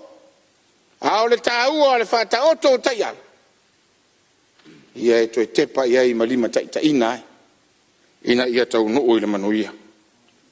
O le mainga tau lai o le tai ala mo le lumanai o Samoa i peilawa ina fofonga i le mauta. O se Samoa e maua alo na whaavai le atua marana anganu. A whaangata ina ai le lona amatanga. Moni ia upo le atunu. E mamalu ale anganu le tala lelei. Ai malu le tala lelei le anganu. Ai fai mai upo le whainga whaavai ma le vainga taulai. A maua le whaavai le atua marana anganu. Ona le tau matelea. E mausali lo na taununga. E saonga le mu lo na taununga. E manuia lo na taununga. O le whaafitai lau e whionga ele. Minista Tupe, tainaina le whionga le minista langolango. Le ofisa sile o Tupe ma le matanga aluenga. E manino lava le taoto mai o le. Li poti ale, komite o Tupe whaafitai lau e whionga le. Teitai fono ma le sui teitai fono ma le komite o Tupe. Nino lava le taoto mai ma le vavai atu ai ale nei tu malo na na usunga fono. Wa le popo lenga le pe una utaua. E iai le whaasilinga o le Tupe whaalu. Ai lo le Tupe maua. Ai na nginga fo i le maota. Fina ngalo pe whaape whea ona. Saili. A le whaafetai. E whaape ale, li poti ale. Komite o Tupe. Na wha mauina o lo muri taia ele nei tala o le Tupe. Ia whainga whaavae mo le pule a ina le lei o Tupe. E ala ile tau mawhai ina i to tonu o le toru kesi ma le 5%. Whaasilinga o Tupe whaalu. Ai lo Tupe maua. Ala wawa i ato le tu malo. Ale nei tu malo. Toru kesi ma le tasi pasene. Ia o lo sili ai Tupe whaalu. Ai lo Tupe maua. O lo na winga. Whaafetai o lea lava e so solo lava i whainga whaavai. A ua le pū lea le lei o Tupe. E tusa o tūla fono. Matai ala. O le whaafetai. E peo na manino mai whainga whaavai. Tali atu ia fianga o le tau o le soau. E le ngata ua taoto le vai ngā Tupe ina ia mawhai o na tali atu ia tu ngalunga ma toa tu ngani. Alo ua whaavanga vanga fo i ma le vai ngā Tupe wha leo leo. Manino. Whaafetai mo le whātou whalai. Whaafetai mo le whātou whalai. O iei ma le wha leo leo. Masani ia sio tama minista o tālonga. Le nā turo me nei o tālonga e whai o leo tālo. A leo wha leo leo. A o lea e manino lava i le. Li poti ale komite o Tupe. Ua lava matotoe le wha leo leo. Ina nei me ane. Wa tutupu mai ni fea i le savalinga. Ma le fōlaunga. A o lo iai fo i mawai ngā Tupe ua whaanganga. Mo pulenga o le suavai. E meisi o le marusianga wha el tise. E le ngata o le whaafetai o le nei tu malo ma la na usunga fono. A o le tautau le mau. Lau a fionga le minista Tupe. Whaafetai le fionga le tamai taipule. O le whalapotonga o suavai. Pei ona sila fia o le nei tu malo e whanu. E ola le vai tu moti. Ona o le tofi mai le atua ma wha manuianga le atua i le vai. E tasi se mātou nuu i ngā tai vai. Lo ola i le vai al malo. A o le whata noa o lo whaia lava i tonu ele ele o si o mātou nuu. Le mātou vai. Peita. Ele i tai o na whaso polia al mātou nuu i ngā tai vai. Anga i atu le tua oi matanga tu lou. Ta tua oi la wa fionga le minista Tupe. Awa o manatu. La le whaia wha tua oi e tau lava o na utatalo atu i ala mea. Pe atu sai male fina ngaro. O lea o lea ngai il fono whaavai e whaau whaafutai il pae inga taruai. Lea sa whaatino se ngā ruenga fisosoani e tau whaauau o tuai e au teiloa. Ia ua vave o na whaile whai ngā palota o na e amata ngā ruenga lea le vai aso le ni. Au le vai aso fau le whai ngā palota. O le mea la nā le na ngata. Ia o lo ngata i lava le tau mawhainga o le. Sua vai lea mo si o mātou nuu i ngata i vai. Ia ta talo atu. Ia whaafutai o lea ua. Saunua mai le whionga tamai tai puli. Lea la ngai le fono whaavai. Ia e. Tulou e sua ia le au artele au wā ia le whao ina atu o le sua vai. Ia o lea la ngafa le tātou pūlenga o le sua vai. Ia male tu ina atu o mea whai ngā ruenga po materials. Ia wā le mautinoa o le whao atu o le sua vai tau mafa mo si o mātou nu. Ngā tai vai. O nu e whape o na o tā ua o lo ola le sua vai tu maoti e tau ala atu le tu alalo ma le tāro sanga. E moni lava o lo ola le vai tu maoti. Ia e te le se ngā ruenga e fia whale leia mo le sua vai tau mafa. Na i o mātou nuu nei wha tonu si o mātou i tu malo. Ia o lea e te wala tu aile te talo. Tusa o le whainga whaavai lea o lo o manino ai. E whata o tonga o le tātou tala le tupe. Ia. E mana tua ane ia. Ta eo a tua. Ia e meisi o le nei tu malo. I le fia whale leia. Ia o lona sua vai tu maoti.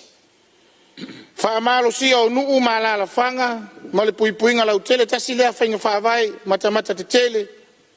Ia o lo i tono le tātou lo whaavai ai le tātou tala whaatau o le tupe. Moli le anganga whaafitai tele. O le nei tu malo. I le whātou whāla inga ua si tia ai le tasi miliona i le 2 miliona.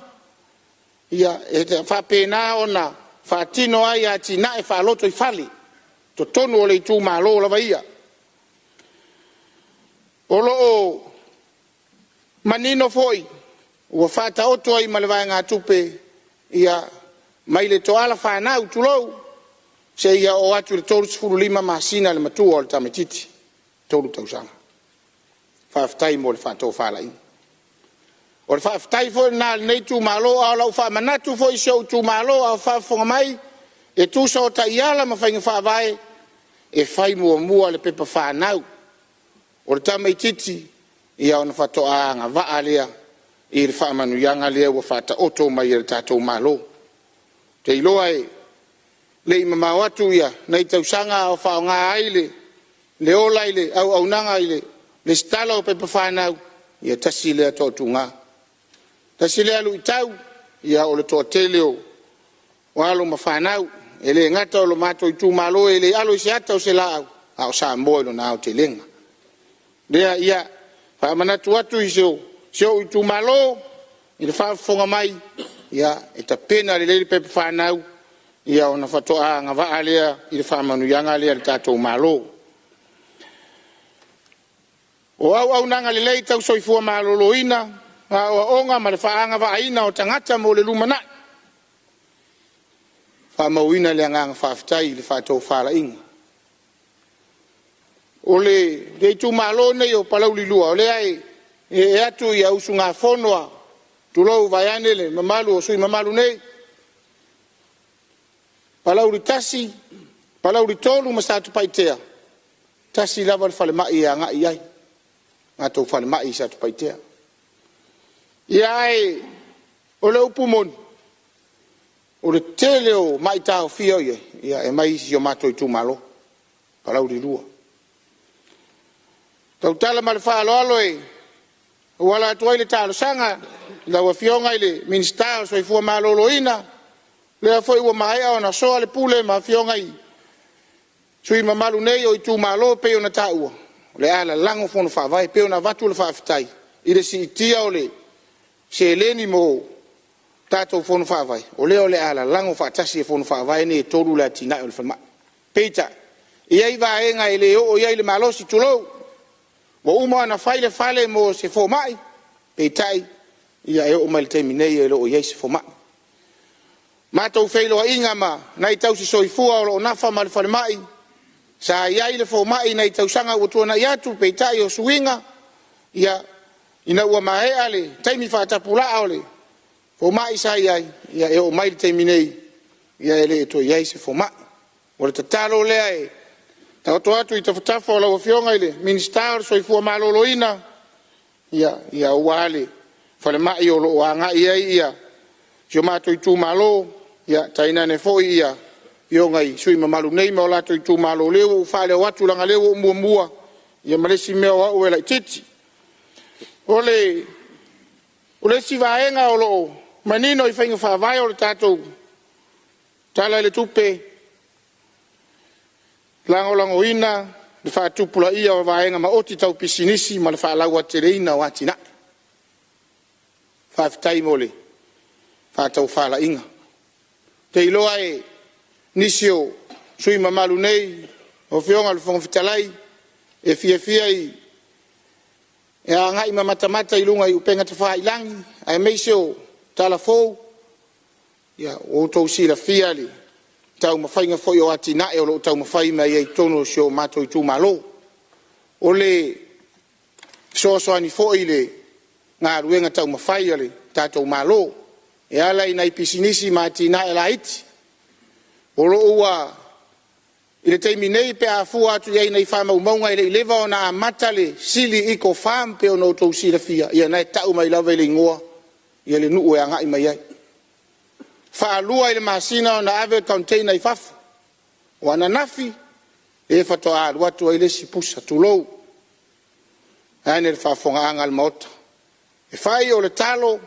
o le taamu o le ufi o le popo o le whai Samoa o le luau o le esi vaenga umaia tau mawhai ai atinae a o le tatalo tau wala atu I lau whionga le whangawhitalai ia mo le whionga I le minister o whatoang ia tau mawhai ngā le whai mai lava I savai I sidi ia o na tuu leo le awa noai ngai whai whatoanga I tonu si o mātou nuu ma tonu si o mātou I tu malo ia e watu ai ia atou talo ma tūlanga o fua o whae le leanga ia uale tau mawhai atu I whafu pei foi ona sila fia sa u ta ua foi le ngā unga whatau pou le whatoa au whale mai le mota sili la vai atu lou e le toe vivi ia le tuli o na vai ana na mātou whaamanatu pure organic e le ai se vai la au mai lava ilo na amatanga e o mai le taimi nei au le tatalo le na se fisoasoani al tātou maro a wale tau mawhainga o le nei atina ni wha moe le ma watu wa ia vai ngā tupe o wha mtu watu I wha tupe o atinae ia e ia ilo na tului lai titi ia e isi na fisoasoani al tātou maro e au noa ma se tului ma le toe tutongi ia na ta oto atu I au tafo la o whionga le minister ia e meise o le tau le sau mai si o mātou I tu maro a ngai mai le waa ia a le la tau mawhai na isi koste fa penao na fia I tono tato motu nei ma le anga I atu I tu mua oi I atu nu mamao I New Zealand e ia ile toi 5 minuto sui toi 5 minuto sui lo sauna nau tainga e whaftai la whionga whaftalai e ile nau tainga ia e a maea ia New Zealand pe a solo lele ia le a wha tele atu ia mo isi o tato o tunu o lo lalam pa au ia Australia ya lo fangia ile atua ia nai tau mawhainga ole iso vaenga e peona tate tau au ngatai e tau avatu vaenga le tau talonga ona e peona sila fia ia ole alava e tu itua si o tama minister tu langa o talonga ia e peye mana ia le whamanatu la o fionga le fonga le fono nei te o fia fai e so tamanatu I lesi fai taunga o le tatou tu la fono ia wano tia la ulo tama loa le matunu le lava le avatu I luma mea I le whafonga la o whionga le whangawhitalai ia I tono le I tu malo ia tasi nei tu malo tale ni ai peio I tu malo uma o le tātou o tunu ia o le toa tu ngā o lo iai ia na o le tasi lava le Malae o lo whaatino ai tā longa I taimi nei o le Malae si o mātou tūlanga lua si o mātou nu I ngāta I vai ia ele ngata o le lakapi liki o afeletia na I tamiti aonga primary school ia o lo iai na I tūlanga o lo fia whaleleia ia awale tau mawhaina ia malu puipuia ia mai se foi o le sao o nuu mai tu malo ia lea foi wha mua le tātou fai ngā mālo I pei o na iai nei. Ia, te iloa ona o lewa a ngai maiwa. Lata le taimi.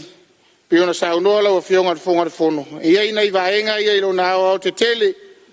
Pe lava na tauna failo atu I Fongatalai.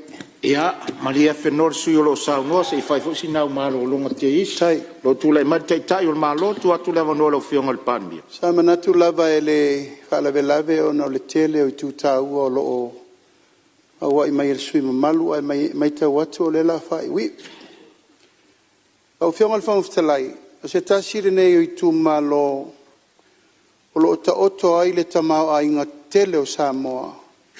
I whamaniwanga tau sua vai. Ma e tau ana tiro toa I el tato malo le tūlanga lea. O le tū malo sui mamalu ia fiu. O lo ta oto ai puna vai te tele. Tono sala fai. E le te tau o na tau mua alo I ele va ai le malo le taimile nei. O na leo tato wa ngai nei le tūlanga o le whao ngaina o le malosi whafowina. I tūlanga o lo wa tutupu mai le lalolangi. Tau o le suau. Ma le tātou tilo I mea e mawhai o na ngā osi o tātou lima. Mo le rumanai. Ma le tau ngofie ma na ngawha tau lima ina. Wa ngona le ngā ngawhaftai le sangisangi le saunoa ngā le sui o na vaitau mawha. Vaitu maoti ia mawai ia te oto I to tonu o le tu malolea. A o tātou tala noa le teimire nei. E piliona ma tiliona lita o le vai. O la tafe le sami. A tātou tela noa le teimi nei. E piliona ma tiliona lita o le vai. O la alu sami. Ma ele ai ma se tamau a inga e tasi, ele I tu malo o maua mai ai. A I tu malo I e lua o fiu ma I o lupo. O la e tau ma mafa o mai le atu whasale le anga ato le afa so vai. A la ta oto puna vaine I le ai ma se me tasi o whaia iai.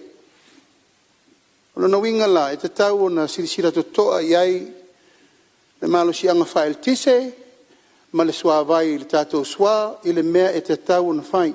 Le whaafonga mai a ulo mtanga alwenga e te tau o na tiro seriously inspect le tūlanga lea wa o iai talanoanga. Langa e le toi umale mene nei. E te tau na tātou vai matirisila I le tulou lava langa o se mata upu maale ale wa fia tau mawhainga le maloe le malilie le tu malo le whao ngai no le sua vai lea e ala I yafi mo li e whao ngai le sua vai te talo atu I lau whionga sui mamadu ma nei e o lau whamamalamanga le te sao no le mauta e amata lo na whaapulapula le tātou I tu malo le tūlanga maa ale le ua iai Samoa ma le mana o mianga o le sua vai ai manuia ai lo I tu malo o lau whaololo maau le nā lau whionga ele sui mamalu ele ngata I lea a pena fol tūlanga le ua whaftai atu lava ele I tu malo palauli I o lupo I le tūlanga o le whaatanaina o lo sua vai tau mafa e wheinu mai le whaasale le anga atoa e tau le numele lima e wo mana fai tātou tala e tauna fai se whamanianga mo le tu malo. Ai sea, o la e mau ai tupe le malo ma le mtanga luenga waitau mafa. Ma e te tau o na fai fo I le awa, le wha tupu tele ina I pea le ati ina eina o meta o tupu commercial level enterprises. I to tonu o tātou whono wha vai. Ina I wha tupu tele ina I fo I le ati ina eina o te tonu I tu malo. Le vau eta ua le siri iko farm yoe, wo vai malo fia tele le tūlanga lea. Whaftai fo I alo mo whanau o le tu malo. Wo vai u whātūrwha lo whapitoi New Zealand. E la lango I le tātou export authority le tau whiula nei. A le wā mata. O le tatalo, aua nei o tau whiu. Tatala le avanoa lewa tatala le tātou export authority. Luas full miliona lewa nga ele Development Bank. E promota I la to we ave o loa mo atunu I fafu. Anga I tonua I na ele lango whaatasi I whamoe moe lea. Mau se whaataita inga le leifo I le. A whapeo le ma whai o na whai. E nei alo le atunu mali tu malo lea. Nea whai umana whai tātou li ma so tasi. Toa fu le tu malo malana export division. Ya de ya olo al tu malo ma wai tupe le lalo langi o Samoa lai fa fo le va tali mai. Fieta uma fa tamu, fieta uma fa yufi, fieta uma fa talo, fieta uma fa uma me uma. Amerika atoa na altangi sa mai. Australia atoa, New Zealand atoa la tang sa mai. Aya ele o lava atato meo awinatu fa. Ala badol to tau fai tato wa se selenga, ma me uma ma fa tu putele no tau ma fa le tunu. A me fa siri.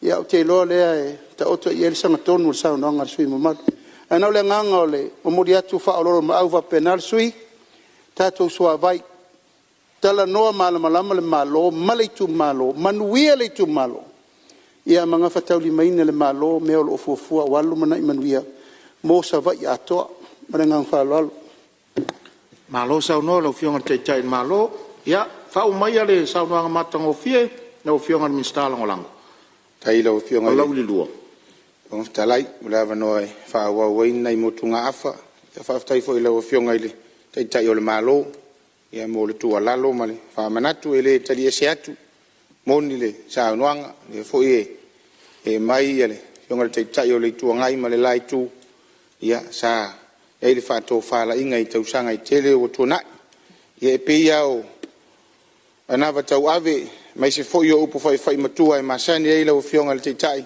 ia o lai fa fonga mai se o tu malo ia e maua manatu o le feilo ele e fo ise nu e popea ia e tongo lava malama nu ia e ta oto mai le fanonga o lo fionga le tai o le malo le o fa fonga fo ile mauta e mai se o le fa fonga mai se o mato i tu malo ia ma to tari tonu lava ia e ile la o le leile e lumana o uto e manatu lava o na ole na fe ia ile sa noanga le fionga le tai o le malo o pa uatu ia tau ta wala tu le fionga le fonga fetalai le minista fa toanga e pio no uta uale pio organic lo no winga fa mo lava le man power le ngadwenga ia o le tatalo pe le mai o tai mai o na tu fa tasi fa nga fa vai wal fa nga ina o tato masini fo ia nga utai nu ia e fa mo atu sina masini sa vai ono sfuru la fa ngadwenga te minei o lo mau fo ngadwenga nu a mai se o ni so le tu malo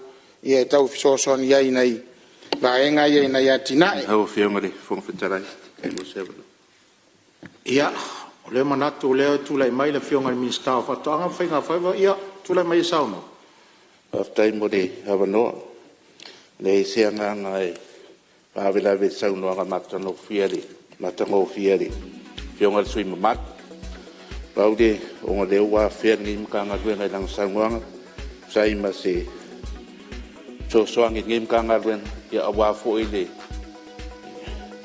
ko anga pe on kasanga ina ya ole si de fiera o fionga kuranga o eka kom sing ya olo kam faina va se faina fa vai ya awa lava de kam faina inga ia fu le le fa nga ngom sing ya ai me se fu i ile anga i luma fa ka valenga ya awale le kuinga yo masingi man fa nga yo ke mingei yo lo fa ka kia ya faina fa vai ia wale ko kiki lava o ku de kongunga o nga fa sa fua la ia de o le fa nga ka ko masingi ia mo ngi kai ia e va ku fo ile ko la lo ila wo fionga ia o nga le o mangingo mai ko la kongu lava le me lo anga ye i sa nga la fionga swim mal ile so so angi de anga ile ka pinga ngole container lo ku malo o le lau pisingis ia wala winga pifafo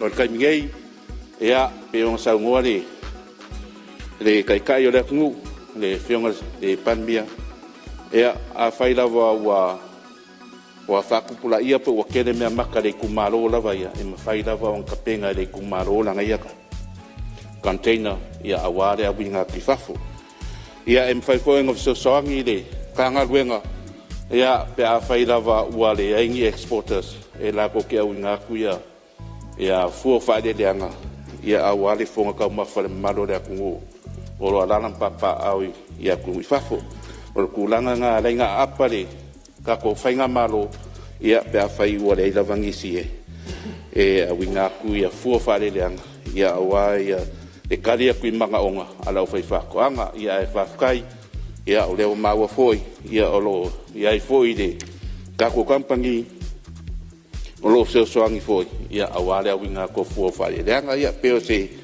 kadia kulei da sawang ia magia kede kako fongol ngefia ia malova tai masalo le wa tani mamla matu le fionga de mista fatanga fainga fai vanisi vainga na sa ia le lau ia fa i mai o malo tai aftai lo fionga fong ftai fa aftai fo ile fionga minsta manino lava ile sa longa pa lava leo si tataloi so tama minsta va ne la fionga fa maru atu lo fionga fong ftai ia ile osaka pisingisi a ole tulanga fo ile e o tiutea leo tatou o faipule ai lava na ia tina i tono i tu malo ia tatou te ola vai tu i tu e la lango ia me se fo iole tau ma fai ni wala me faiona so sani ai tasi ale si vai ngale la no se matu i tu malo fa mo mo lo fionga fonga fatalai e matu nu e tu auta ia e fenga Tala i access fo ile i tu langa ile internet ia me se fo iole coverage le connectivity ta wala tu i la fionga ile fonga fatalai le fionga minsta o so ta inga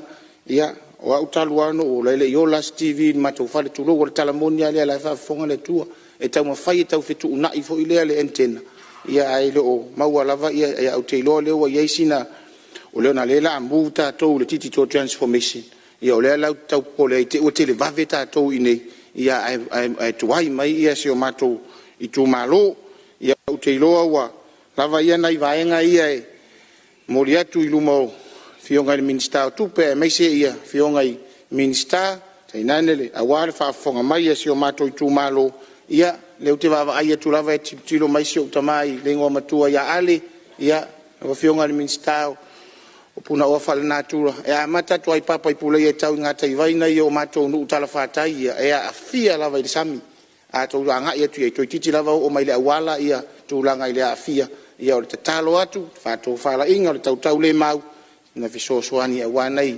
talingalu ia awale saunga le muo le tu malo ataile ma mato fam talanga la fionga fonga fono ia mato waso vai fala lanu fa malu watu ya fo ise fa fonga ise tala ma se leo le tau tamali ia pele usta ia fo le tau ava me ina la fionga ia o le fono wa e tu sa o taimi ia mato aso vai fala lanu te tonu lava ia o le tau ma fai lava na ia va no wa ma wa fa fonga mai o le tu malo e me so faiva Tofia ai o mai le maota ia o le ala lea fa sola inu e lein tangata o no fuai ia afe mai manu a walta wa va me ina o le fono usu Samoa ia na le fa mata fia wa o le tai tai taliva ia o toi upua para ulilua ia o alofa na o alofa nei mal fa alo fa ftai ma alo fa ftai ai tu so le sa no anga mata ngo fia lo fionga de minstala ngolango talonga ia alanga o fa fierta tu tunu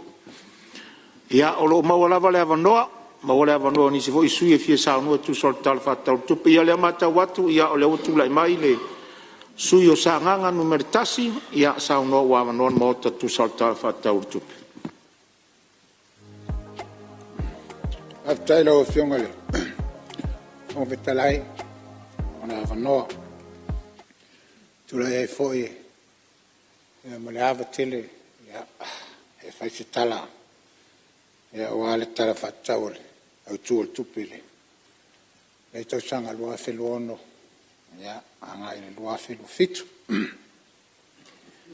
ia le foi ala se tala la fionga le fong talai ia a foi ona pena ona fa poi li a wale paul motonei fa tala fatu ia tala fatu la fionga le fong talai me se la Talanoaina le fionga le fionga le Palemene so Palemene malan kapineta me se so ya minsta ya la to fionga le lo yo na maves fionga le tamatai so fong talai nga tele e o le paul malu wa foi la fio e o fa o lunga e tanga luenga tato maloya ma ala pot tonga tumot ta tala foi maleava ele foi tala na to ele fio atu le fio ngale ele teta yo le tuangai ya ma se teta ya mama to nei to la foi tu wale fio safa pito ia malona ova aloa fo'i la o maua manatu fo'i ia leo o tātou taunu i le tau afiafi ia o ngā luenga whai wa le tātou whanausu mai lava le taiao ia whapenana papa veloa o wa ia le tala whaititau o tātou tupe o whapenana le poi ia le nei tūla le aso ia le whaia le tala lawa fionga ia au fua no o le tāpoinga wa pa ia wha malo pa ia wha tala le lei ia pa ia wha le atunu e mina tu foi ia o leo o mai o na bailango e nisi foi o to au le atunu o wha penao na umo na sao so noa ia mese lawa fionga whamtalai e pio na sao noa ia o le a pa penao na leo i se tala o yo lea ia le tāpua inga ia tāpua maia wa pa ia inga mo la tu tama ma inga ia no songa tu mo mapule ai le tai malva fonti ia apena foi le lai tu wa sua malva fanua ia malfainga malo tuila manua ia o tu la ia malava tele malfalo alo lo fionga con talai tili vivo lo fionga ia o le nei tu ia o mato o le tu ngai ia ngai le malo haulo i tala faitau o tu le tupe e matou te saililia ma matou ia e le tusi lau tele le nei faitau su e luma su e tua su e lo ngā tonu e ma matou mai tau tuuna uma mea uma o le a sa matou motu ngā afa e fisoa soani ai ia e le wha lau tele ina o aole tala le atunu ia e poto hale tau tai e fori teimi ele me whai eun tatai le ia ilo na sa ia ele me fai foi ona wau ma atotoa ia pulu whangota ia pena na tapena o yo lea ia o se tau mawhainga ia ala nei foi usu ngā whono sa ngā ngatasi pena na fesoso ani foi ni matau pu la matou mai tau ia ele le tua ngai ia o foi ni te tena yo tau finangalo si matou whamitalang le tātou sae whaitele i fa pena na manuia Samoa ia moleanga luma ia ola mai tau ia nei vaenga e tau foi ona o ia se fa talanga ma sa foi mai tau ile tala tupe fa ftai tai lo fiongale mai tai minsta mo ta pina ina le ni tala tupe le fa mo fia nga wenga ia mai solo o va ia te mai tai il fa o lungo ofisa tupe ia malona va e sa pena na fita tunga ia ma nga patia ia walta pena ina le nitala e le fa ngofia nga luenga o yo lea ia e ia fo ia na ia mato foi tu alalo ma mato foi fa tuanga ia wala mato mai tau ola mai tau le ile tala tupe matanga luenga te tasi Watele ina faititia e tupe moa o nanga. Moa o nanga. Le ngata ni ma tu ma mausali le matanga bim. Ai o la lato o nanga. Ia I tangata la tele so tato. No. Salo le a o le talanoa I la telenga la fionga le. Fong talai. Ai atonu meta tasi ia ona ole e stala. Ne o le pae le taimi le nei ona fa penale ona no tia. Le taimi o te talanoa ia wa meta tasi foi. Tangalo. Na o mai matanga wenga ia o mai tawina. Ia o tu ititia me se lava le foi sa fa penao na. O ia sau noanga nisi foi o to o mota. Ea I tupe o fa penao na fa ititia tai peole. Tanga luenga o sisio mang ta nga luenga o so fo malo noina. A mai tau tasi nei o matanga luenga petosili o na taua. E tutono si o tātou atunu, e ave o mai ai, ma ave ei le tele, o le tātou tamau ainga, mi e whapena, o na ola so I fo maloloina, I o tātou tangata, ma le pa ia I tupu mai o si o tātou atunu. Peitai, o la mai tau, e ia vaenga, e o whaisi tele pe a fua ile, o mela o lo whapena na whatitia mai, o ave sea, ma le whapena na au si ai ia tala tupe fo e pe ona mawai atu le lua fa lima luon ia me lea ia tuatu na atu na isi taimi ona tali mai leo le fionga ia fa mamlama pe fo na mai tau inisio to na singia ia la wa fo na mai tau ia ko le hale mafuanga wa tele nei tupe ufa pe na ona vesi ia mo au nanga e pe na bonale e fisa wa onga i la fo le mai tawatu se silsilane ia pe o le hale mafuanga na misa ia personnel ma operation wa o nanga ia tau ai ona fa pe na fa tanu wina i se angwala o ai se au mi se lava o tato wa onga te tasi ne me fai on fa so polia ia e pe fo na ia KPIs me fa pe na o tanga luenga te tasi ia wa fa tanu wina o lea ia tati atu ia to fionga i minister le tulanga atun se teni ona fa pe na le ona tali ia ma mai se fa mala ma anga ia le tulanga o se tala ile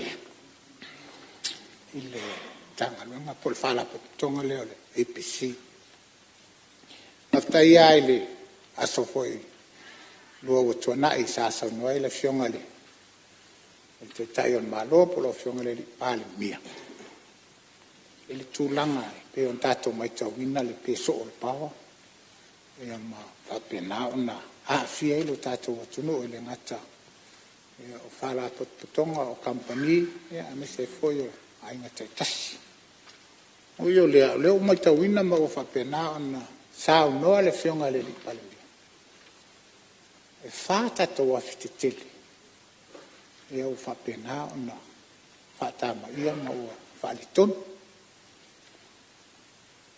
o la o mai tau ia o le fale ele o se tamai se leni anua o se tupe tele ale tato malo e alu ai le fato tongai e ala o tato mai tau no so no le fionga le Palemene se lau miliona le o fa pena na fa mutu e fu e amo le fala tonga e nei fa pena na tau mo fai e to fu ia il fa fitauti au tupu mai lo manatu o le hale mafuanga na lai o no le tula o ai e lai a pol i le tulanga o tato wo ia le o tato mai tawina le vo sa no le fionga le Palemene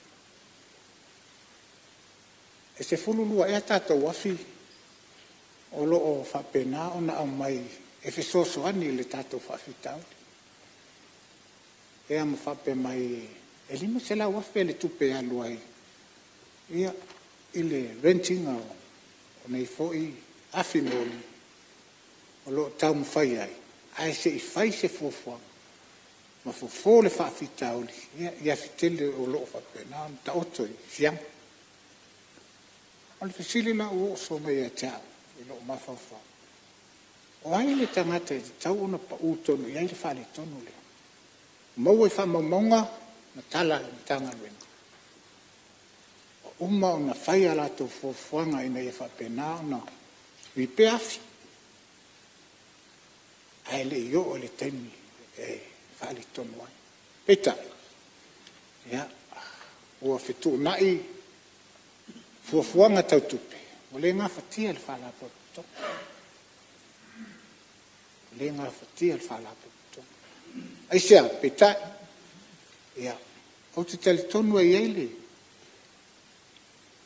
ele fono fa pito e ele fono fa vai e ele port ale PC la wo fianga li ele minister fito i tono mal tato i PC pe ma fai ona fai se suenga se sai li se investigation pole ale me o tato wo i le tulanga o te vai rupeina sa no anga sui mamalu sa nga tasi taluai ona o tato o tonu mai for tato malo longo le fiafi me le fa wa sa no anga pe tato taliu bai malo longo le fiafi ua tapenaina le talinga sua o le afiafi le tina i le maota le tofilau e ti alesana mo le mamalu o le Palemene. O le fasisilanga lea, o te fasisila atu o fatatia ese tau o manga le fono au faitula fono o lana malo longa o le afiafi.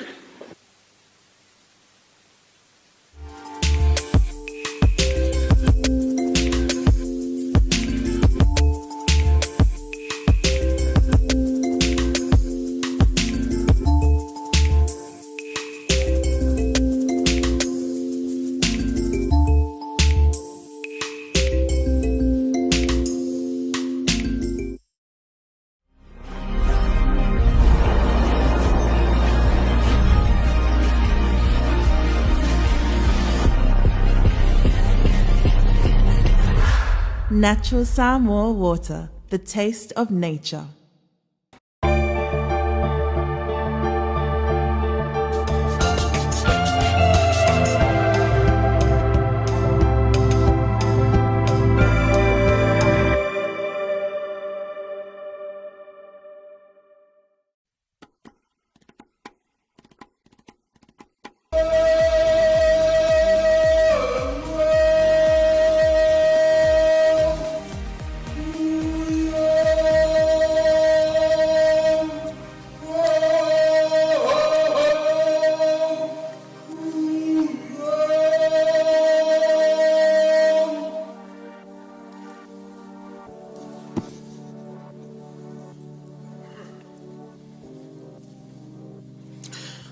O te fasisilatu a toe amatelia nei tau romanga fono au faitula fono.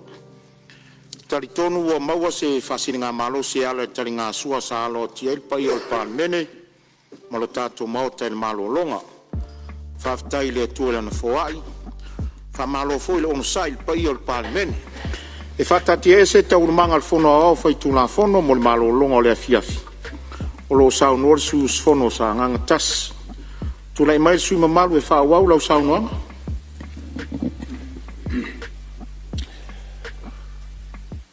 Ia, whaftai atu I lau whionga whongawhitalai. Ia, manatu fo nei tū la o leo mai ana palau au talinga sua le pai nota. Me sau tō whionga. Ia, e pai ana sau noa. Ia, ua fo whasinga malusi. Ia, e whaawau ai ngā ruenga. Ia, po whomtanga. Ai tu la yat foi male ava tele ya fa o se tala ale o tu mi fo e pe le nganga le ala o fe ngol fon talai mai ta wina male mal to ale tu langa pe ona ia mai le o se tala fai vane ai ia pe a fu o tala no ai le tato o tunu ili to tele ia mawhaari e fui o lato finangalo ele ngata o penga ta whailangi. Tonu a whioanga. Ia, ili meo tula I mai.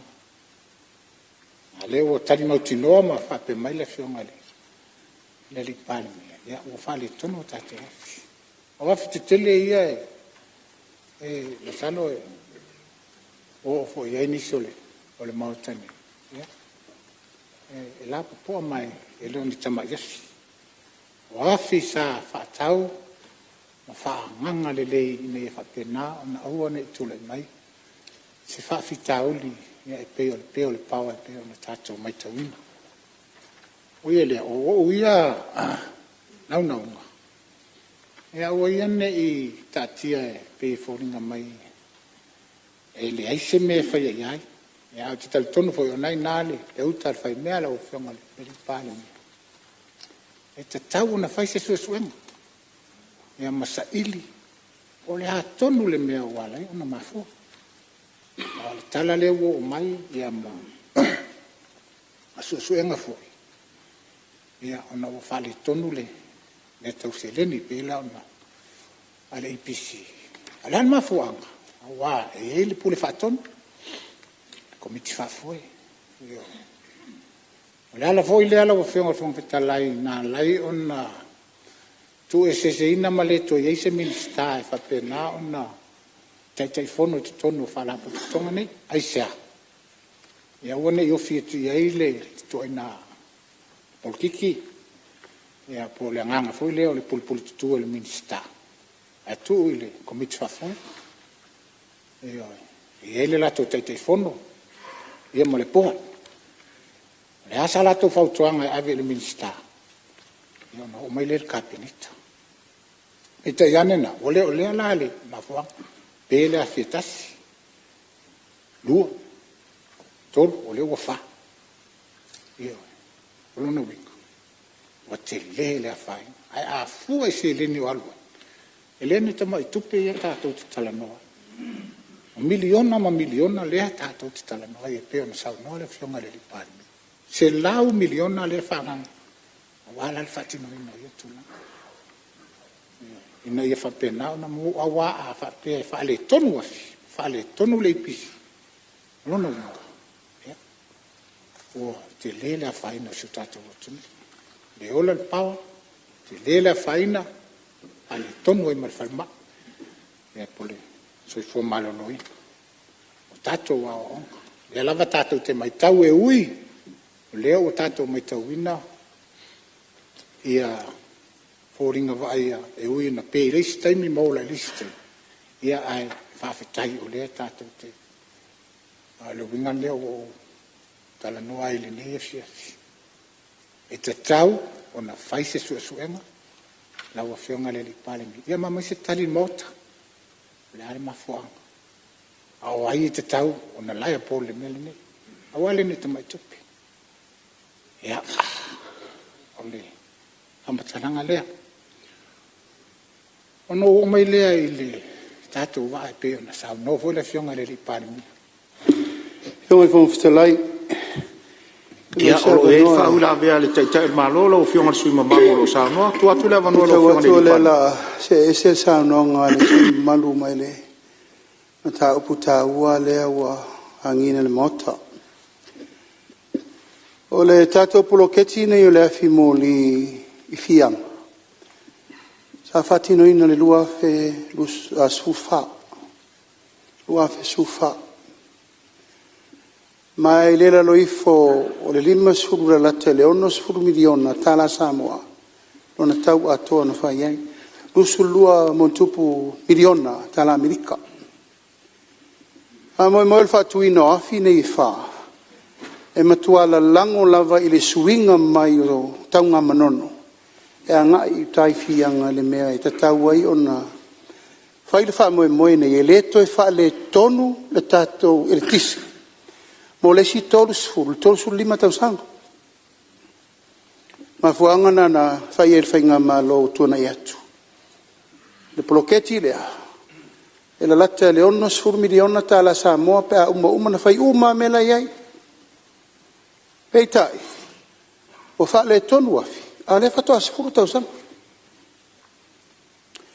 Mela le nai tā ua te le elisa unua ngala o whionga le sui mamadu. O le ale mafua anga ua le o ai afi. I le tolu se furu. Le tolu su 5 tau sanga. Na fua ai le tūlanga o le value o le project. E ia tau no o iei. A tautu o tō manatu i le nofo ingale na umanei. I le whatoa ofi mai o le fasti tutonu. E a mata lona tutupu le peso o le pawa. O na wā mata, o na iloa. O wha le tonu afi. Ai salwa matalanga nā mai. Ua le servicing afi tūlanga masana. O le fasili la le fionga le suima malu ma le whafonga le kabinete. O ai la tau e whai le tonu e service afi. O ai. E tau o atu le kapeneta, pe tau o atu le malopo le Palemene, e whai le mene. O le tari nā mai, wha mea wale se tupe. O le whamatalanga nā na o mai lava mulimuli. Ai wha mea le tala, o na walu o le tupe, lusu pasene le na whai el fast. E o whai lusu pasene discount ngata. Ia, le whafonga le tunu. O momo tangata mata alia e sau whawhai le port, ma le pūlenga i le nātai. E tau na whapea me le malo. O le mele leu manao mia. O mātou leu whawhea. O le tūlanga le leu a iei e manao mia. So soani le malo. Ma le mena sa tau na whai. Peitai, e lei whaia. E lei umare no fo inga lea le fionga o le sa sau whai. E le minista o ngā luenga te tele le malo ia honorable fiti vai. O whaila na maulea, whai se commission of inquiry, e winga na tā upu lea, e te sauno tonu mai ala o whionga loau. I le mātou taunu mai te tonu le teimini ua, o te lerwa vita auti. Taunu mai nofo inga ne lua felufu lima. O tato wo o lo tūlanga ua power crisis le tunu. Ai o te whawhetai le pūlenga, ma le tau mo whainga le teimi lea, whai se awala vave. Lea se awala fo ia le whawhetau, le na mafu ai, o na mailo afi stand by ele na mai nes fulua mon tupu. Le I fulo so isi ele tau mai fianga isi. Oina, se I tau toi whai le tonga fiti. E ia maua pēa le sapalaio le tise le tunu. Ai se tau tau tonga fiti afi e. Tolu whale ta. Te milan nei o lo ngā lue pēa le mata ngā luenga. E toi overhaul u mafi nei. La u solo. O tatou temi nei. Ma o le amonga na la emo le ipisi. O le nuinga a whaita te amata tu nei ia te sema o le tau sanga lente nei. E tau ia te sema o le tau sanga nei. Se furu roa masina. Lima sela wafi. E ono miliona le tatou tupele e atu ili singo wafi. Ai ono ua paula le awala. E maua ile ele tise. E le toi motu. E la tatou te survive nei le temini nei. Ia filisi ia wa mai. E tau na wha solo e ngā luenga le IPC temini nei. Ta la tonu ale na wha moe moe o le tupe lea ua ta pena e le malo. Langa ele ngati. Wa umana me li poti le pulenga. Ma le uwhenga luenga. O lo ngā lue puno wa i le ao ma le poe o ma le temini nei. Lai overhaul a fia wha. O le wha moe moe ia taifo te se ma uola fia lua. O na mawhai lo lea. O na ola tātou. E toi ave a fia tātou te lisi e le temini nei. Ai toi tau mawhai lo isi a fia lua. Ina ia toi foi le malo si anga wha el tisi. I le mesa tātou iei mōmua. Ma tātou o e lo e le toi se wha fi tau le toi tupu mai. Ai le tau mua alo le malo io e te le wha fi tau li le whale tonu le pawa. O no mea ia lewa o whamtalatu le temiri nei. Mai le na afi foi. I wha fonga le mota. O laina uma nei na whai mai ai le kone tinga o fi anga I fulo sou. Ma fulo sou ana I taunga manona. Whale tonu fo. Laina malo losi uma ia na whai e anga I mele sapa lainga le. E le tise mai fi anga I fulo sou. Ma fulo sou I taunga manona. E leo lai titira le ngā ruenga, lai whea ngai manita ngā ruenga. A sau tōwa e tu isi teimi o whae tete le e linga le eli na masini a eli lima. Aisa, e malo losi voltage lai e lalo. O waia nei le na mo I vai moso. Uri muni nei a fo le na pe ai I ele. Le wha moe moe, ai, o le sau noanga lau a whionga iskomisu su e. E te tau na whai. Ai le o manatu le malo le teimi nei. Se I mai a uma le mele tuli le teimini nei. O la mele tuli le teimini. Ia uni toe motu le tise. Ma ia whaila se I uma afi wa lai wha solo le overhauling o afi e lua le teimini nei. Se ia mai uma la le tau au whai o le tatou. Me o tatou o i e wha le tonu afi. Ia ma le tūlanga sa ta tau na iei se tonu e le te tau ina tupu le mele te atu ngalue. Ia tatou tu whatasi ro le te tau. Someone has to be responsible. I tūlanga lea. Langa foi o le mea lava lea. Ai whaafonga voilo au o lau pese a le whai le tunu. Wa lava nā taimi, se ta ulo mea le malo, me whai tele le po pole e se anga ua ngā leanga. E o tō vai tū lai el tato whai ngā malo, e li o le tūlanga lea, pui o asetai, o tato aseta, o mea le malo e tauna pui fatasi. Au te whaftailo o nganga tuli a pū, I le tūlanga le Commission of Inquiry, e whai, ai se ma e ale leile fa mua o le nga yo iai le ao ma le po fesolai ma le matanga luenga ma e batu e foi la fa ftai ele tau ngo fier nga luenga la fa ita wo iai wo walu iai mo ba ai ita ele fa ngo fi o le tise it's a dangerous work pe le emol mata spaka oki ngak ala la ve iai le ufalai au tultuli a pu a fa wo se fa sao nei e se ilo muri le mele te sao no mai ia na manino lo le mato le vai ia po I tonu ra na mafu ai le mele o tupu Yo se fa mam la manga le la ufionga li fai pule Maro whaftai lau whionga te tai on malo, ia masalo leo wa maua mai lau whionga sui mamalu, vaenga sa o ieli sa unuanga. Ia tulai mai e wha uma sa unuanga e leo toi mawolo tein. Ia, whaftai lau whionga whangwhitalai, ia whaftai foi lau whionga le. Lari Palemene, tala foi le tulanga e pe ona iai, e popolenga, Malae atu ngalunga. Ui o lea, ia, tati atu, nai nale whai mea. Tonu se taimo i luma, ia, uma fono tala foi ma, ia, mai se tala, ia, po ai tonu, and who is liable on this? E leo ni tupe, as tangata stotas. O tupe al tato o tunu. Halu ma o mau, talu la, e tulanga leo whatamana. Io, mele nā leo no whai atu. Nā vese ai minista. E whai a komiti whafoi e. Io, e whai a la tau le tonu. Whai a la tau le whai unga. Ia. Le whapena leo na pasi mai ka penita ma le minista.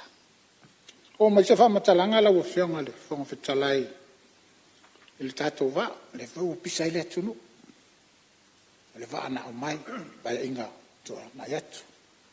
O whea i e le wā. O a mai le wā. O taunu mai le wā. Ia, o le fisili le nā. E fu ina tala le whionga le li Palemene. Ia, a tondo le nā. Malama foi le atunu ma o whapena foi ona.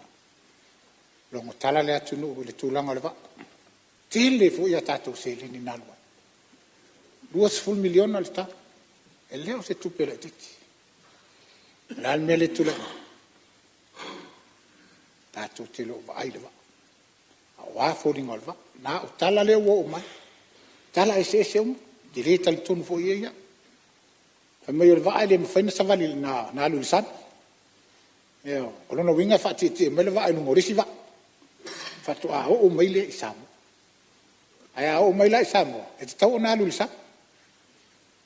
Eo, wā le inga tātou vai tafi. Ea, o ai e whesilingia i lena.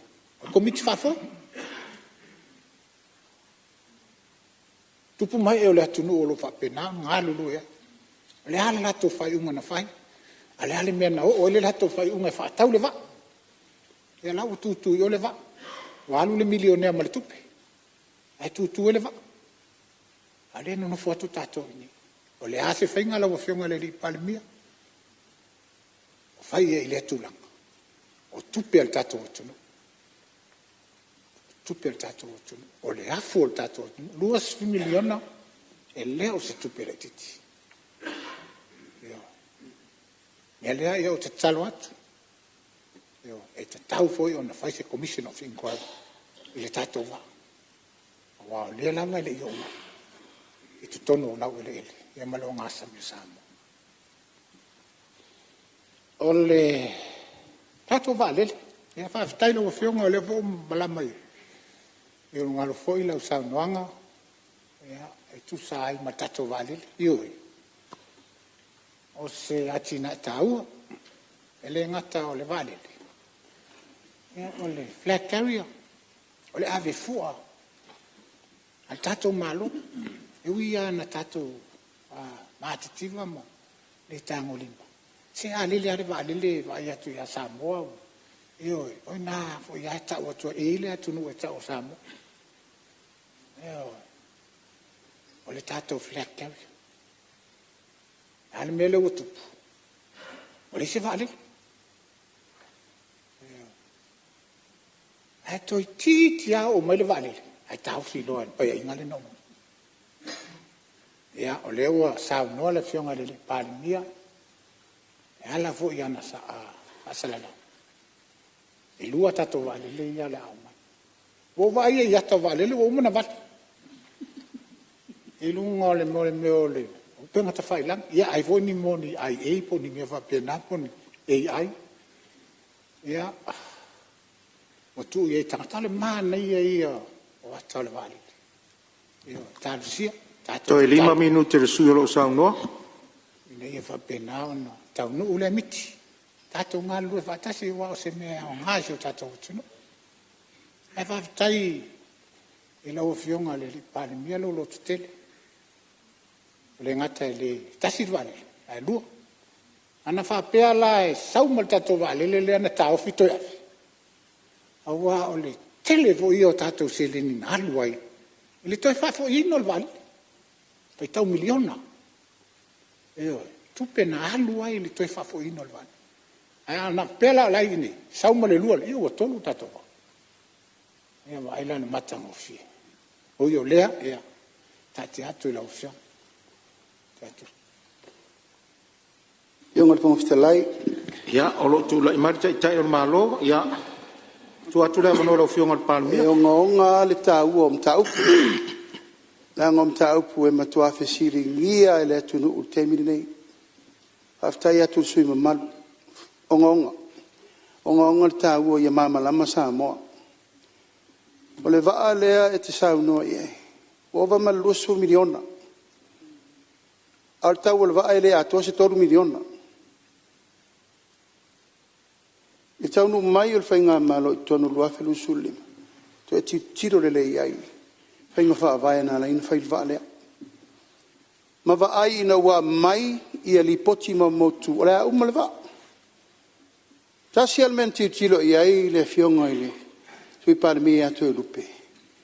Pe wha mata e tala whea ngai le whainga vaa vai. Ma le sefe o le vaa le. Wheo i tanga te le vao. Uri whanua msa le lo. Tolu lei whamalanga le malanga muli al minsta tupe. Ma le loia siri o e to tiro tasi al vaa. Alu malanga le minsta o. Temirina, ia ma. Msalo le sui minsta o wha tolu nat. Ina mea level nei o le inspection e vaa il vaa lea. O le tali muli na o mar kapeneta e le sefe le va. O le va pese va alia, Capmaran. E le nga fatau li maina le va inu. I le teimi e so wai le tai le va a polima ma nono o le di potina na mai e latou kapeteni uma le feo i Samoa le latou mauna ia ma atoa i male company fo le tatou le Lloyds le va ia Metal Marine. Fa ia lor fa ungal kapenet. E toi o tasi atu e tiri. Pola le wala mfaina fata ungal mele. Wa le sa ngai mai. E sa oi ele mfaina ferwa. Le la na fa ia le filfilingal kapenet. O ai inga na saini le taimi le na fainga malo o tea. Fa wa. Nanga we can't withdraw. We already signed agreement. Fa wa pe meni se I umana fa le le va Ile mafau ngā tai fono ma le pōta le spāri, taimi lea. Ina ia whātau nuu le waa. Alu atu le minstava ai matirtilo. Sei whātau nuu ia uma le waa. Anto e whaera lor fufuanga. Fufuanga la le wai ia le wha moe moe kapenet. A uma me le waa. Ona toi sa iri lora se si mea toi whātau ia le waa.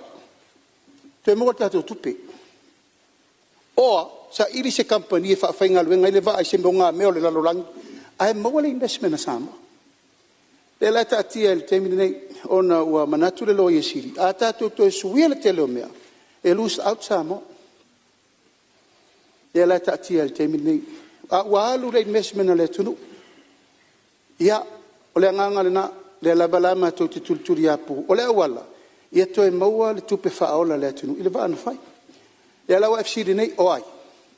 O ina whai le tonu. Terminal Port, komit whatonu. Sa iai se sao min sta sa iai. Le tatia. Ia ne fau atu e sao no mai. E koe fai fau le si Commission of Inquiry le va. Ia se uma mai ia ingol fa tontun wino le va le. E na toi sa ili leo le tūlanga le te sao no mai. A meo le ute na orwhai ngā mea lo au. Ta ua na o tato valele. Ia o te musu fo e whai atu. O titi atau nu umal tato valele le e o mene. E o mai lo whai ngā malo fo tau. O le fautuanga na mai e official zuma, le treasury malato uma nei na mai al fai unga le whainga malo ta ofit vare. Ma tom fia me, taime o pare mia fia me. Fa lima fono ta ofi, awale mai al vare. O le vale, le se vale le lau passe se le vale le kako. Vela koko eri il vale le ngangko. Ya, ma le si tu. Ma le si tu langa le taimina na. Fa mai le company va lele al polensia al temina. E le nga fatau li mai na tātou se va lele. Wa uma le tio man kwantas ngau. Uma le tio ma le veteran ngau. Uma le tio ma le si la fo le company va lele muli. Ngau. Onos furu fitus furu miliona la itala. Ha felan tātou e me se va lele nga op ai kala fu le dungol va. Fa ye le fufuanga ta atia va lele mole. Nei teimi. A tongi e tala. Fatau sanga yo mai le so. Wo mana tongi e tala. Ono sul miliona pay. O tai mirane. O leu tato ta pena. E mai tato vale. Ia, leu ta pena. E pe una ngani mai ele fionga suite tai ila na la unga. E le tai mirane. Oi, a pisa foi fe me le vale le leu ko fe me le kai mirane. Leu ta pena. Lo au Yes, I only that your advertising investment a pay to tono company vale. Company vale le lo to no. Let to know na tu way matale fu I lauta tu a toto mon manzama. Ole ngangale na. E vai tu temi ni pe e ula. E le olango lango e sam o fa mo. A fa nga mai le tu no de la lo langi ato. E la tu fa lo. E o man tapena. Australia, New Zealand, America, Samoa tuila. E otu e mai le tunu e whaino la tu sao. It's their plane. O ma so yana tātou ana whai alalmentu. Ngā wa ango koi kiki a bankrupt sa mol vale. Almost 300 million. Au le te fia o temina langa ele o whainga malo ne whai mea ngau. E o tā pena o ma whainga wha vai. Business plan ma mea uma ia aua ni tātou toi o le mea o le wha por kiki o le running o le vale le wha business. E o tā pena.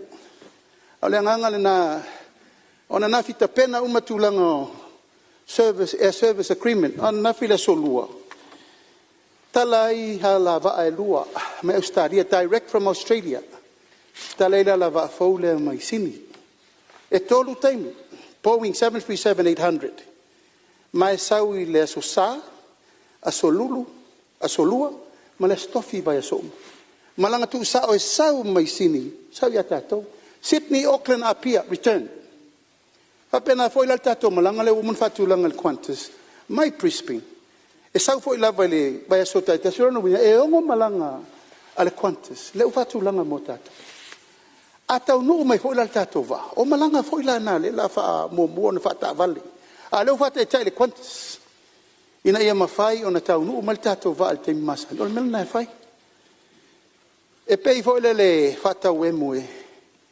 O lau fai atu e lua va. Loau, e lua va. Le tau ma fai te mine nei. E tau ma fai e le fai moe moe. Leo teo nganta tu o tasi le va. A pala le pa o le va. E kasi a feku ku wai koe ti lei a kua fo isi mea.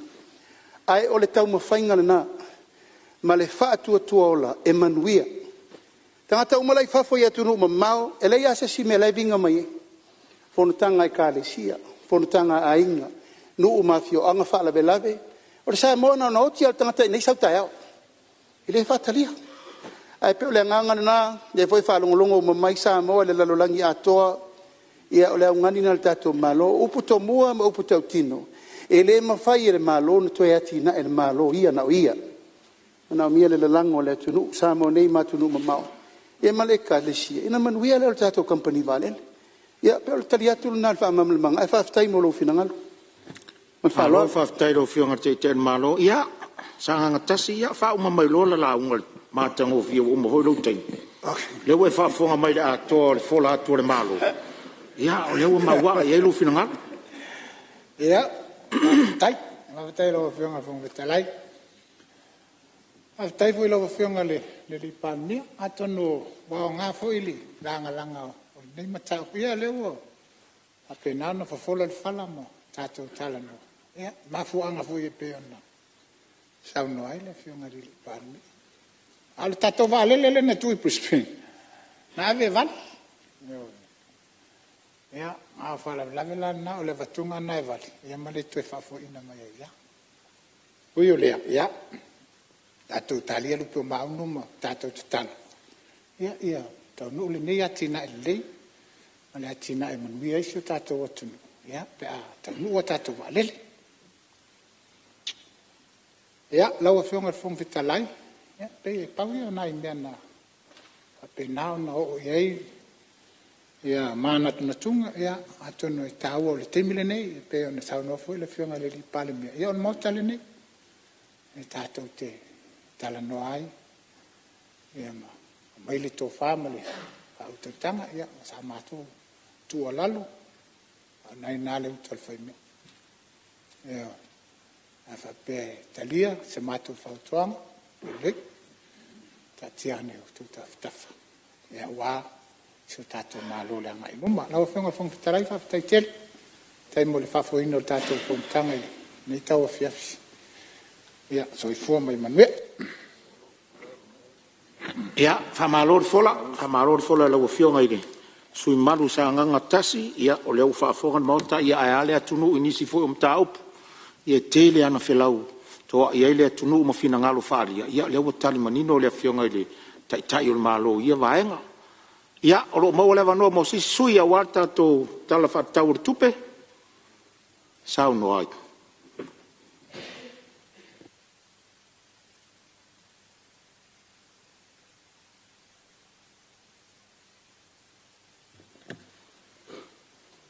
tau whionga.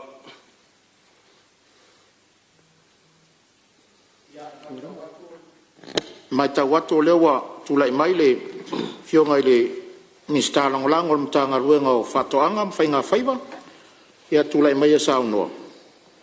Palau li tōru. Paftai lau whionga. Whongwhtalai mo le avanoa. Taritonu ua vela fo le fala fa au ngase fo isu no mal ya fa malo le on sa fa malo la pale ya la tu la ya tu so so ne tu la fonga le fo fonga le o fono o fa tu ta fo isu sa fa pe la vai ya watu mato tamuli le tatu fa moi ya ya nga fo ilo mato o mai fa o nga tonu e sosoani atu I le lau fionga ia me se foi tawa lumanga o le mota ia e mua alava le nei tu la tau fiafi lau fatulou le paia o le mota e lau fionga le fongfitalai le fio lau fionga I le Palemene sui Palemene ma le mamalu o le kapeneta. Lau whionga sui fungtalai e tainane le ainga o minsta langolango. Whawhelo e tufoi. E lau whionga le taitai. O le tuangai ma le sui taitai. Mamalu o sui mamalu o le Palemene o mwhaio no tatu a wai whatasi mai I le tau whai ui o le nei asfono. O te whatalo whafoi I le taranga atoa lea o le malosi lea o le tato malo I le afio o Sasili malato pulenga o matanga luenga mwhala potonga ale tatou malo. Whawhelo e tuai lau whionga le whailau tusi o le fono. Fono au malo ofisa. E atainane le paia o Samoa ua mawhai o nau tau moli mawina le nei e fiafi I le fono usu ale malo Samoa. O te whiapai foi le tapua inga mamala le atunu. Le fio lau fionga I la mamalu o le malo malau masiofo.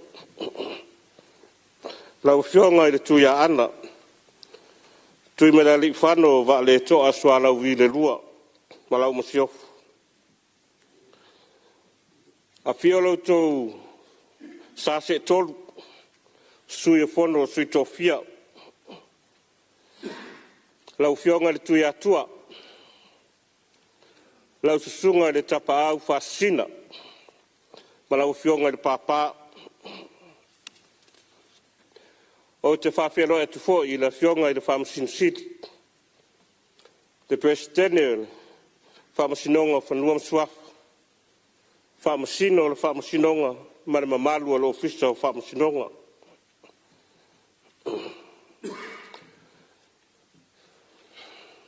Sa ia ina manatu. Walava ta oso le tae au usola. Se ia pa ia mai le nei taimi. Wa whaala lanu pa ia o le atunu. Ui leo. Leanga o le tau a fiafi manuia le fiafi nei. E le mawhai hoi ona tua. E palaudi. Tau lava no matou o i lawa o te tele o le atunu. Ia pa ia o Samoa malau tu tapuainga. Tai e ka le sia ke siano fia i te tonu o le atunu. Tai nane lau whai ngā luenga ngā lulue. E lau whai ngā luenga ta tofi o lo tau whawhale le malu. Masu asuina le vai o le ola. I te tonu o so se whata whai tauranga i te tonu o le atunu. O le paia o tama ma o lato a inga matama. Le usonga tu ngua mapule. I tu au ma la tau a inga le taima le vaa o fonti. E whawhelo e tu foi. Whai ngā malo. Le tato motu sa. Amerika Samoa. I le fio lau fionga i le kovana. Ma le kovana lutena. Le whonga talai ma le presidente o le senati. Pa ia wa sua ma le vai whanua. Fo mai tūlangi. I tu au ma la taua. Sa ole masale au mua ma le lau niu na sai lua. To o le whale ula ma oe le manua tele. Ta otola i Malae sa. O pa ia apu ngatana Samoa. A wa o pa ia. Mai le vavau e o le whavavau. Ai se i sunu tonu le atata. O le taulau mea i le toainga o le waloa. A wa ua ite whanua lalo. E ua whaafua lafo se leo. O le neitu malo. A ua se sao i le tala o le tupe. Ua o pea nei le laulau a fono a le palemene. Lau whianga le whong talai. Se iau pai lava i lotu malo. Leanga o lau te taritonu o lai tapua ia le whono usu Samoa. Pa ia lau whai ngā luenga tofia le tua. O lo ngā lulua i te tonu o le tu malo. Mai whaala vai tō muli ma vai roa. Whawhelo i atu iau mātua whale nganga. Lau whionga le ti a kono Paul Nansen mal whaletua ia Edeling. La whionga le tamapule o le batanga luenga palauli malo nei tu le kalesia katoliko. Lau whionga pātere kāsio ma lau whionga pātere entu. Le mawhai ono utolo lauina suafo o whawhiangainga o le tu malo ai whatalu whatu. A matas Tala ale nei tu malo. A mata mai laso mua o le tatu fontanga i laso lua. Ana sila fia whai lau whionga le whongwhitalai. Whai ngā malanga mai a le Palemene le paia inga lona sfuluwalu. Whāto ata to aitau nuu mai te tonu ala mota i Tiafau. I laso lua. Upumoni. Ese fo ila ngona. Ese whaanga e tia. Na o iailo nei sui. Awasa talo i le tua. Po a whiase aso. A rase taimi. o la Talanoaina mai ai le folaunga le Palemene. I le mota i Tiafau e tau le Tala ai talo fai o manatua ina ua nofo i nei e Samoa i Malae ai mai se ai tau avenga o le nofoa leo palauti tolu leo wa iai manatua ai seo tama ia le leisi wao Palemene failangi le folaunga a tainane fo i lau sto matua ia tui fasina misa li sati o lo whapea nei sa ilu matangi i New Zealand o no lele ato atoa le malo siltino mana tua foi tupu mai o fale Upolu le tu malo sa whapea o na lato no foia le no foa leo palauti mai paia inga watuana Paulo Tala o le atu mauru ma mafalo no foa a le nganga whafitaina i lau fionga tu sai fo i mara tō whāna ma tā penanga le tātou fōlaunga o leo tātou tō ai tau nuu mai i le mota Tiafau le tala le tupe ia o mātou e le komiti sa iloina le tala le tupe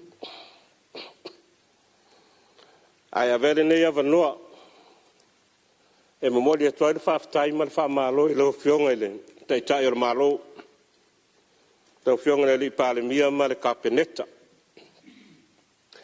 i le sirisira mamau whaatontonu folau ia le folau ngā Samoa malona tamau ainga i leo se ngā luenga whaingofie e fia avea fo le nei avanoa e mamoli atoa i le nganga whaafitai i lau fionga i le sui Palemene lau fionga fo i o le minister Tupe la fionga i lo ofisasili o pulenga le mtanga luenga o Tupe e a tainane le pulenga mo le nei tā penganga taritonu e lei whaingofie sa whauau whaupō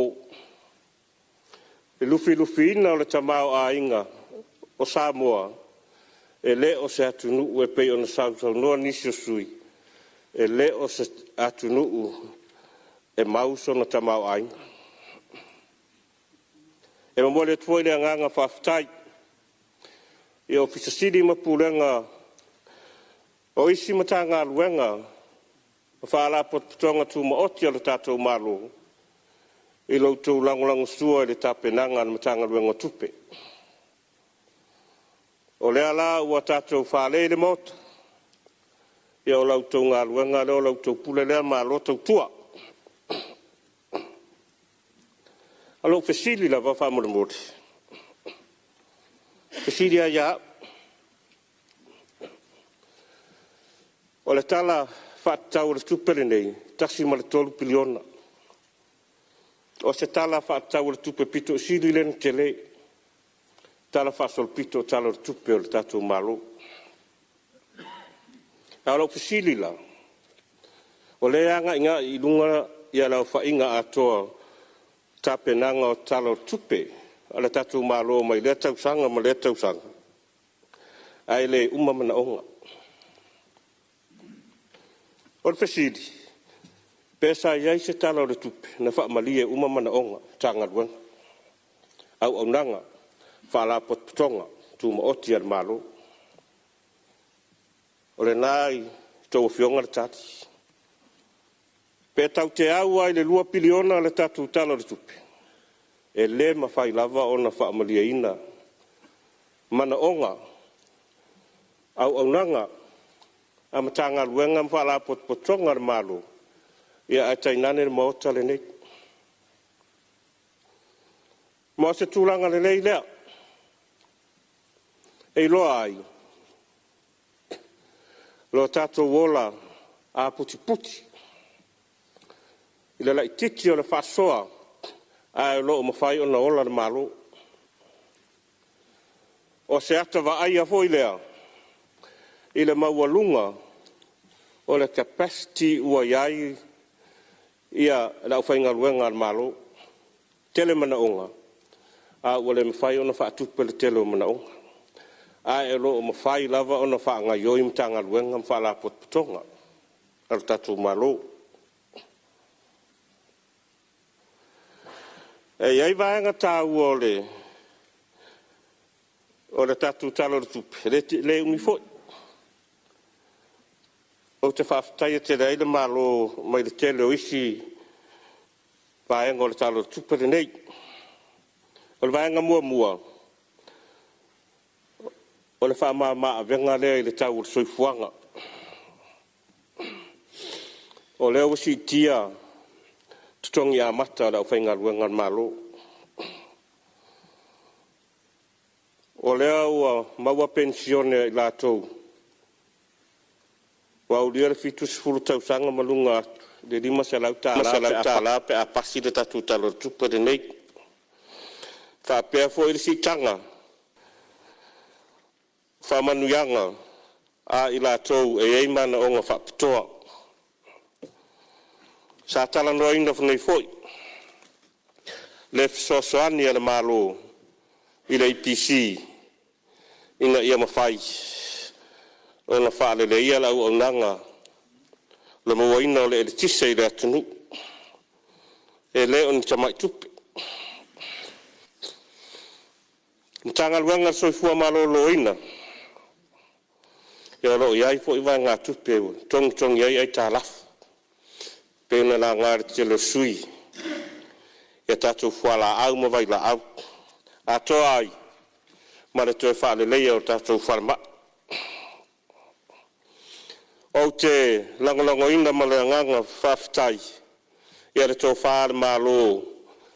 I le tupe lea ia o onga ua mai lalo tātou whon whawai. E le Iuni se taimi.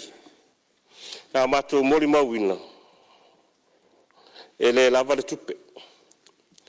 A le ai tupe ar whono whaavae lango ai le grant lea le tatu malo.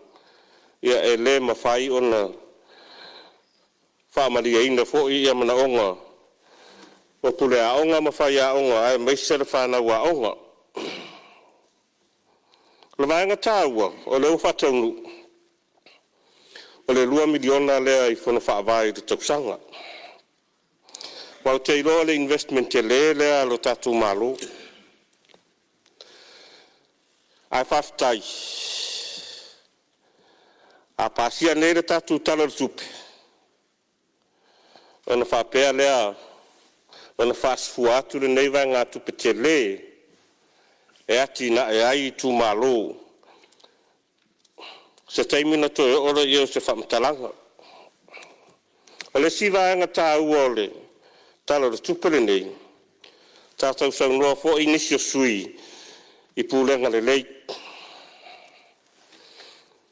O le vai e seina mai o whainga whaiwa. Mai ni mtanga luenga o whatoanga. Ua tausa ngā fo i o tau mawhai le tūranga lea. A whaftai whainga malo. Ia o leo whatau nuu le taimina nei. Ta ua tele le tūranga lea. Tātou, hei te sielo o mori mauina. Le pangatia le taimine nei. I a matūranga whapena. Wo ia ngata i whale o le tunu. Mau ese. Whamai isi o suinga o le tau. A le tūranga te lele iai e mafua lavo tātou. Le mawhai ono tātou pūlea le lei ngata i whale i tū malo manu. O le tupe fo i le a matai le matanga aluanga le. Elo stupi tele. Pela i titi petele. O la umoli mau i le tūranga ua. Whatu wari matanga aluanga fo lea. Elo o le tilo i le tupe atu. Ai o le au ngā o le matanga aluanga le nei pe au o na tūrai mai. Te leo na, e te leo na, e te leo na po kalami whaasau, puna oa, o le ngofo le na, Ministries of Fisheries and Marine Resources, o puna oa, o resources. O leo la a te le se suinga, o le awina mai o la unanga whaafainga whale, whaafainga whaiva matulanga whaafasau. Tawala mai mtanga renga whaule nei. Ai reo po Malae, o le tele o ngā taifale o le atunu, o whaale tonu le amu. Ia Paul kalame sa whatinoina e le vaenga o le whainga whaiva. Ai le tai o na lava. Toi tutoa le amu, o le aa le nā o le tamau a inga o le ngā taifale.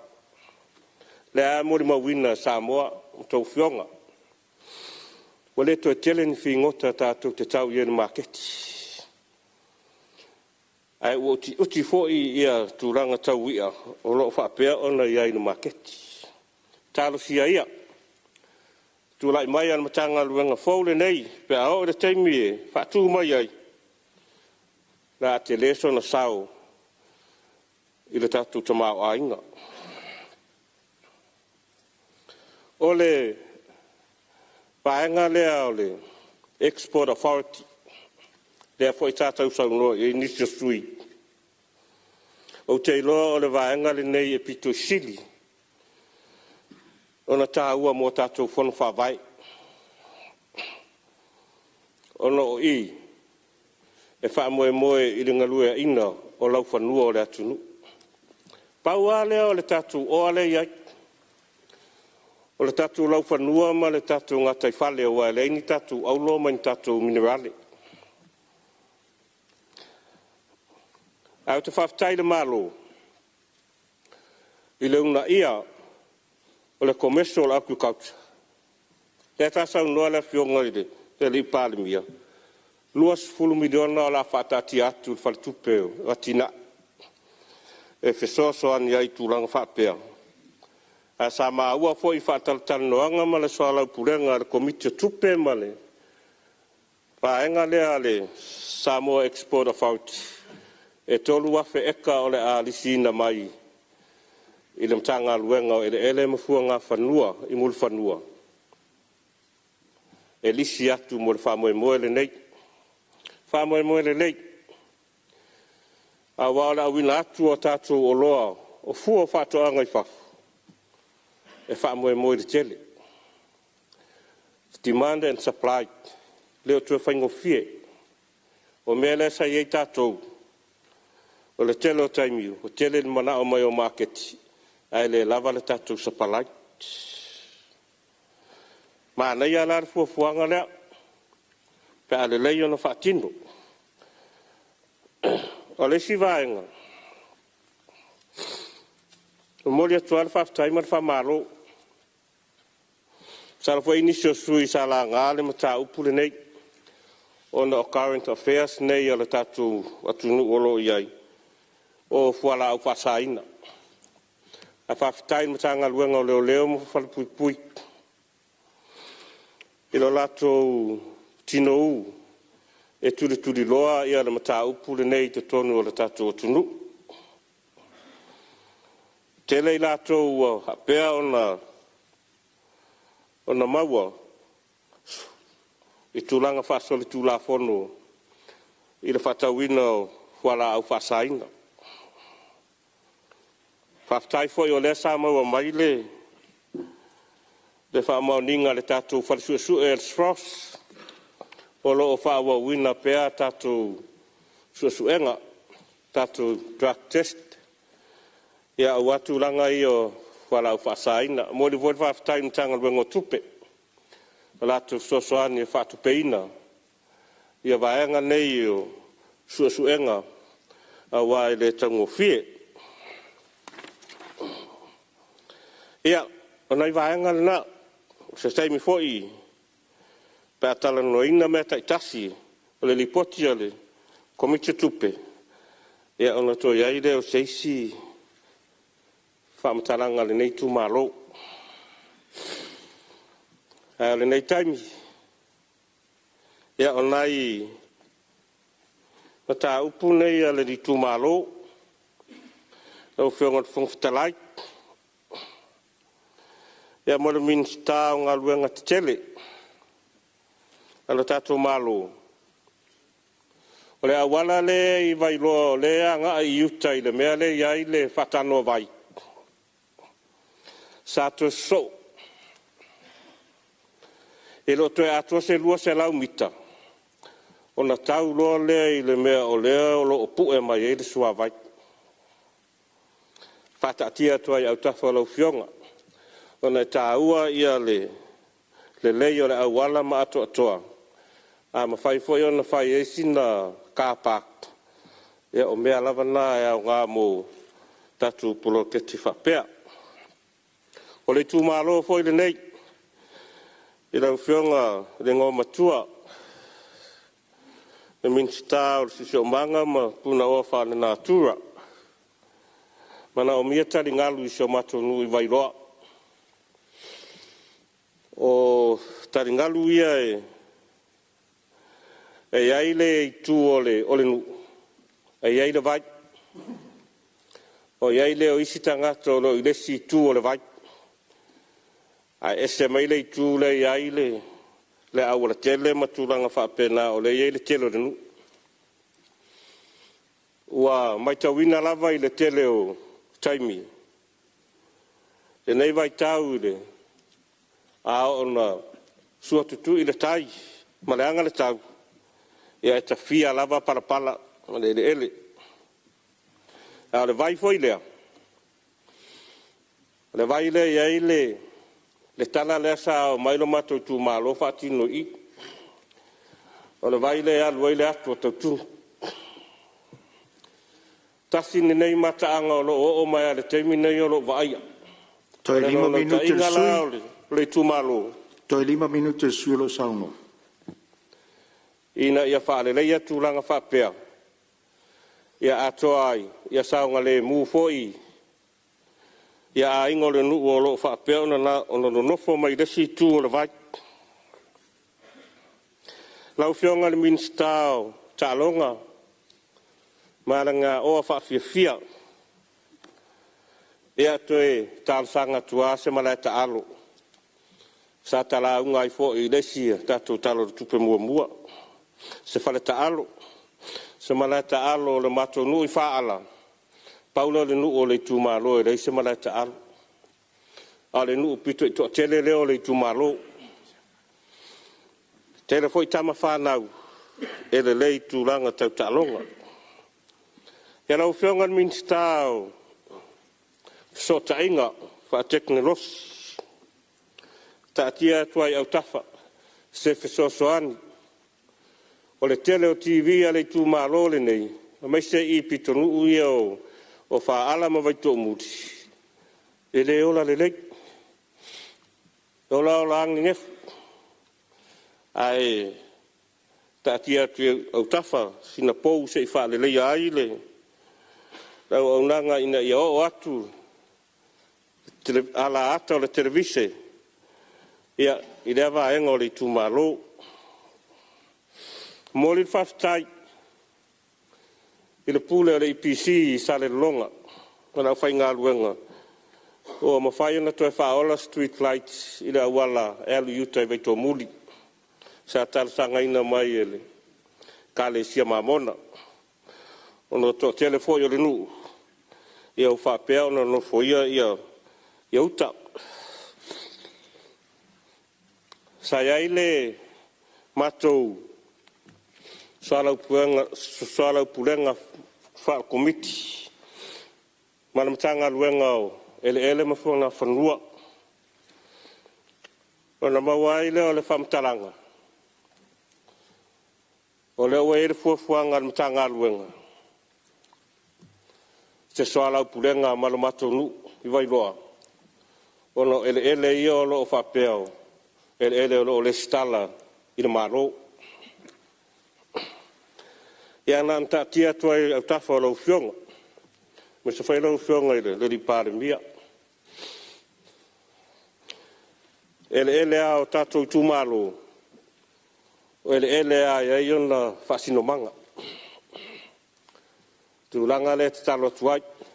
Ele ia o lo fapea ona iai le stala le. Yo ele ia o tapa au o le tumalo. Ya ai mai se foi le si vaenga o le matu o le lato fa lu pengo le matua. Ele o uma whatever o na no foia. Ma o la ia o lato fa singo manga. E tau la i te tonu fa nganu. Ai o le na o lo ina le utar fa mea. Ma tau te le te foi stu la fon. Ai na na tatia tu fa pena. Ma ma tau talo sanga atu. Ia tu o lo fangia le nei tu malo. Mai se le nei no. Ia o uma se manatu la o fionga fong talait. Ai mori atu ia ngang whaftai. Whaftai atu la o fionga. Whatau tainga o lo tatu fong tanga nei. Whaftai voi lo fisal fono e lau fionga i le. Whai lau tusi ma le mamalu lo fisa. Ia wale tau singa o le fono to Samoa. Whaftai le lava pale i sui mamalu o le mota. Tainane ia au whai ngā luenga lo tātou malo i mta ngā luenga mwhala tonga tu mot. Tapua inga Samoa lo o tātou whianga iai le neipo ia alo whangia le atua se teimi o luma tātou tu uai le mota nei. Tai while mu tātou ainga. Ia, stala lea malanga ngai tu mu le whalo alo. Whaftai. Malo sao noa. Ia mo le mai tau mai al mota ili nei vaenga o le afiafi. O le lona lua i leo sui al komiti o leo sao noa. O nor tūlanga le whātūtū ngata o le tātou mauta nei vaenga o le afiafi. Ui o lea.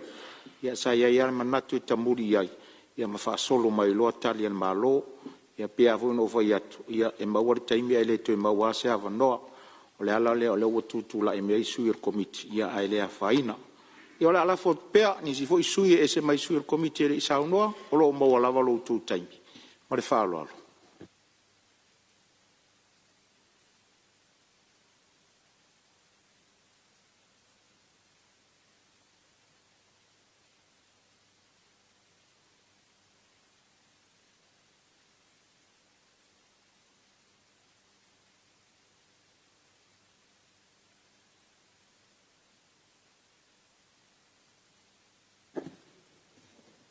Pea tu sai ma wha maunga o lea i sui wa umana sao noa le fato a luas fu sui wa umana sao noa tato tara tupe nei. O no winga e whai lava fo isi to tele o sui e le i o iel sao noa ngai tu sal tato tala fata o tupe nei. Lo maua lava le ava noa fitau ia mara tato taimi. O le tuto e le afiafri nei.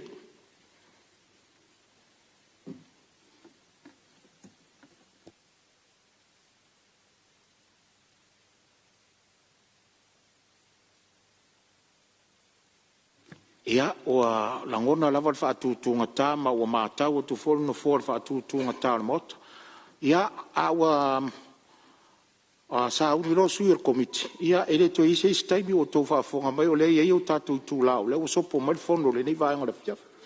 Unan manatua, ina ia vave le tātou ngā ruenga o wha au ngase fo. A ua eilo la sui al komiti ua sa uni sa unoa. Ia, o le ava none o leo tu natu. Ona ua whātūtūnga tā. Ia, se on sa e mai sui al komiti o lewa mau matu la tu la e mai sui o whale atatasi. Ia, tu la mea lau whionga ili. Pau winai, tupu fia sa unua tu sortara whātau tupe. Ia, lau whionga al whautalai. Sa tau whāteterengi se lava se manatu o lau. Tu langa fwe masani ai. Tau wawa ai lava ma. Tau whālongolongo.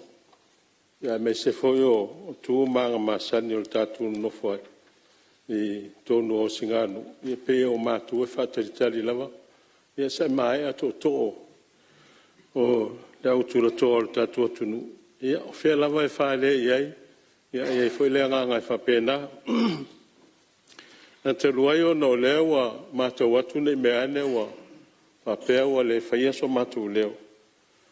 Ia o mātou te le vea le komi tupe. Mo muai ona o mo le atu le whaftai lau whionga i le whongwhitalai. Mo le avanoa. Ua mawhai ona tu ina mai o tu lai atu ai foi. A wā ea se leo le nei tu mālo whaleata. A wā le talwhata o le tupe. Ia o te langona i le toe o te le toe taia le ulpapa. Ia pe o te toe tā foi le o wheloa. O umana e whana leo i le langi le i tū lawa sola i le maalama o tuana. O wā foi le wāwhiso tai ma le atua. Ina ia sila alo whamai i whamoemoenga o le Palemene. O uma foi na asa e sa ulua i sa unoa ia lenga sua le tae au. E wāpa ia ma mamalu o Samoa i le ngatai. Samoa nei a whape foi i le tātou motu sae. O te talitonu la ia o le api ia mātu loa ia se leo. A wae le toe whao aipa ia ma mamalu o tātou atunu. I le whaafonga mai nei vaenga o le fiafi. O te talitonu foi o le mātou tūmalo. O le tūmalo e whaingo fio na upu. Pe o te o iei pele ai. Ia, le o tō mātou whaafonga foi. O nā vai moso ama le pea. Ia, o le whitalenga ia une. Ia, o lai whaafonga mai pe o te o i pa ia. Ia, o le ai mātou o ne amanu le ua maola ai. Ia, atu mai foi le pea. Whamui nāmalo nai. A leo te pea tu ai tāpo e mai al tātou tu malo. Ia me se ia le pa ia o le whainga ruenga stofi e le atua i le o stauranga. E le ngatei vai moso ma le pea. Ia whape foi tua o le pea vai tangutu. Ia matua vai ala. Ono e mpapa au ai ia le pa ia le whainga ruenga le atua. Ia te inane ia tupu mai. Ma le whaitau launu o le tunu. Ma whaila au Aso Tofi. To sina ma to uli. O Samoa o poto. Mai lawa i tumu maunga se o stase o pito i titi. O lo i le nei tu malo. Ia pefo na sila fia. O le nei tu malo o stase o i tu malo to tele. E le whaitau a whai o le tu malo peo na sila fia. E au te langona le loto whaafitai. I le avanoa mwhaina maua.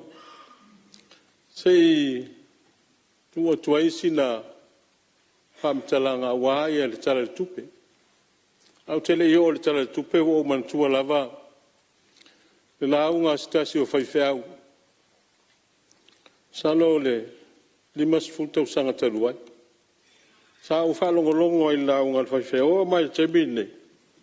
O te manatua pere o loto.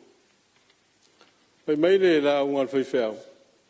O le tuspa ia, o le whaata le atua. O le whaata le atua. O le ala lewa o whaata waina ia le ala unga. O na o te taritonu. O tātou o sui mamalu o le Palemene a Samoa. O le mele le whaatau tō ai tātou. Na whaatau tō i le whaata le atua. O le winga o le o whamtalanga i le whatomuanga o le launga le whaiwhau te mantua pia.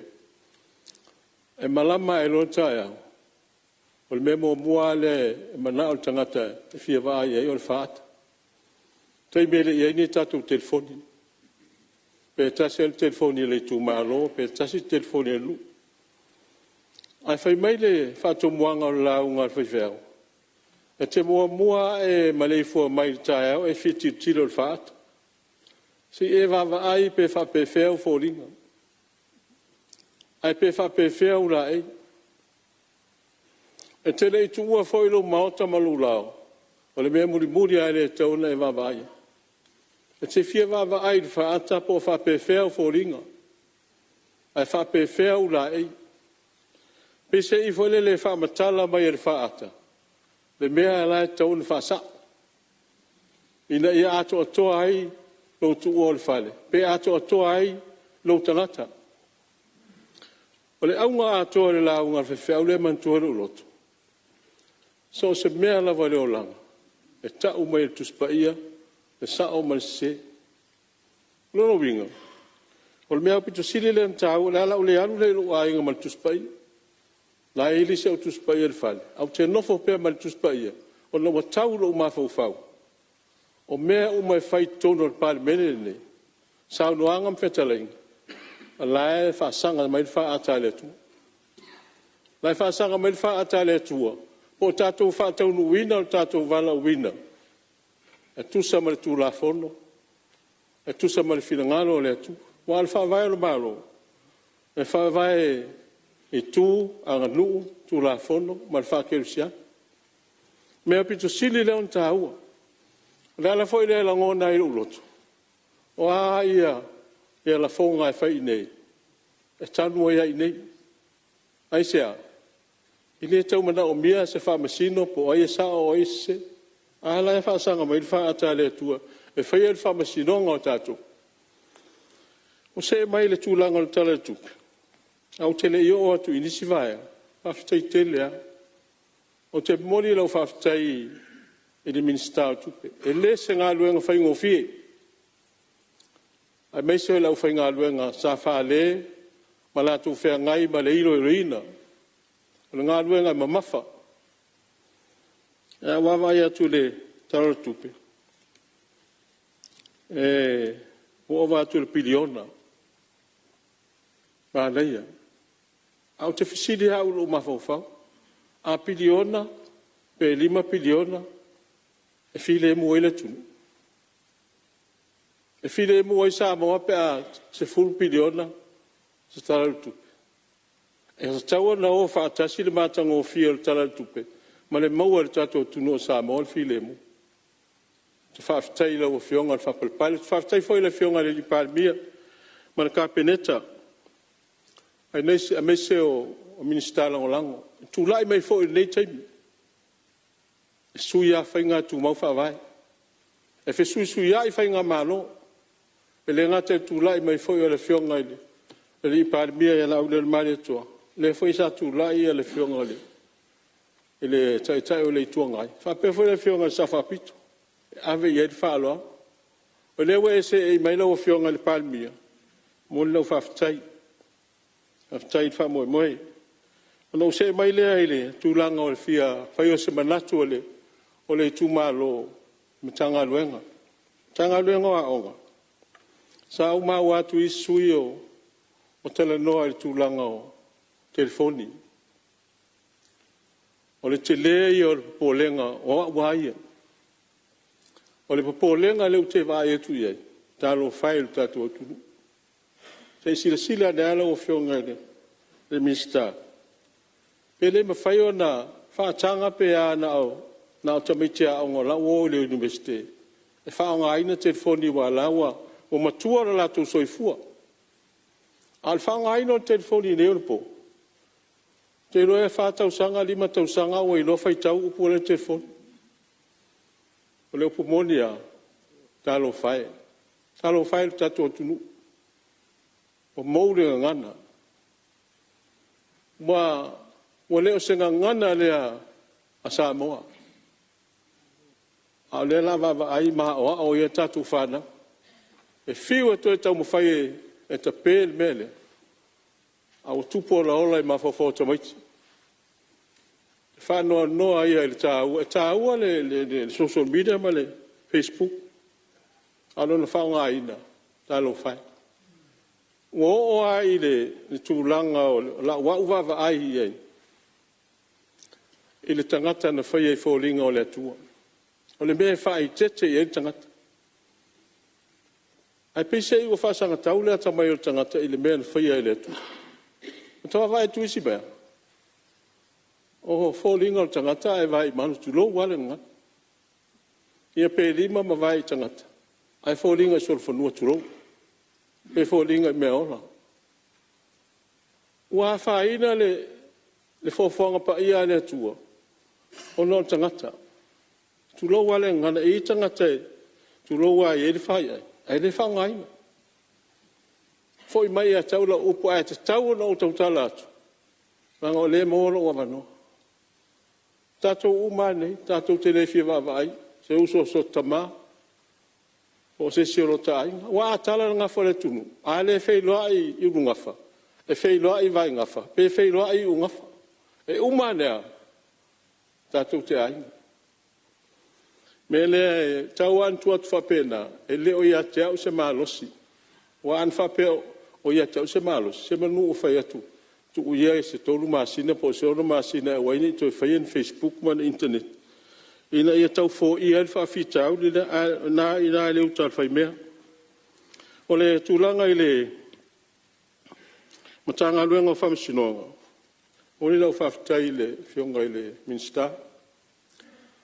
E mana ia o le mele au ato e whare le ia maota o le whamisinonga.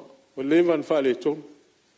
Nā popole ane i te ua mea ane ua pa uane wha alo a fia inisio o e lo auto wa atu whamisinonga i rato mtau. Ia no te lero ole resi whawhitau.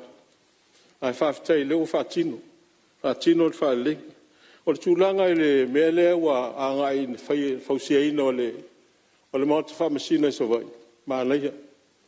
Whawhitai le whainga malo. O lewa na wa i le rei o le whale whamasina i so vai. E mesi o maota e a fio ai e li i matamai tai whamasina. A sa mawhau whaupo a whese aso. E pau ai o la o wawa ai i le talo tupe. Mana ia pe a paketi ai le tūlanga o le maota whamasino i lona tau atoa. Pe le ame le tuu e ma se vai ngā tupe i lona toe whare leia. Wai mautino e uma lima tausanga ia po se vai ngā whapena. Ala wa matana na whale tonu. Ala sa iei se vai ngā tupe sa tuu iei. Ia, e tā pai wa a whapeo le tūlanga lea. Lolo inga se ilonga foi whatai li lisi tala tu. Ai, na o whautuanga e watu whapena.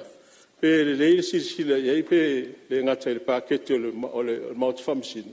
Ai tu iei se vai ngā tupe whatau le repair work foi le ngā luenga toi whale leia. La whape ini whale tonu muliani. Tūlanga i le matanga luenga li pisi, i le minsta i fito tolu matanga luenga. O whaftai le sātou talangia i le isi sui wano. Tūlanga le o whawhita au li, mea le o tā ino la au. Au te whawhitai le vavena tari mai o le ipisi, o nana iei le niui tolu o le aio mātou. Alae e tau e lau niu le, i wai mōli, o te iloa. E le mawhai e se ata mai stangata na whai e nāme. Whafso tai noina le IPC. Pe mawhai no atu e tu u lalo tu lau ngana. Ina ia ese a se i. Ina ia saunga le mu o le whamatalanga fi whai atu o le whaftai. E le i lewa ana whafso tai ai taunu atu. Whai ala tu me whai ngā luenga e lalo poi whai lei ma toi whai lei. Saunga le mu, le ngate saunga le mu, waia o le ini whawhita au le motu seu, waia ma te le fo isi ngā lua. Au saunga le mu e fo i maleo losis. A waia mauti noa pe la vea atu le lau niu i se taa vale, apo mai le wila, ia o mai soifua. Lono winga, ia taimi e o mai whawhita au le whano i le soifua. O le whatamala o tātou, e ma le tau mo whai e whaile ngā lua ngā le o i se malamala.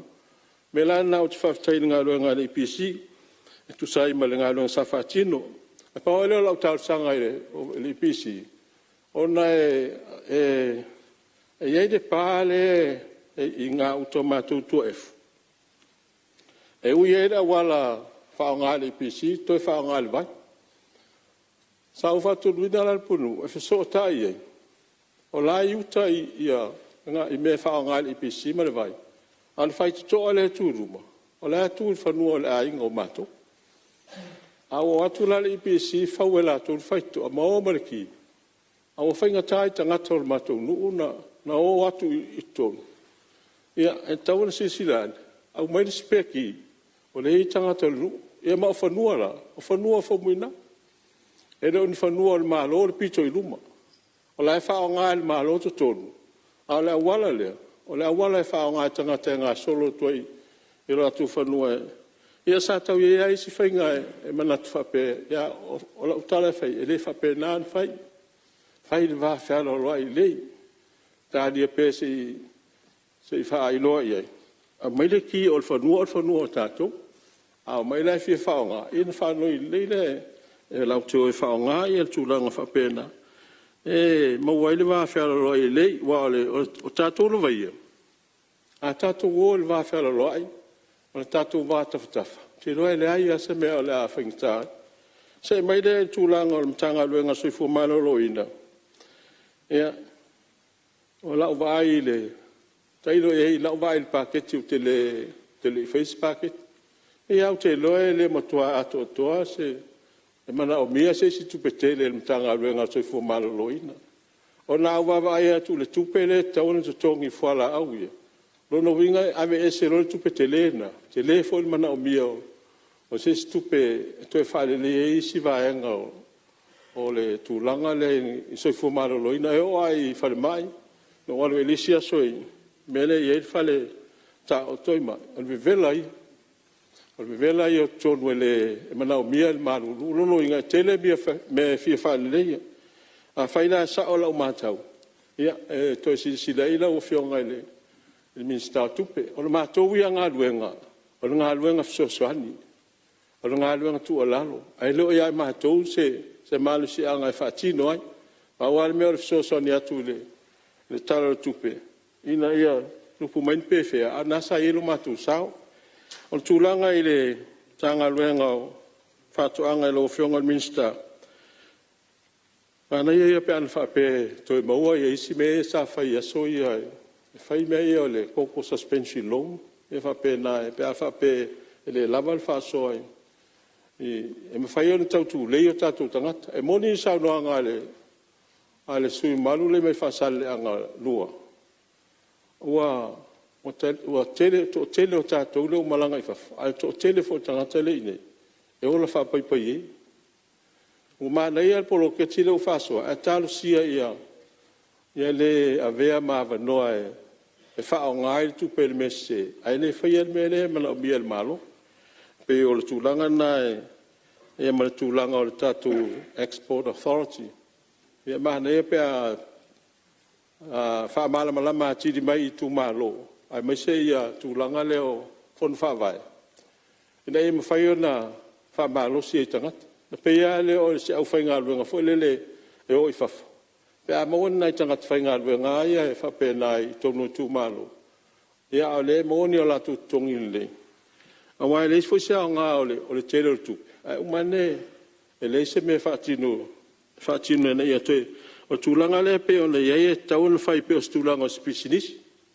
Ina ia mai le tupe wha ngā ioi. Ina ia mawhai an toe mau o mai le tupe. Toe wha tino isi ngā luenga.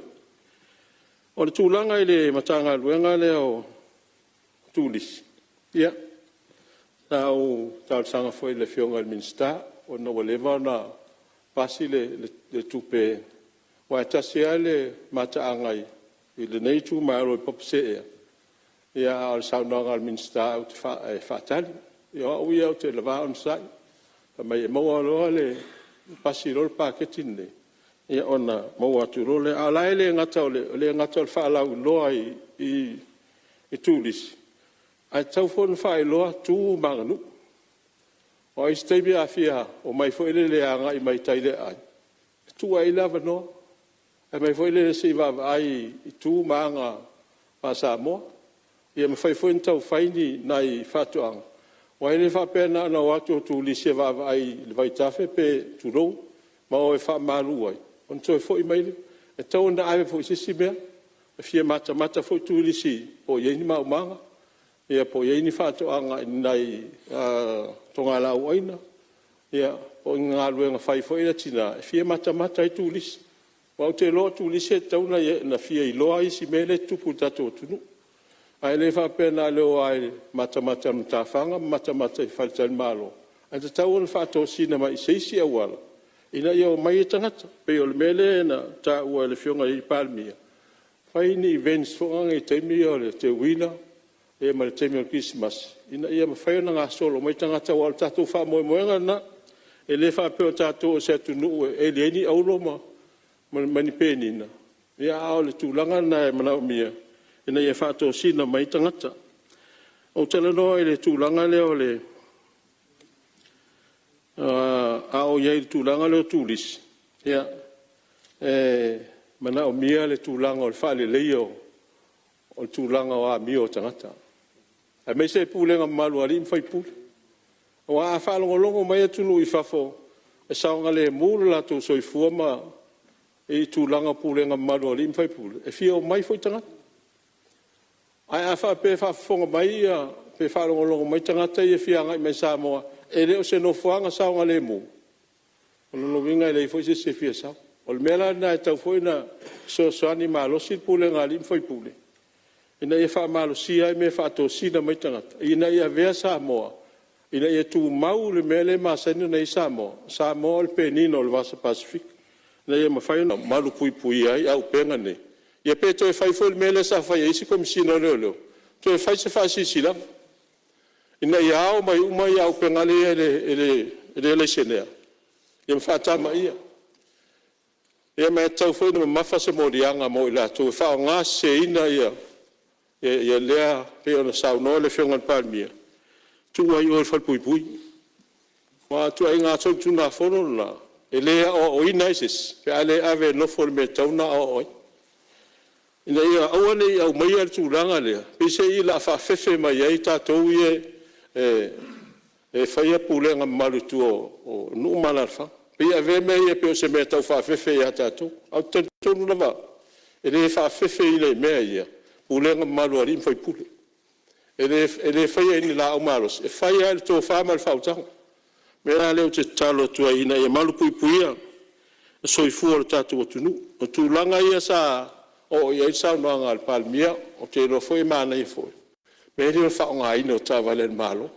Sao li. O te mana tua I nā teimi. Au le Public Works. E iei le transport pool. Ave uma e tā wale le malo. A wala a umon whaonga e matanga lunga. Toi whafo I le meile o tāwale. Ina ia malupui puia mea tō tina. O te le whai atu whapea ua e tua ina sisi. Alanga e fo isi. E mauane te mwhinga luenga. O la e tūl tāwale le malo I o mala tapo. A te muso e li poti mai sisi. Whai taria I altanga taia a mau tonu ai ai il minsta. Ana sira le iai. O la whaonga se me tō tina o malo. Ia pe ave ta vale whaonga a umal te malo. Alu tangata I lona ai. Whaonga na ne tawa. Nanga e te tau na manu. Mea tō tino malo. Nanga o tupe le tunu. O vairu peina lava ma le anganga whaaloalo. Le sui ma malo lo saunoa. O le umal fia whaafonga le maota. Ma le whaalongolongo atu fwoi le nfoa. E taluai ua tātou taunu umai le tātou taimi manava. Ma ua manatu fwoi. E toi maua fo le avanoa lau fiongo I le fono usu a tae au e whao o wail sao noanga matanga o fie. E mamori atu wha malo ma le whawhatai. Mamori lama lau fiongo al whawhatai. E na o lau tāru sanga lava e whina ngalu mali. E a whai e moso tāwa noa e whao mai ata minute. A o na iese me tā o poe o lo a whiai au le tae au le whamasinoa. Ia pēnā se full 5 minute. Pe a tār se fulu. Ia ele whai fwoi langa o lea i elo. Pe mta o pute a fia. Pe a tu sai malo finangalo e toi mawaso o avanoa pe a au lia laso a tae. Na talo a nai I nā pule. Ia, o le sa o le finangalo le suima malu so o avanoa mo tae au po nei. Se avanoa mo tae au. Te leto o lolo finangalo langa o mutalo o avanoa. Ai a mawaso o avanoa e wha o mai au minu te tae au pe a mai a mai la mta o pule le whamasino. Ia. E o lau tāru sanga na malo wawa te. Ia, o le ala leo lo so atu. E maua lo wawa noa te tamua I tae au lau fionga. Whaftai tele la. E wha au au ai sao noanga e talu ai foi o tātou tūlafono tū mau. Ia nei o tātou soli tūlafono tū mau. E toi wha au au le sao noanga lau fionga e tamua le aso a tae au. Pe a sopo ele so I fua le Palemene.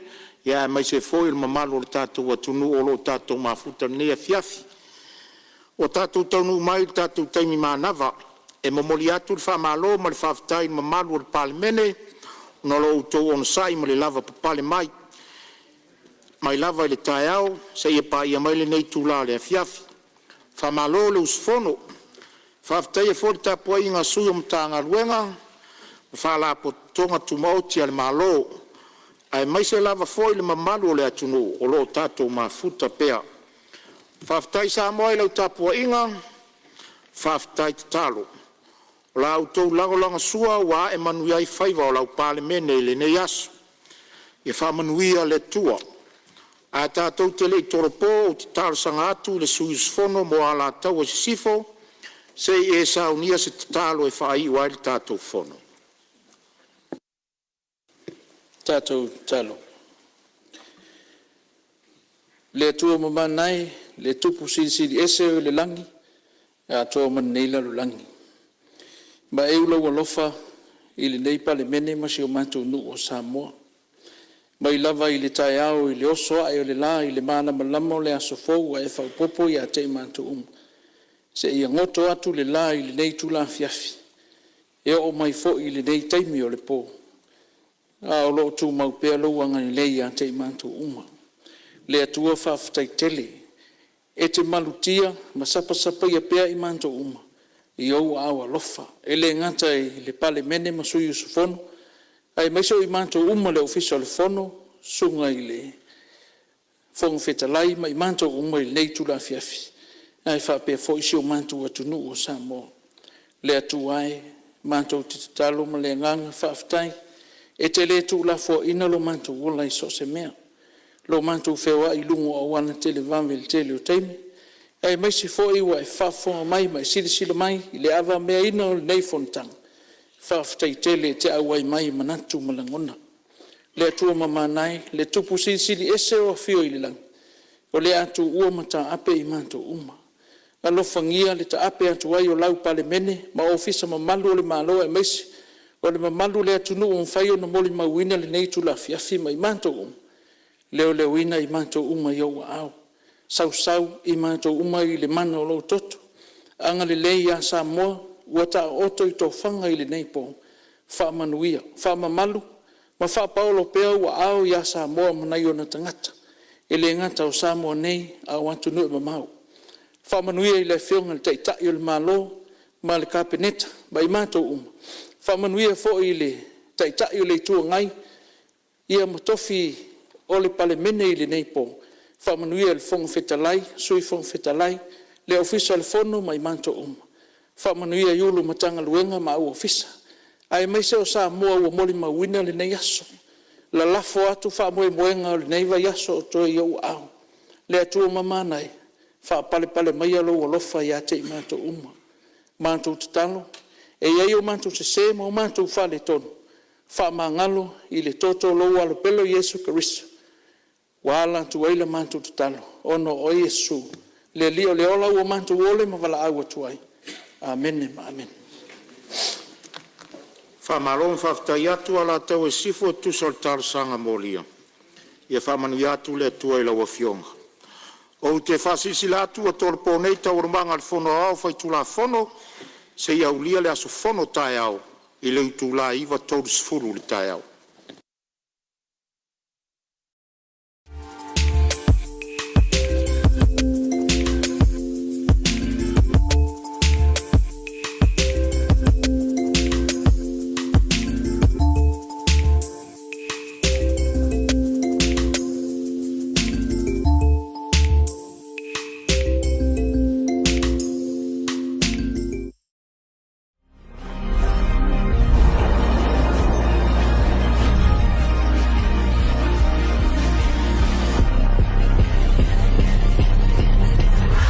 Natural Samoa water, the taste of nature.